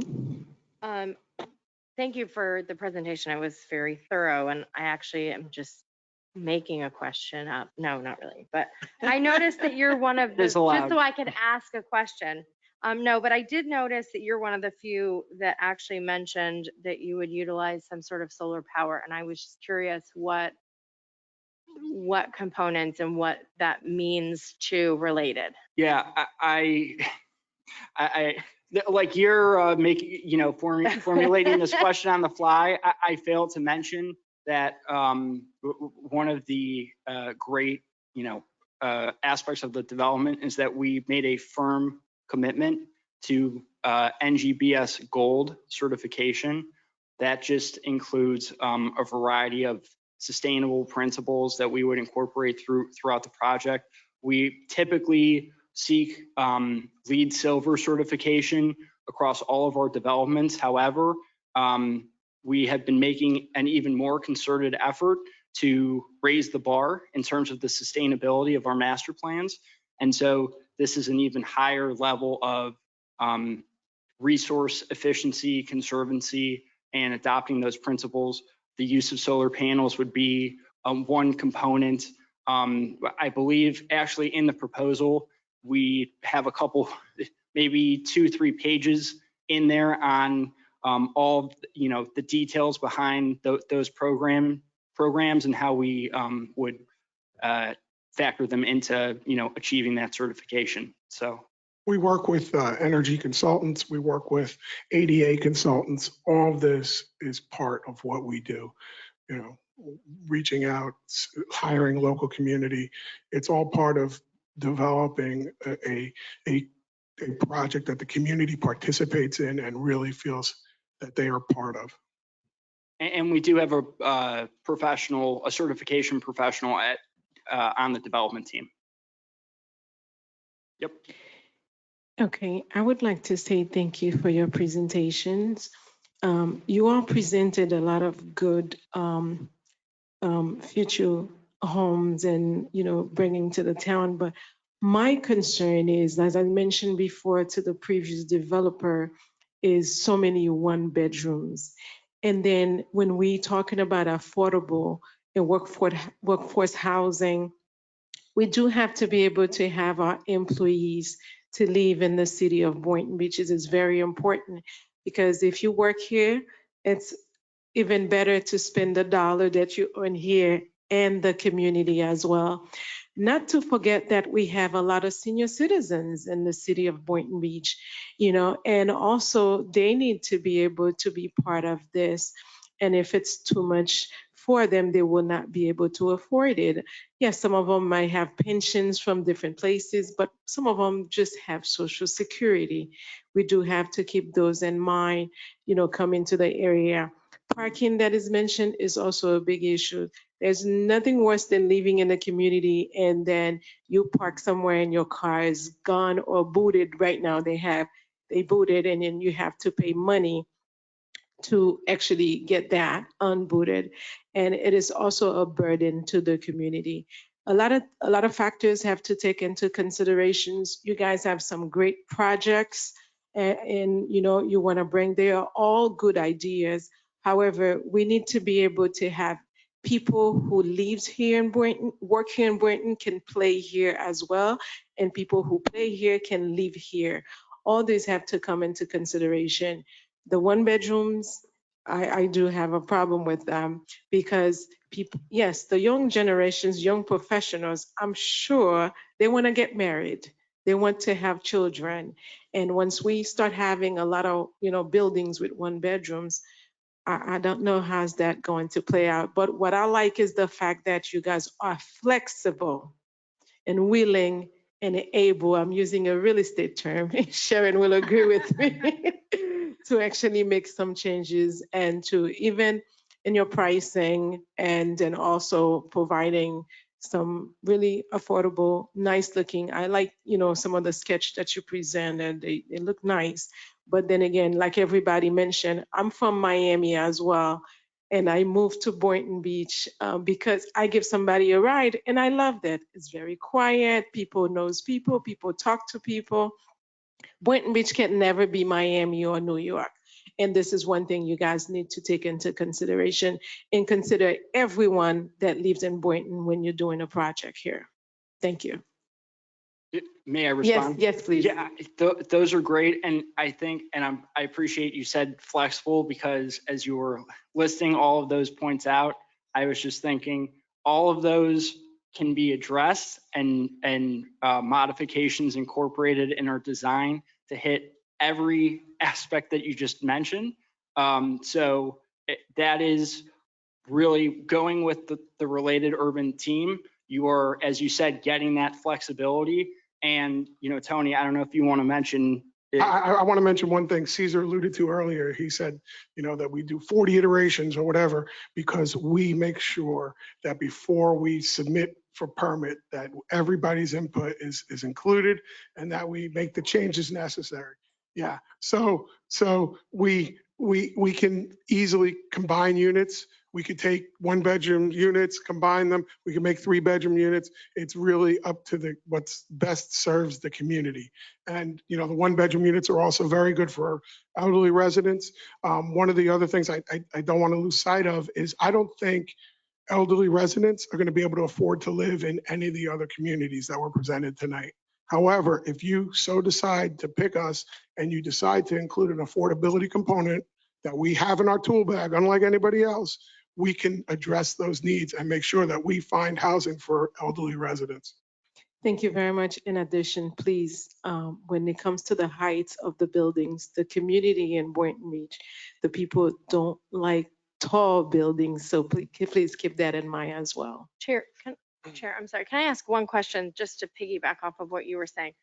I'm curious, since you've built in Boynton and you know the demographics and you know who you're building for, do you have and you might not know right this second, but do you know who you're renting to?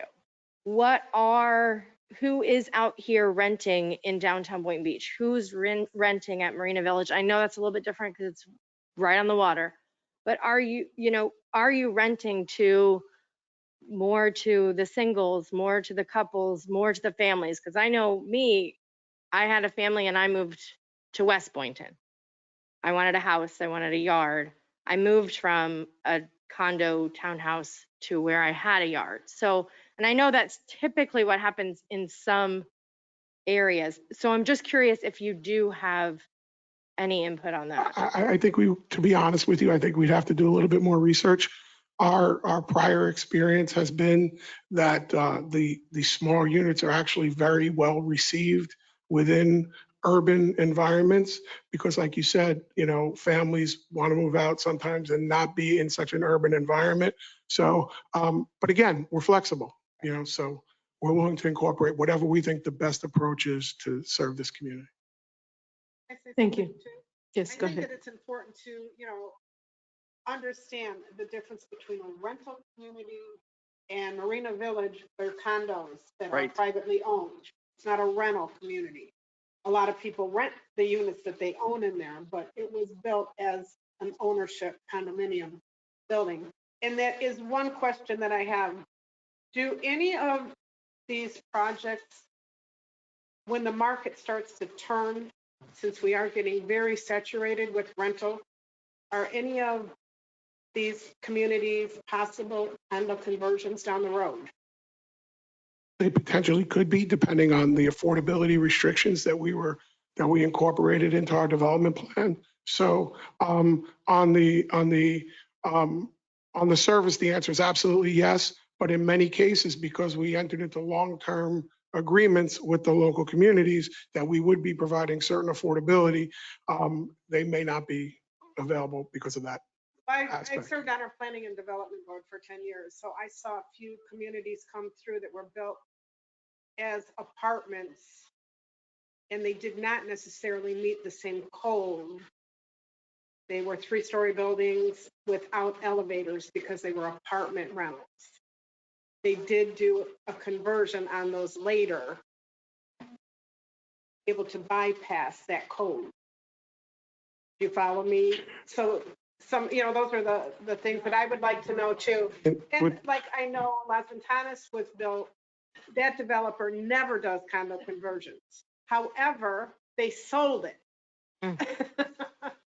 So that doesn't mean that the people that own it now or may in the future do a condo conversion on that. And that's happened in a lot of our communities too. But there are so many rental communities that I see that is inevitably going to happen. Maybe not for 10 years, but it's going to happen. So really, it depends on what the CRA and the local community are looking for. If the goal is to have flexibility, we could leave those terms, flexible. But if you're looking to lock in having, affordability for a long term and having rental, then we can enter an agreement that makes that a requirement. And that's all part of entering into a long-term ground lease where you're a partner and you have to approve things as we go forward. Thank you. Thank you very much, Jordan, Caesar, and Tony. We appreciate your presentation. Now we're going to go to Tui so we can have our last presenter, developer. Tui, take it away. Thank you, Madam Chair. The last presenter, and please, if you, for the past presenter, if you could please, stick around a little bit, we'll have board deliberation. And then we'll have a couple questions that may involve some questioning and answering from our financial analyst, that's Miss Barry Abramson, just in case the board has some questions with that as well. And I thank you again for coming and sticking this long with us. U.S. Construction, Inc. is the next proposal and the last proposal. And their project is called the Promenade at Boynton Beach. And I believe their partners, some are from the Delray Beach area and some are in the local areas. So U.S. Construction, their project consists of 228 total units and an 8-story, approximately 85-foot high building, 182 market rate units, 46 workforce housing units. They're proposing some amenities such as public plaza, dog park, and other amenities within the FEC right-of-way. There's also 601 total units, of which 150, again, will meet the required public parking, and it's housed in a 7-story parking garage. As far as the unit breakdown, there's 1 bedroom, 1 bath studios. There are approximately 520 to 705 square feet. There's 14 units of those. There's also 1 bedroom, 1 bath type of units that consist of 765 square feet. There's 91 units of those. 1 bedroom, 1 bath, also loft, consisting of 840 to 1,055 square foot. There's 18 units. 2 bedroom, 2 bath. These are smaller size 2 bedroom units consisting of 110 square feet to, 1,110 to 1,155 square feet, and there's 98 units of those. And lastly, there will be 3-bedroom, 2-bathroom units. They are approximately 1,375 square feet and 7 units of those. Again, to break down the workforce housing units, the 46 workforce housing units, 8 will consist of 80 to 140% Boynton Beach AMI. There will be 25% low income up to 80% AMI, 75% moderate income between the ranges of 80% to 120%. And I believe those were labeled as fuller housing units, tax credit units? Correct. Right, okay. As far as the retail component is concerned, there will be 2,470 square feet of retail, 965. I'm sorry. Can you repeat that? 2,470. I'll let you finish your statement. Okay. Square feet of retail, 955 square feet of a cafe, 2,150 square feet business one, so another tenant space, 2,345 square feet business two, 3,735 square feet business three, 2,025 square feet business four, a 5,740 square feet restaurant, and I believe it states at 19,920 total retail. Correct. Okay, straight from your book. The total parking will be, once again, 601 spaces in the 7-story garage. I think I covered all the general idea, so you can. I think I lost, there's And one. actually, I need to add also, this one proposal does not utilize the adjacent Oyer property, only what the CRA offer currently, which includes the 115 building, the 2 parking spaces, and also the 508 property we just closed last week. That is also correct. For the record, my name is Dustin Salzano, Chief Financial Officer of U.S. Construction. Our address is 1053 East Atlantic Avenue in Delray Beach, Florida. Good evening, everyone. Thank you for having us tonight. Tonight, I'm proud to introduce you to the promenade at Boynton Beach. Our goal with this project was to embody the vision of the Boynton Beach CRA and create the ultimate destination where people, regardless of their age or income levels, can live, work, and of course, have some fun.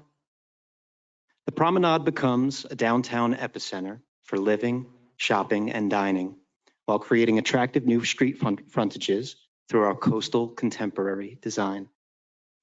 As you walk through the promenade, visitors and residents will experience lush landscaping, areas to gather and socialize, and public art on display, all culminating at a newly revitalized Dewey Park.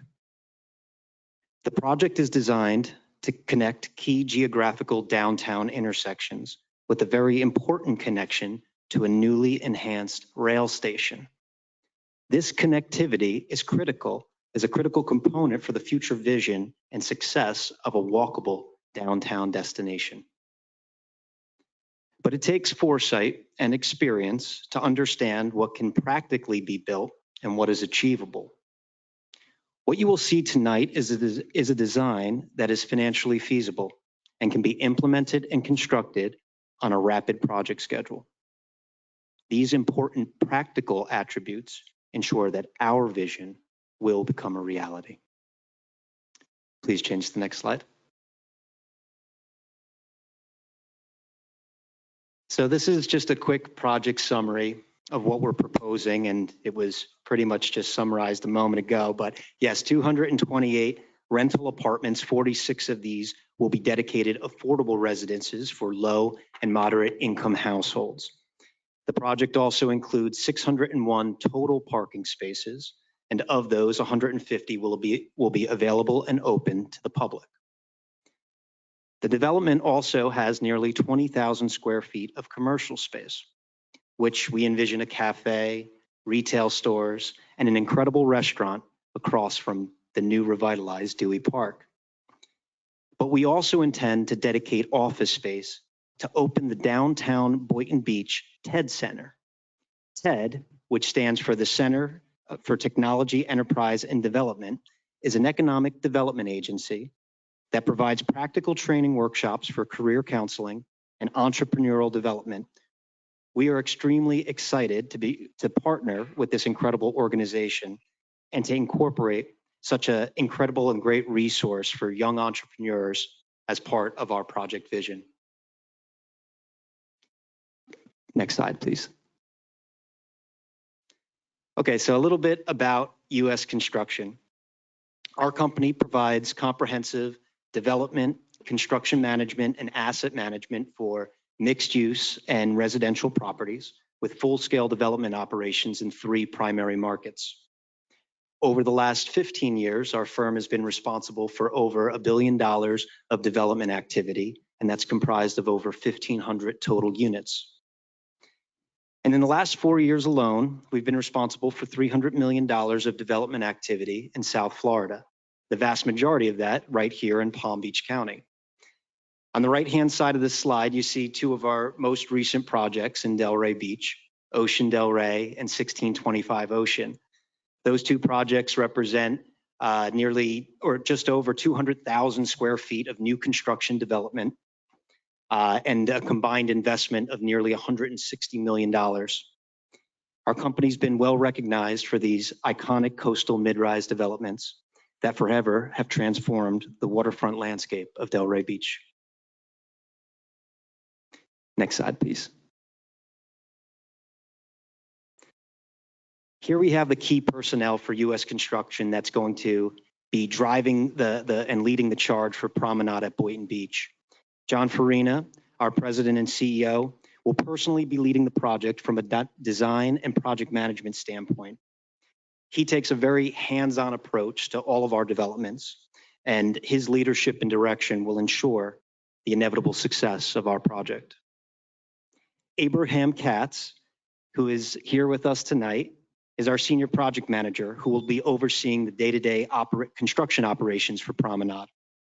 He was formerly senior project manager that oversaw construction at Brickell City Center in Miami, a $1 billion development comprised of nearly 5 million square feet of mixed-use, office, retail, and residential space.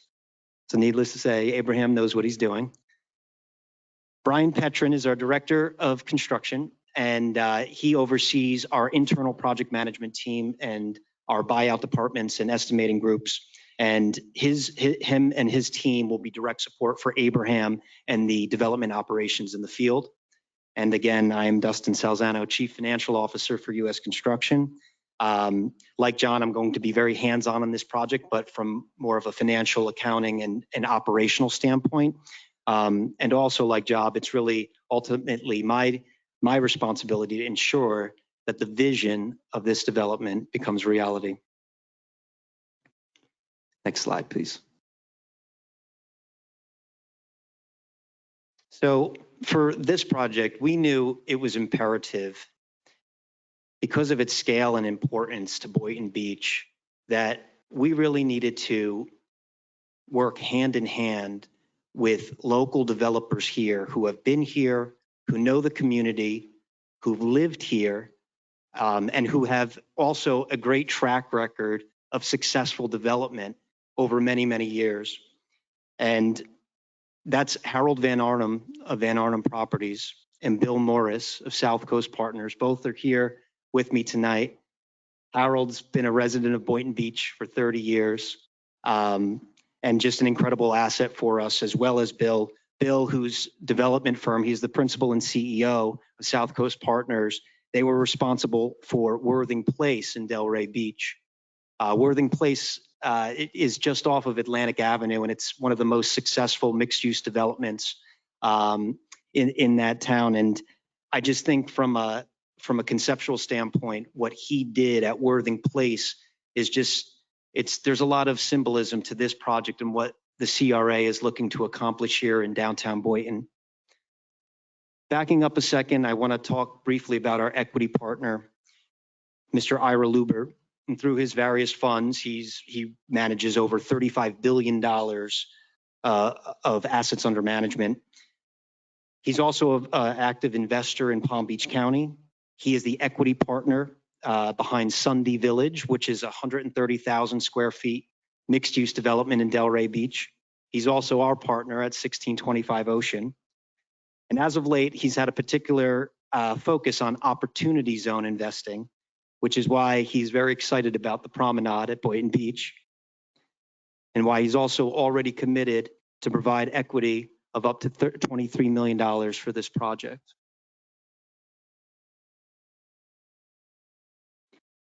So back to Bill and Harold.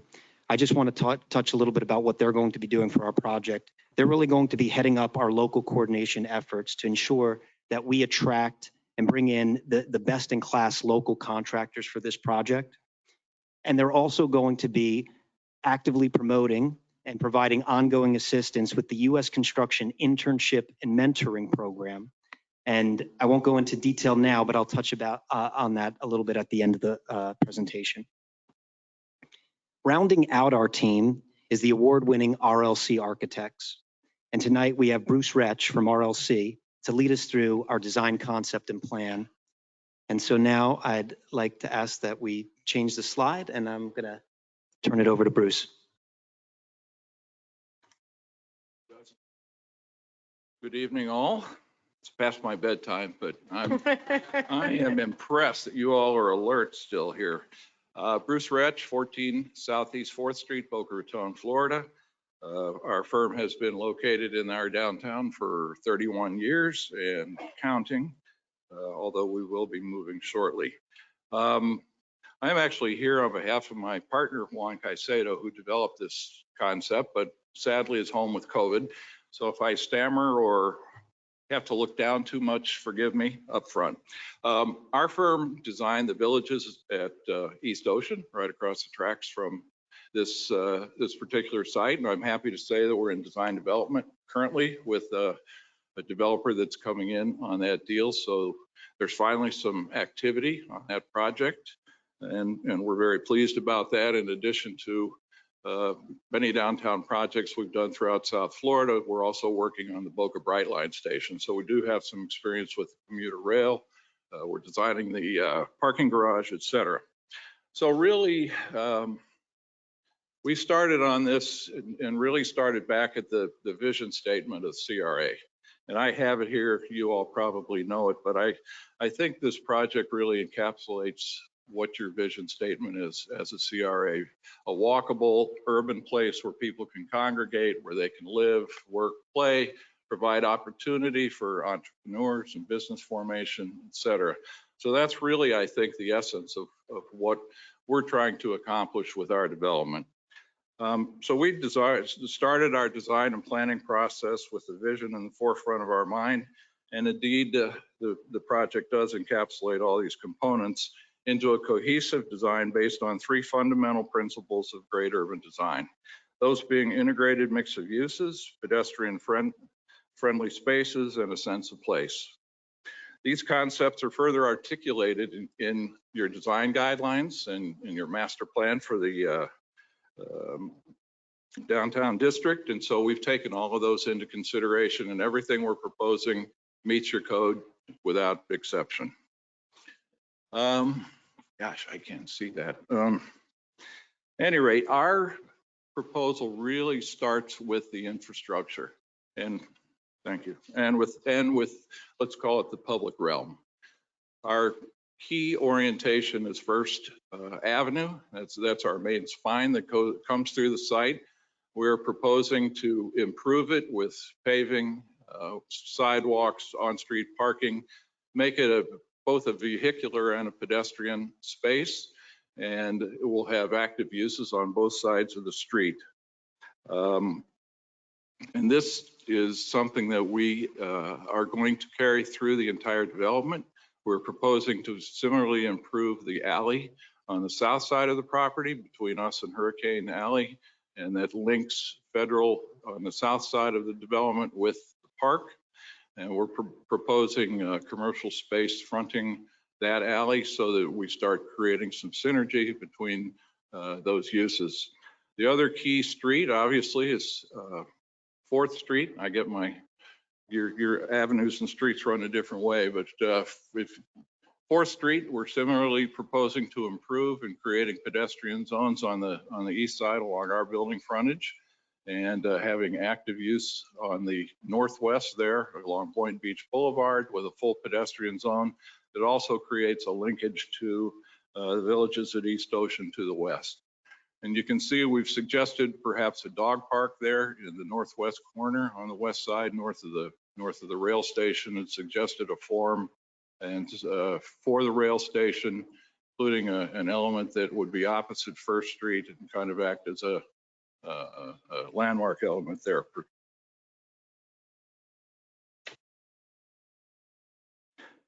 So our proposal is really 2 connected buildings that are bisected by 1st Street. On the north side is an 8-story building, 85 feet tall, and that is connected by a bridge to the south building, which contains commercial space, parking, and some residential liners on the east side. The 8-story building contains 228 residential units, both market rate and workforce housing. There's a variety of mixes of units from studio to 3 bedrooms. I think Dustin touched on that already. And there's also ground floor commercial space along the streets lining 4th Avenue and Boynton Beach Boulevard. You will also note the required pedestrian zone of approximately 18 feet 6 inches is maintained on Boynton Beach Boulevard, and will promote pedestrian activity along the boulevard. It also serves as a connection to the villages, like I mentioned earlier. On the south side of the spine is a mixed-use building containing the project required 601 parking spaces, which includes the 150 we're providing for the CRA for the public.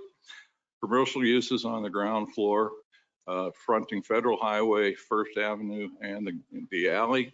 And then you'll see also in the southwest corner of that element is a restaurant that's planned with a small plaza as an extension of it that will relate to the future train station as well as the park. I think this will become a really important element, kind of a fulcrum around which the rest of the development can rotate and create a real nice gathering space for residents within and outside of the development. Multimodal accommodations and amenities are provided in the proposed development, including electric charging stations, long-term and short-term bicycle parking, shared bicycle parking station, and last mile vehicle stops. There's an existing bus stop on Federal Highway by the project's main entrance, and that'll be connected to the development as well. And there's a lot of details to work through, obviously, with street furniture, the graphics, the lighting, all those elements, but that's what creates a unique sense of place, and I think what we are proposing for existing and future residents here in this section of your downtown. Thank you.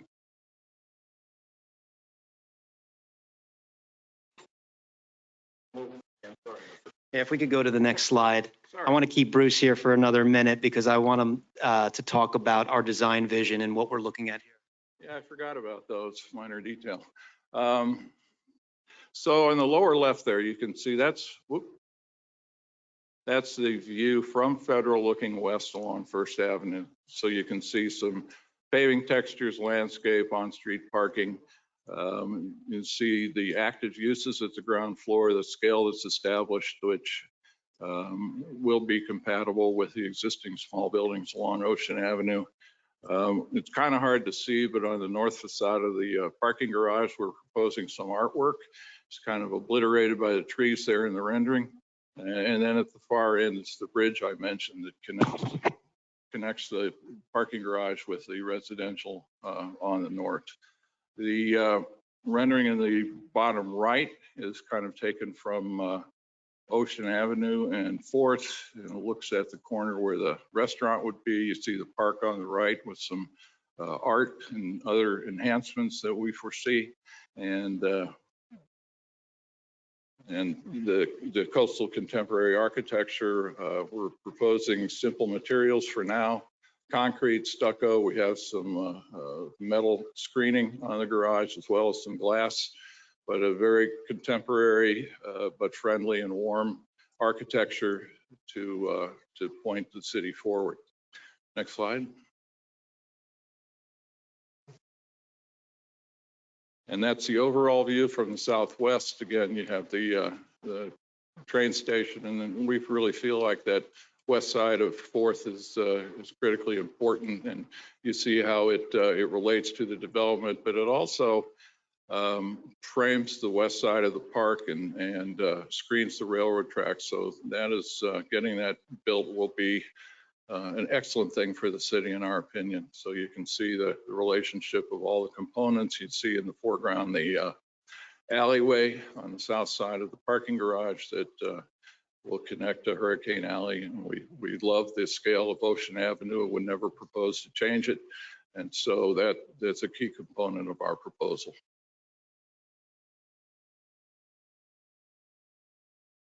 Thank you. Thanks, Bruce.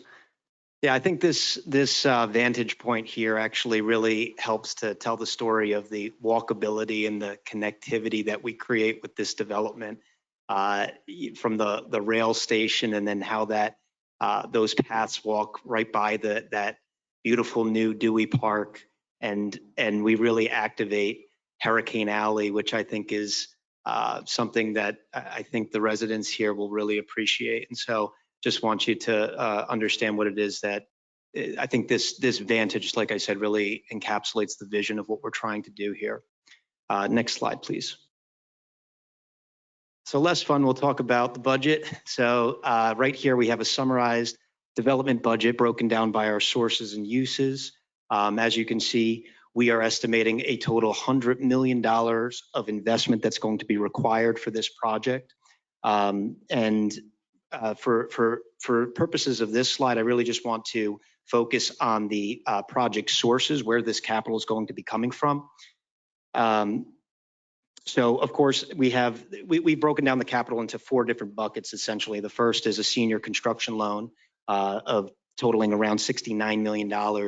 And part of our proposal, we've already included a commitment letter from Madison Realty Capital. They are a very active South Florida real estate lender. They are our construction lender at 1625 Ocean. We have an incredible relationship with them. They love this project, and they're ready and have already issued a commitment to provide the debt financing that's going to be required. Taking that a step down, we have the $22 million or $23 million in limited partner equity, and I'd already mentioned Ira Lupert. He is our equity partner. He is an active opportunity zone investor, like I said, and he's already committed, should our proposal be accepted, to be providing $23 million of equity that will be required for the project. As the project sponsor, U.S. Construction, we're committing to invest $2.5 million of our own money into this project. And lastly, to round out the capital stack, we're looking for and seeking $6 million of total contributions from the CRA in the form of land and impact fee credits. Next slide, please. Here we see a more detailed breakdown of our development budget. Again, here we're just breaking it down by our acquisition costs, our hard costs, soft costs, and financing costs. For the purposes of this presentation, I don't think we're going to get into any more detail, but I'm happy to get into or answer any questions that you guys might have at the end of this. One thing I will say, though, is that the slides that we're about to go through are more of the financial aspect of this of our proposal. And our team has really spent a lot of time doing our due diligence and really crunching our numbers. And that was a part of the statement that I made from the onset here, is that we wanted to make sure that we had a design that can practically be built. We live in this world, and I see, these crazy renderings all the time of these monstrosities that I just know, because I've been doing this now for over 15 years, that it's just not practical, it's not economical, and it'll never get built. What we have here is a practical design that can be built, that's economically feasible, and we've done our due diligence and we feel confident. Next slide, please. So part of the feasibility is studying rents, and well, before we really get to rents, what we're really doing in this slide here is just showing our proposed unit mix. 228 units, as we've stated multiple times here tonight. 46 of those are going to be dedicated workforce housing units reserved for low and moderate income households. The development is comprised of studios up to 3 bedrooms. And I will say, and because I've heard this feedback from other presentations, that we of course are very amenable to work with the CRA on a unit mix that you guys would like to see. If we want to get some larger or more 3-bedroom units in here, I think that's something that we definitely can do, and we would be happy to work with you guys on. Next slide, please. So again, just part of our due diligence is examining the local market here and looking at both the residential and the retail rents. And of course, just doing some additional economic studies of Boynton Beach and what's going on. And pretty much all of our research concluded exactly what we've known and what we've seen going on for a long time, that Boynton Beach is really poised for growth and is seeing an excellent trend in these areas. So we have, with our affordable and our market rate rents, we have a blended rent per square foot that we've used in our pro forma of $2.41. We really did not break that down any further in actually pricing individual units yet, because something I think that's important to make clear here too is that these are very conceptual plans, right? What you're seeing right now is not a full detailed plan that we know we have to go through many, many months to eventually get approved. And so right now, what we did for the purposes of our pro forma is we use the conceptual plans and the vision and concepts that we have, and then we've proposed a conceptual blended rent here. Also on the retail side, we're assuming $24 per square foot on the retail rents, which we do believe is conservative. The market is producing closer to $29 per square foot on the market rents, and we did that purposefully because we thought that with a tenant like the TED Center, that would give us some flexibility in our pro forma to potentially also offer some type of subsidies, and also in order to get the retail space occupied in a more immediate fashion, that gives us some additional flexibilities by keeping those retail rents lower. Next slide, please. Here we just have an annual cash flow projection based on all of the development cost and rental rate assumptions that we've just gone through. And what, again, the purpose of displaying is just to show you that we've done our due diligence, we've done our homework, and we see this project as being a very viable and successful development. And one thing, again, I do want to note is that because we are approaching this development, because it's located in that qualified opportunity zone, it is our business plan to go in with our partner IRA, and we're going to develop this property, we're going to stabilize it, but we also have, this is going to be a long-term hold for us, a long-term portfolio asset, because that's honestly what the benefits of the opportunity zone investing, what they really require. And so, aside from just completing the project, to know that we're going to be around for the long haul to make sure that this development is successful, the community is successful, is really important. Next slide, please. So here's our proposed acquisition terms. I had said that in part of creating a $100 million development budget, everybody has to contribute to some degree, and we are asking for some contributions from the CRA. The first is for credit for the land, which again, we're only using the CRA owned parcels. And so that value is $3.9 million. The second credit that we're looking for is for impact fees, which we estimate to be $2.15 million. And lastly, we are looking for 90% of the incremental tax revenues to be abated and rebated essentially back to the development for a period of 10 years. Next slide, please. So we're wrapping up now, and I'm running out of time. So real quick, I had mentioned the U.S. Construction Internship and Mentoring Program. This is a program that we've run in our New York and Philadelphia markets. It's essentially we bring in students or young aspiring professionals, and we teach them about real estate development. We teach them about construction. We teach them about property management, and we get them involved in real projects and real assignments. And I personally, as well as John, our CEO, we get personally involved in this, and we do a lot of one-on-one mentoring with these individuals, and it's just been an incredible success. And that's what we plan. We plan to roll out that same program and tie it to the promenade at Boynton Beach. I only have 2 minutes, and I did want to ask actually one of our partners to come up here. Bill, if you wouldn't mind. Again, I had introduced Bill briefly, but I just would like him to share his thoughts as a community member here and a developer, local developer who's had a lot of success over the years. And Bill, if you wouldn't mind. Hi, everybody, and I apologize for my dress. I should be, a coat and tie, I guess, but I'm sorry. And early in 2020, myself, along with Mike Simon, former CRA director, and my partner here, Sonny Van Arnhem, and Juan Casedo, thought that the 115 site was a pretty wonderful opportunity for downtown. And just to sort of fast forward, we're here tonight.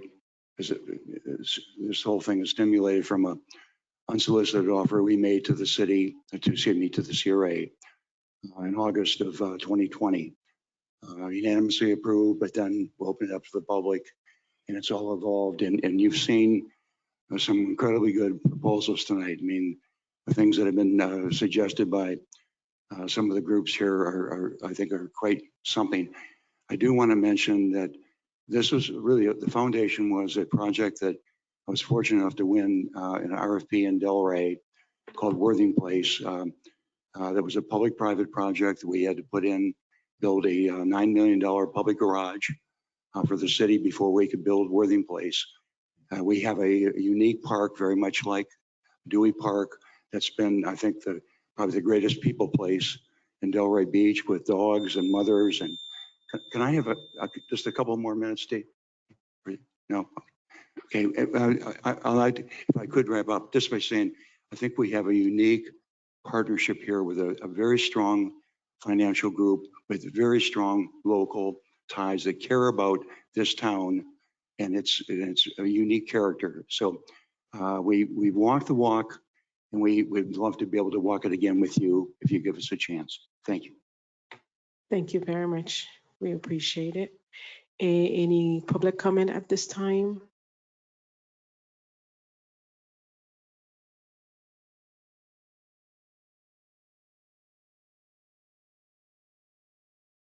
Ernest McNolly, 710 Northeast 7th Street, Boynton Beach, Unit 407. I'm within blocks of everything you're talking about tonight. I just want to say that you gave this developer an extra 5 minutes. You didn't start the clock on time. And know what? More than 5 minutes into his presentation, she started the clock. And now you just say, well, everybody.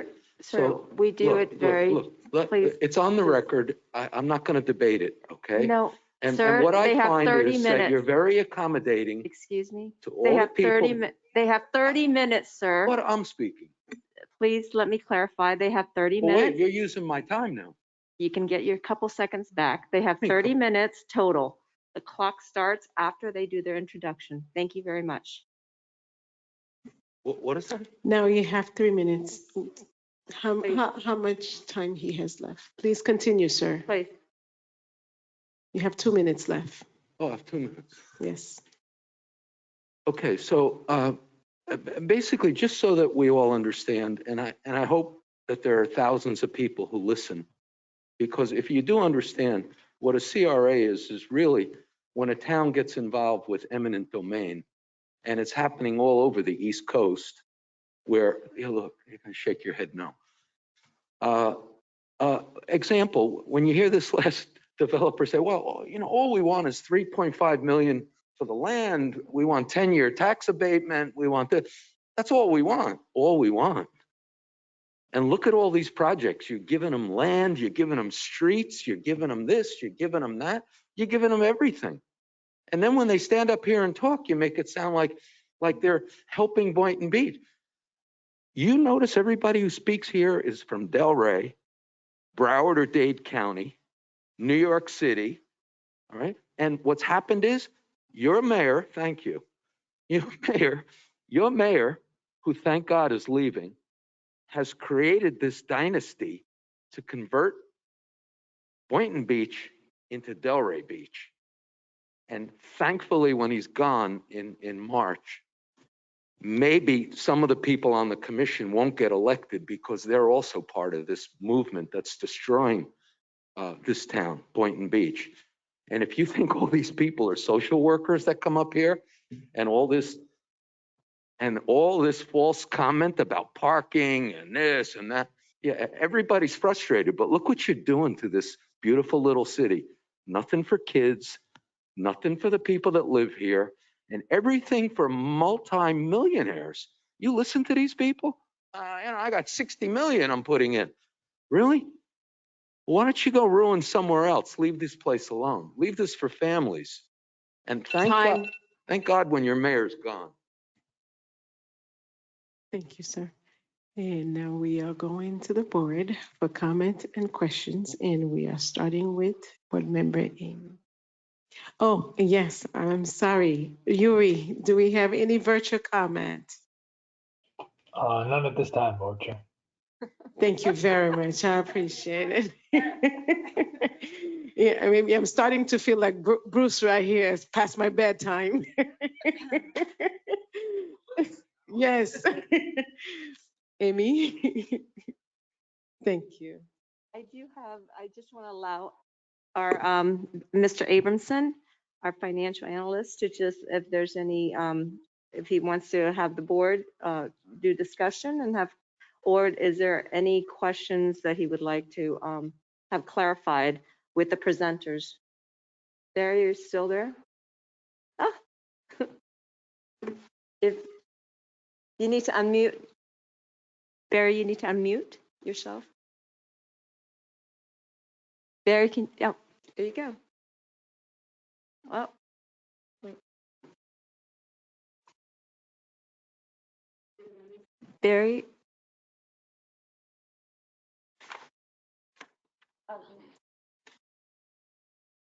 I'm the organizer. Am I okay now? Yes.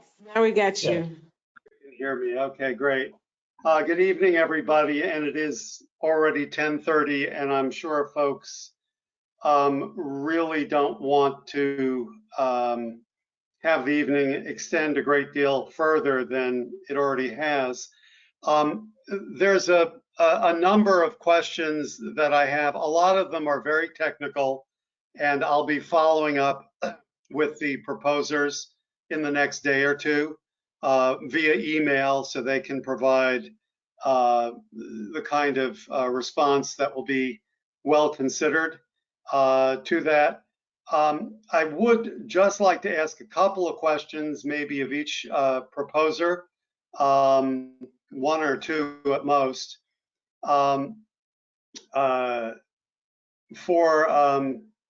Let's make sure I'm doing this in order. Okay. For affiliated, I would like to ask, how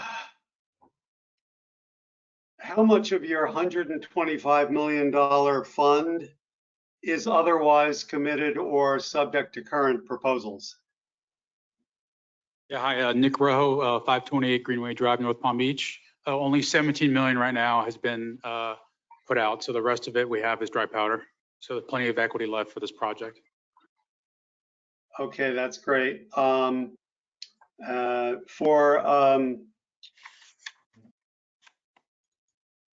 Banyan Hub, I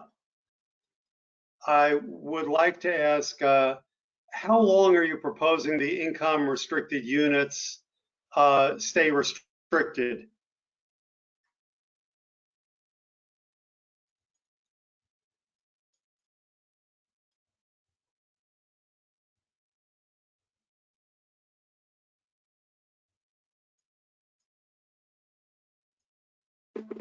Identify myself again, Jack Weir, some development.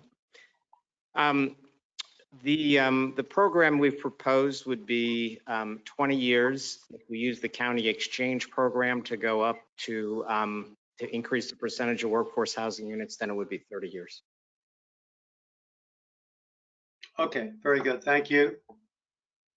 For Hyperion, I'll ask the same question. How long are you proposing your income restricted units stay restricted? Then I have a follow-up question.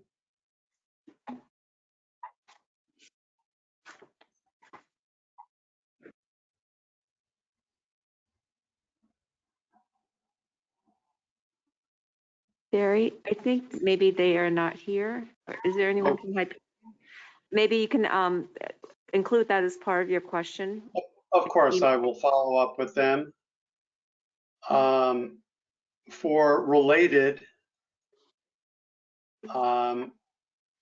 your proposal kind of went on a couple of different tracks, which you certainly touched on in your presentation. In the body of your proposal, you had a development budget, cash flow, and a unit mix for income levels that related to a market and workforce housing project. And then in your PowerPoint, you presented at least a development budget that was based on a more affordable tax credit deal. I know you've expressed flexibility in terms of doing whichever the CRA prefers, but can we take one as your core proposal, and is that the workforce housing and affordable that's in the mixed market rate primarily, and workforce that's in the body of your proposal, or is that not the case?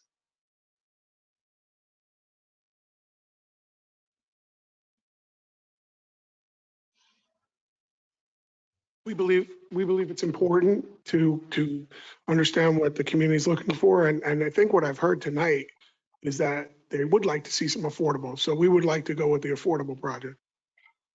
That includes workforce and market rate, so it's completely mixed income. Okay, I'll be following up with you to ask, more specifically about the unit mix on that following this evening. One other question I'll ask you this evening, because it was a little confusing to me. In your proposal, you talk about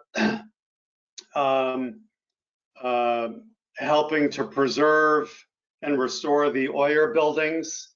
And there's, $1.25 million in your development budget for the linear park and for preservation of the Oyer properties. Are you proposing to purchase that property, or is that simply sort of a contribution that you'll be making, but you're not going to acquire that property?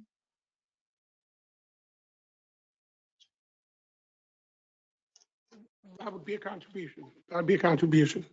So you're not acquiring that. Okay. Staying in its current owner's hands, correct? Correct. Okay, very good.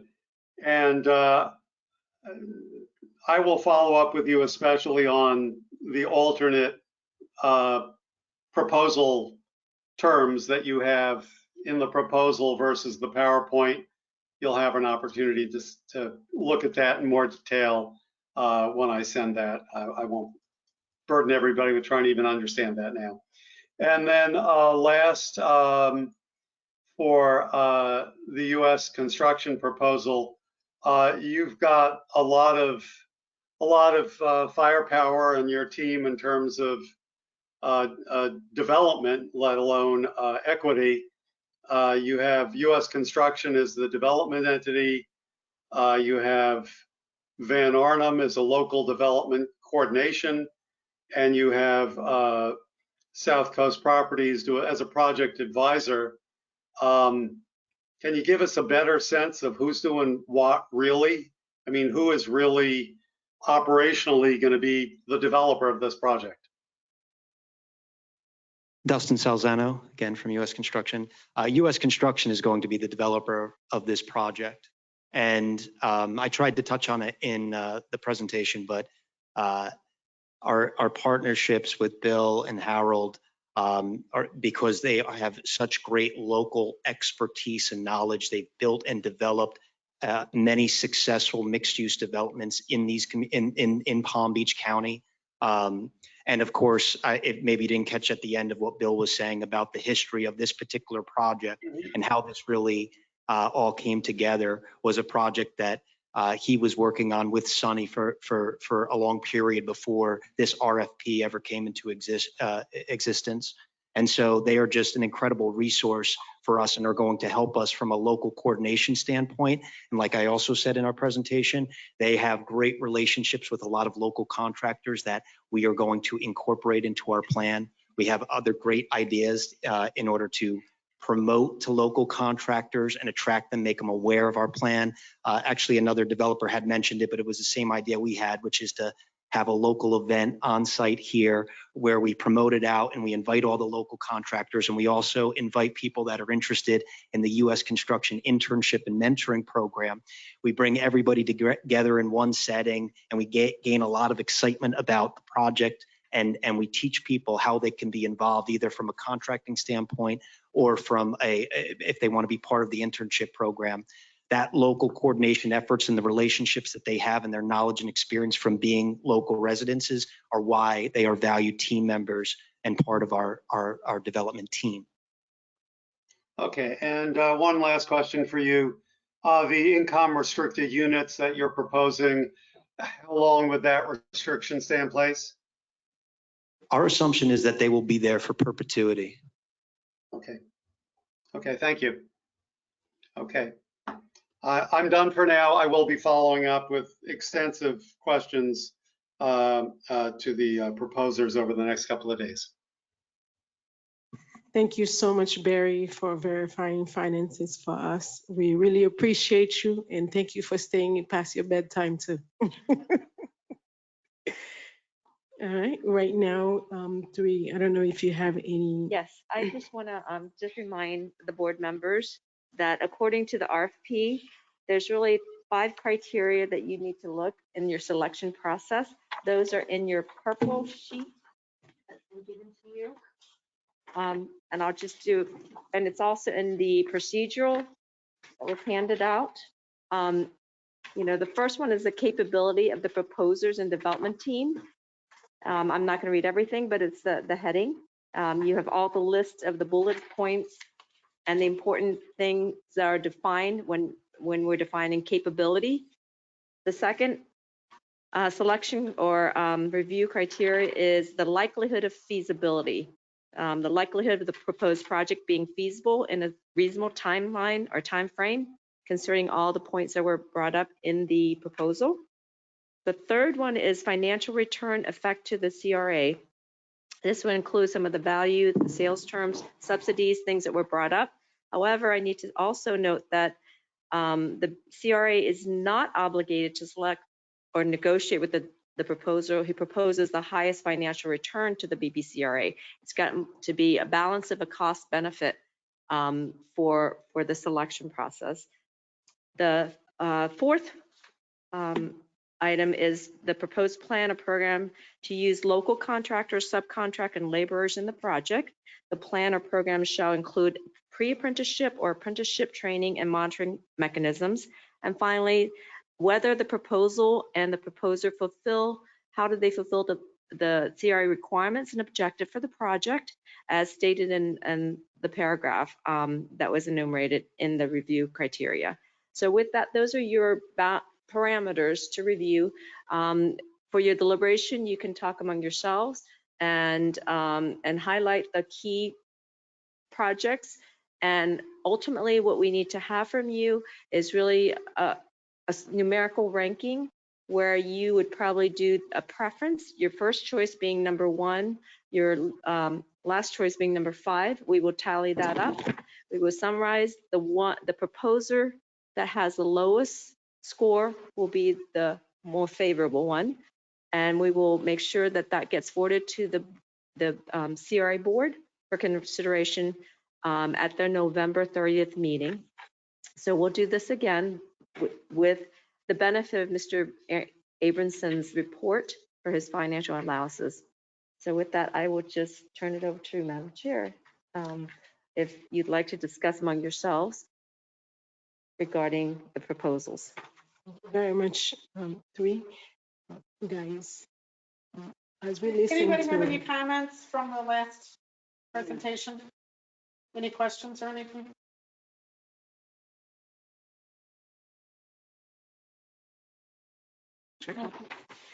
no questions, we're moving forward. And I had two. okay, go ahead.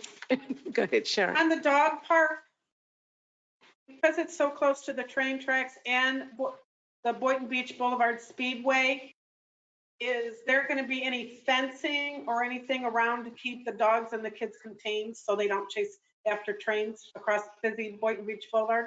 100%.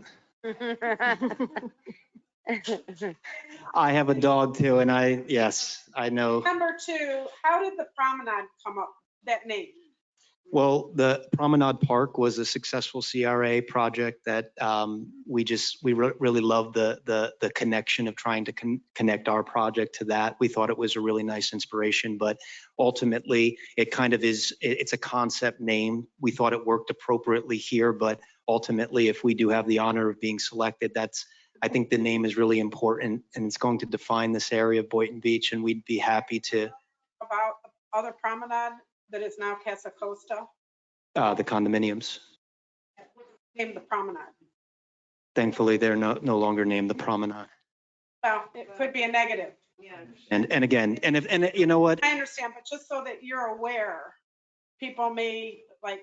Negative connotations, listen. Is it the same owner? Is it the same developer? It could, it's Dewey Park. Why can't we just name it like? I like Dewey Park. Or something. I like Dewey Park a lot. It's next to Dewey Park. Name it Parkside. We're very open to name suggestions. I don't know. Something that's to the history of Boynton in somehow or another. That's my. Thank you for that feedback, yes. I'm done. Thank you, Sharon. Anybody else have any questions or comments? Okay, I believe at this point that based on all the presentation that we have heard, everybody did a very good job on presenting their project. And now it's time for us to see what we would like to see and recommend to the board. The purple large sheet is just 8.5 by 11, and the blue is where you put your houses. Yes. We put your name, sign it. Well, since I put it under my name, do I still need to sign it?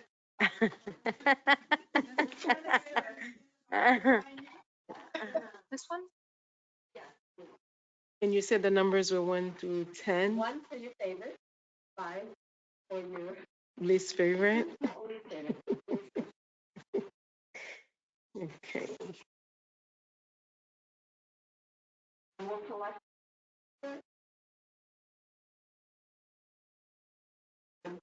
I'll do the same. Yes. Do that now, that'd be great.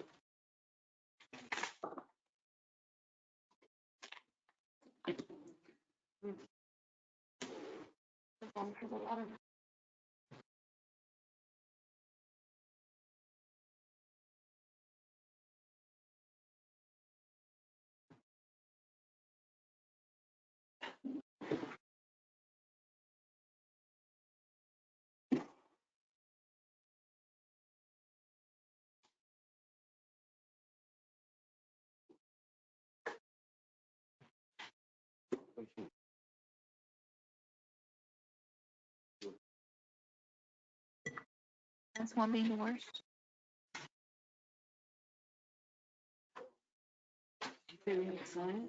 Yeah. One is being your favorite. Five being your least favorite. Yeah, that's a good question. Is 5 501. like the one you? 5 is the That's the best. Crippled already. The one that I did it the opposite way.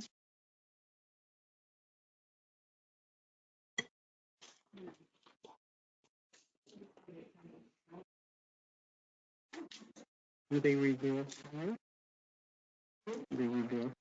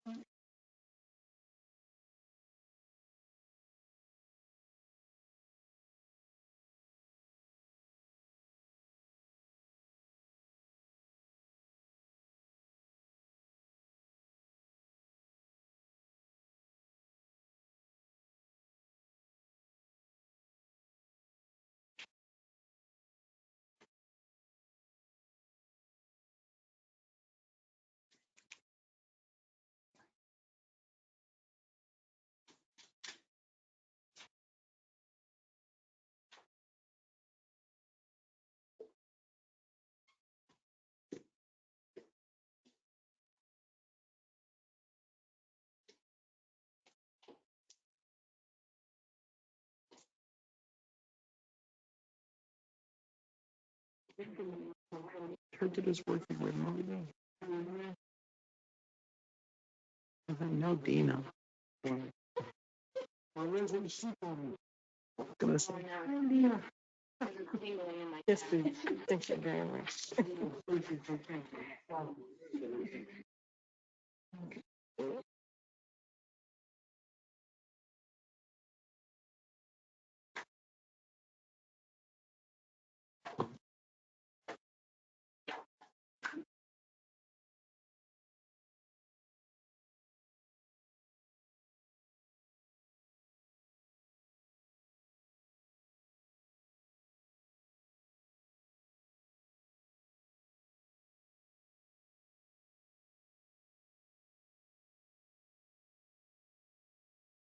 While we're waiting, I just want to thank you, everyone, for your effort. I know it takes a lot of time to do this.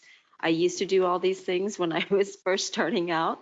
So please, we're very appreciative. We are just, you made a very mundane type of project very exciting for us.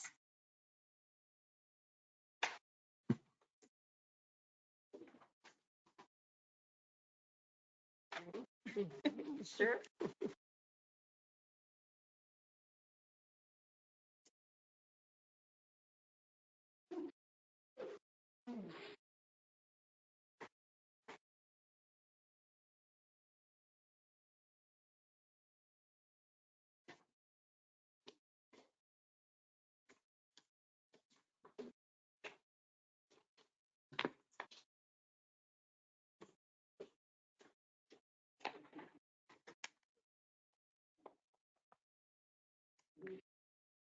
now I can't.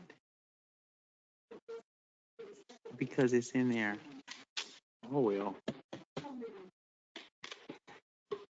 Consolidating my trash.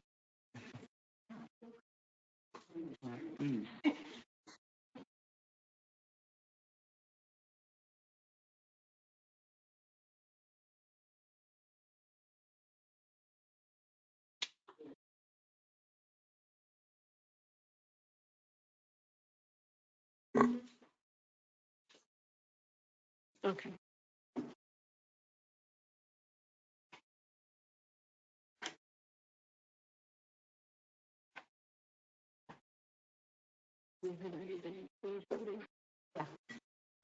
Teresa's calculating. Okay, once again, we want to thank everybody for coming to do your presentation and also for your desire to actually help Boynton Beach become greater. We really do appreciate you, as Teresa is counting, and we will have the results soon, and then we can move forward. We do have one last item in the agenda, which will not take much time, and we all can go to bed.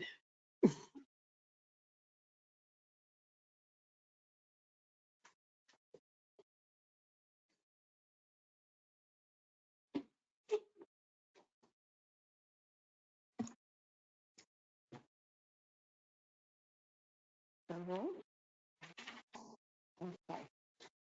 So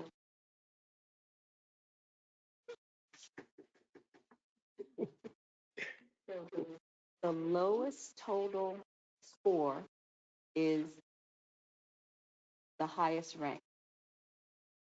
All right, the results are in, and we have the lowest total score based on our board members liking and voting will be Hyperion Group LLC. No.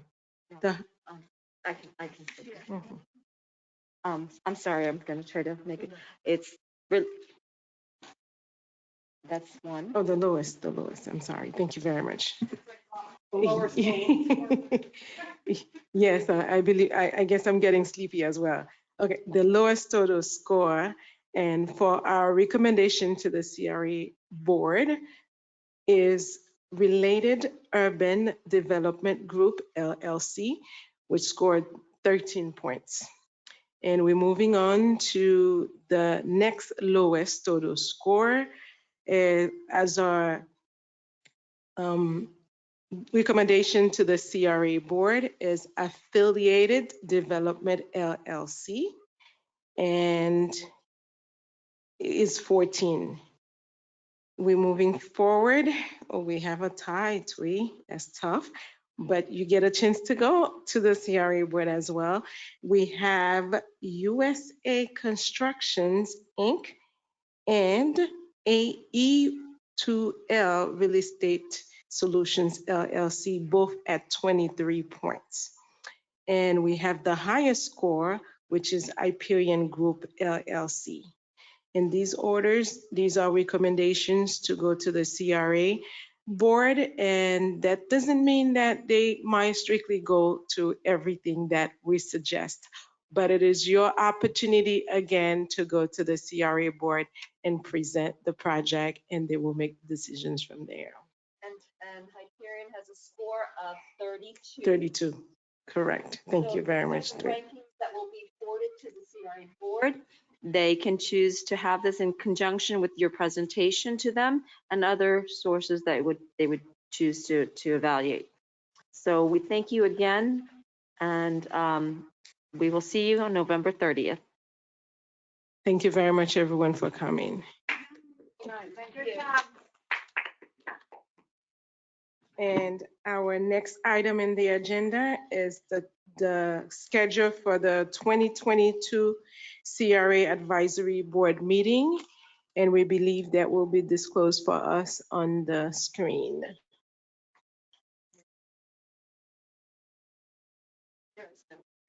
Okay, thank you very much. There is no calendar to be displayed at this point.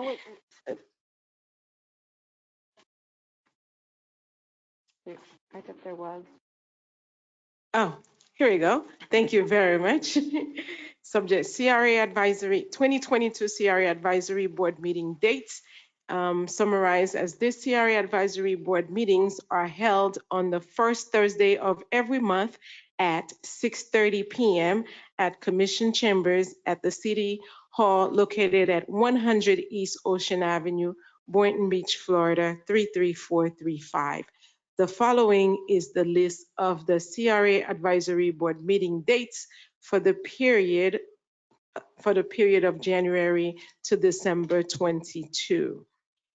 January 6th will be the first meeting, followed by the second, January 3rd, 4th, January It's 3rd, February 3rd. February 3rd, 3rd, March 3rd, 4th, April 7th, 5th, May 5th, 6th, June 2nd, 7th, July 7th, 8th, August 4th, 9th, September 1st, 10th, October 6th, 11th, November 3rd, and the last meeting will be December 1st, 2022 for the CRA Advisory Board meetings. This December? Yes, we do. I believe it's, hang on, let me think, third. I believe it's like, it's second? She will send us an email because right now we are that brain dead. We're ready I to think go to it's like bed. that, But it's like the second.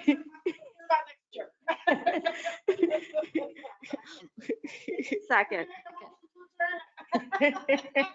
If you can, please make the recommendation for these dates so we can plan accordingly and advertise it and all that good stuff and get the rooms.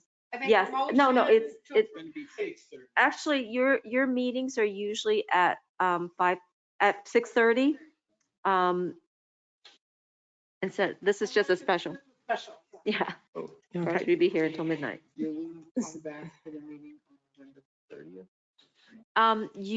We're gonna try to condense this all tonight so that we can get into the packet for the board tomorrow. I mean, not tomorrow, but yes, we would have to report this. But you are free to come to the CRA board meeting as a citizen, to give any input. But your input will be put into a very short. The public comment. Yeah. Typically, the chair usually does the report, just let you know. But I think in this case, because of the short turnaround time, we'll probably be doing it. Okay. Thank you. Yeah, usually the chair does the report back. Twee, quick question. So, but I know what Sharon was asking was, so their next meeting is the 30th. Our meeting is the 2nd. Usually on that 30th or that meeting, I think it got moved because of Thanksgiving, I'm guessing. Thanksgiving is going to be on the 26th. No, I Okay. know, but the regular CRA meeting, isn't it earlier than the last Tuesday, or is it always? Yes. Oh, okay. The 9th. So what's the 30th is this? The 30th is a special meeting Okay, to gotcha. hear this. Okay, gotcha. And then they'll Thank you. continue with their December 14th meeting. Thank you. Yeah. Yes, the next meeting is the 9th, and those of you who went to the conference have to give a brief presentation as a reminder. On December 14th. December. Okay. Okay, awesome. Well, may I have a motion to approve the new schedule agenda for the CRA Advisory Board meetings for the year of 2022? May I have a second? Second. Thank you. Motion passed unanimously. And right now, may I have a motion to adjourn this meeting? Meeting adjourned. Good night, everybody. You did an awesome job.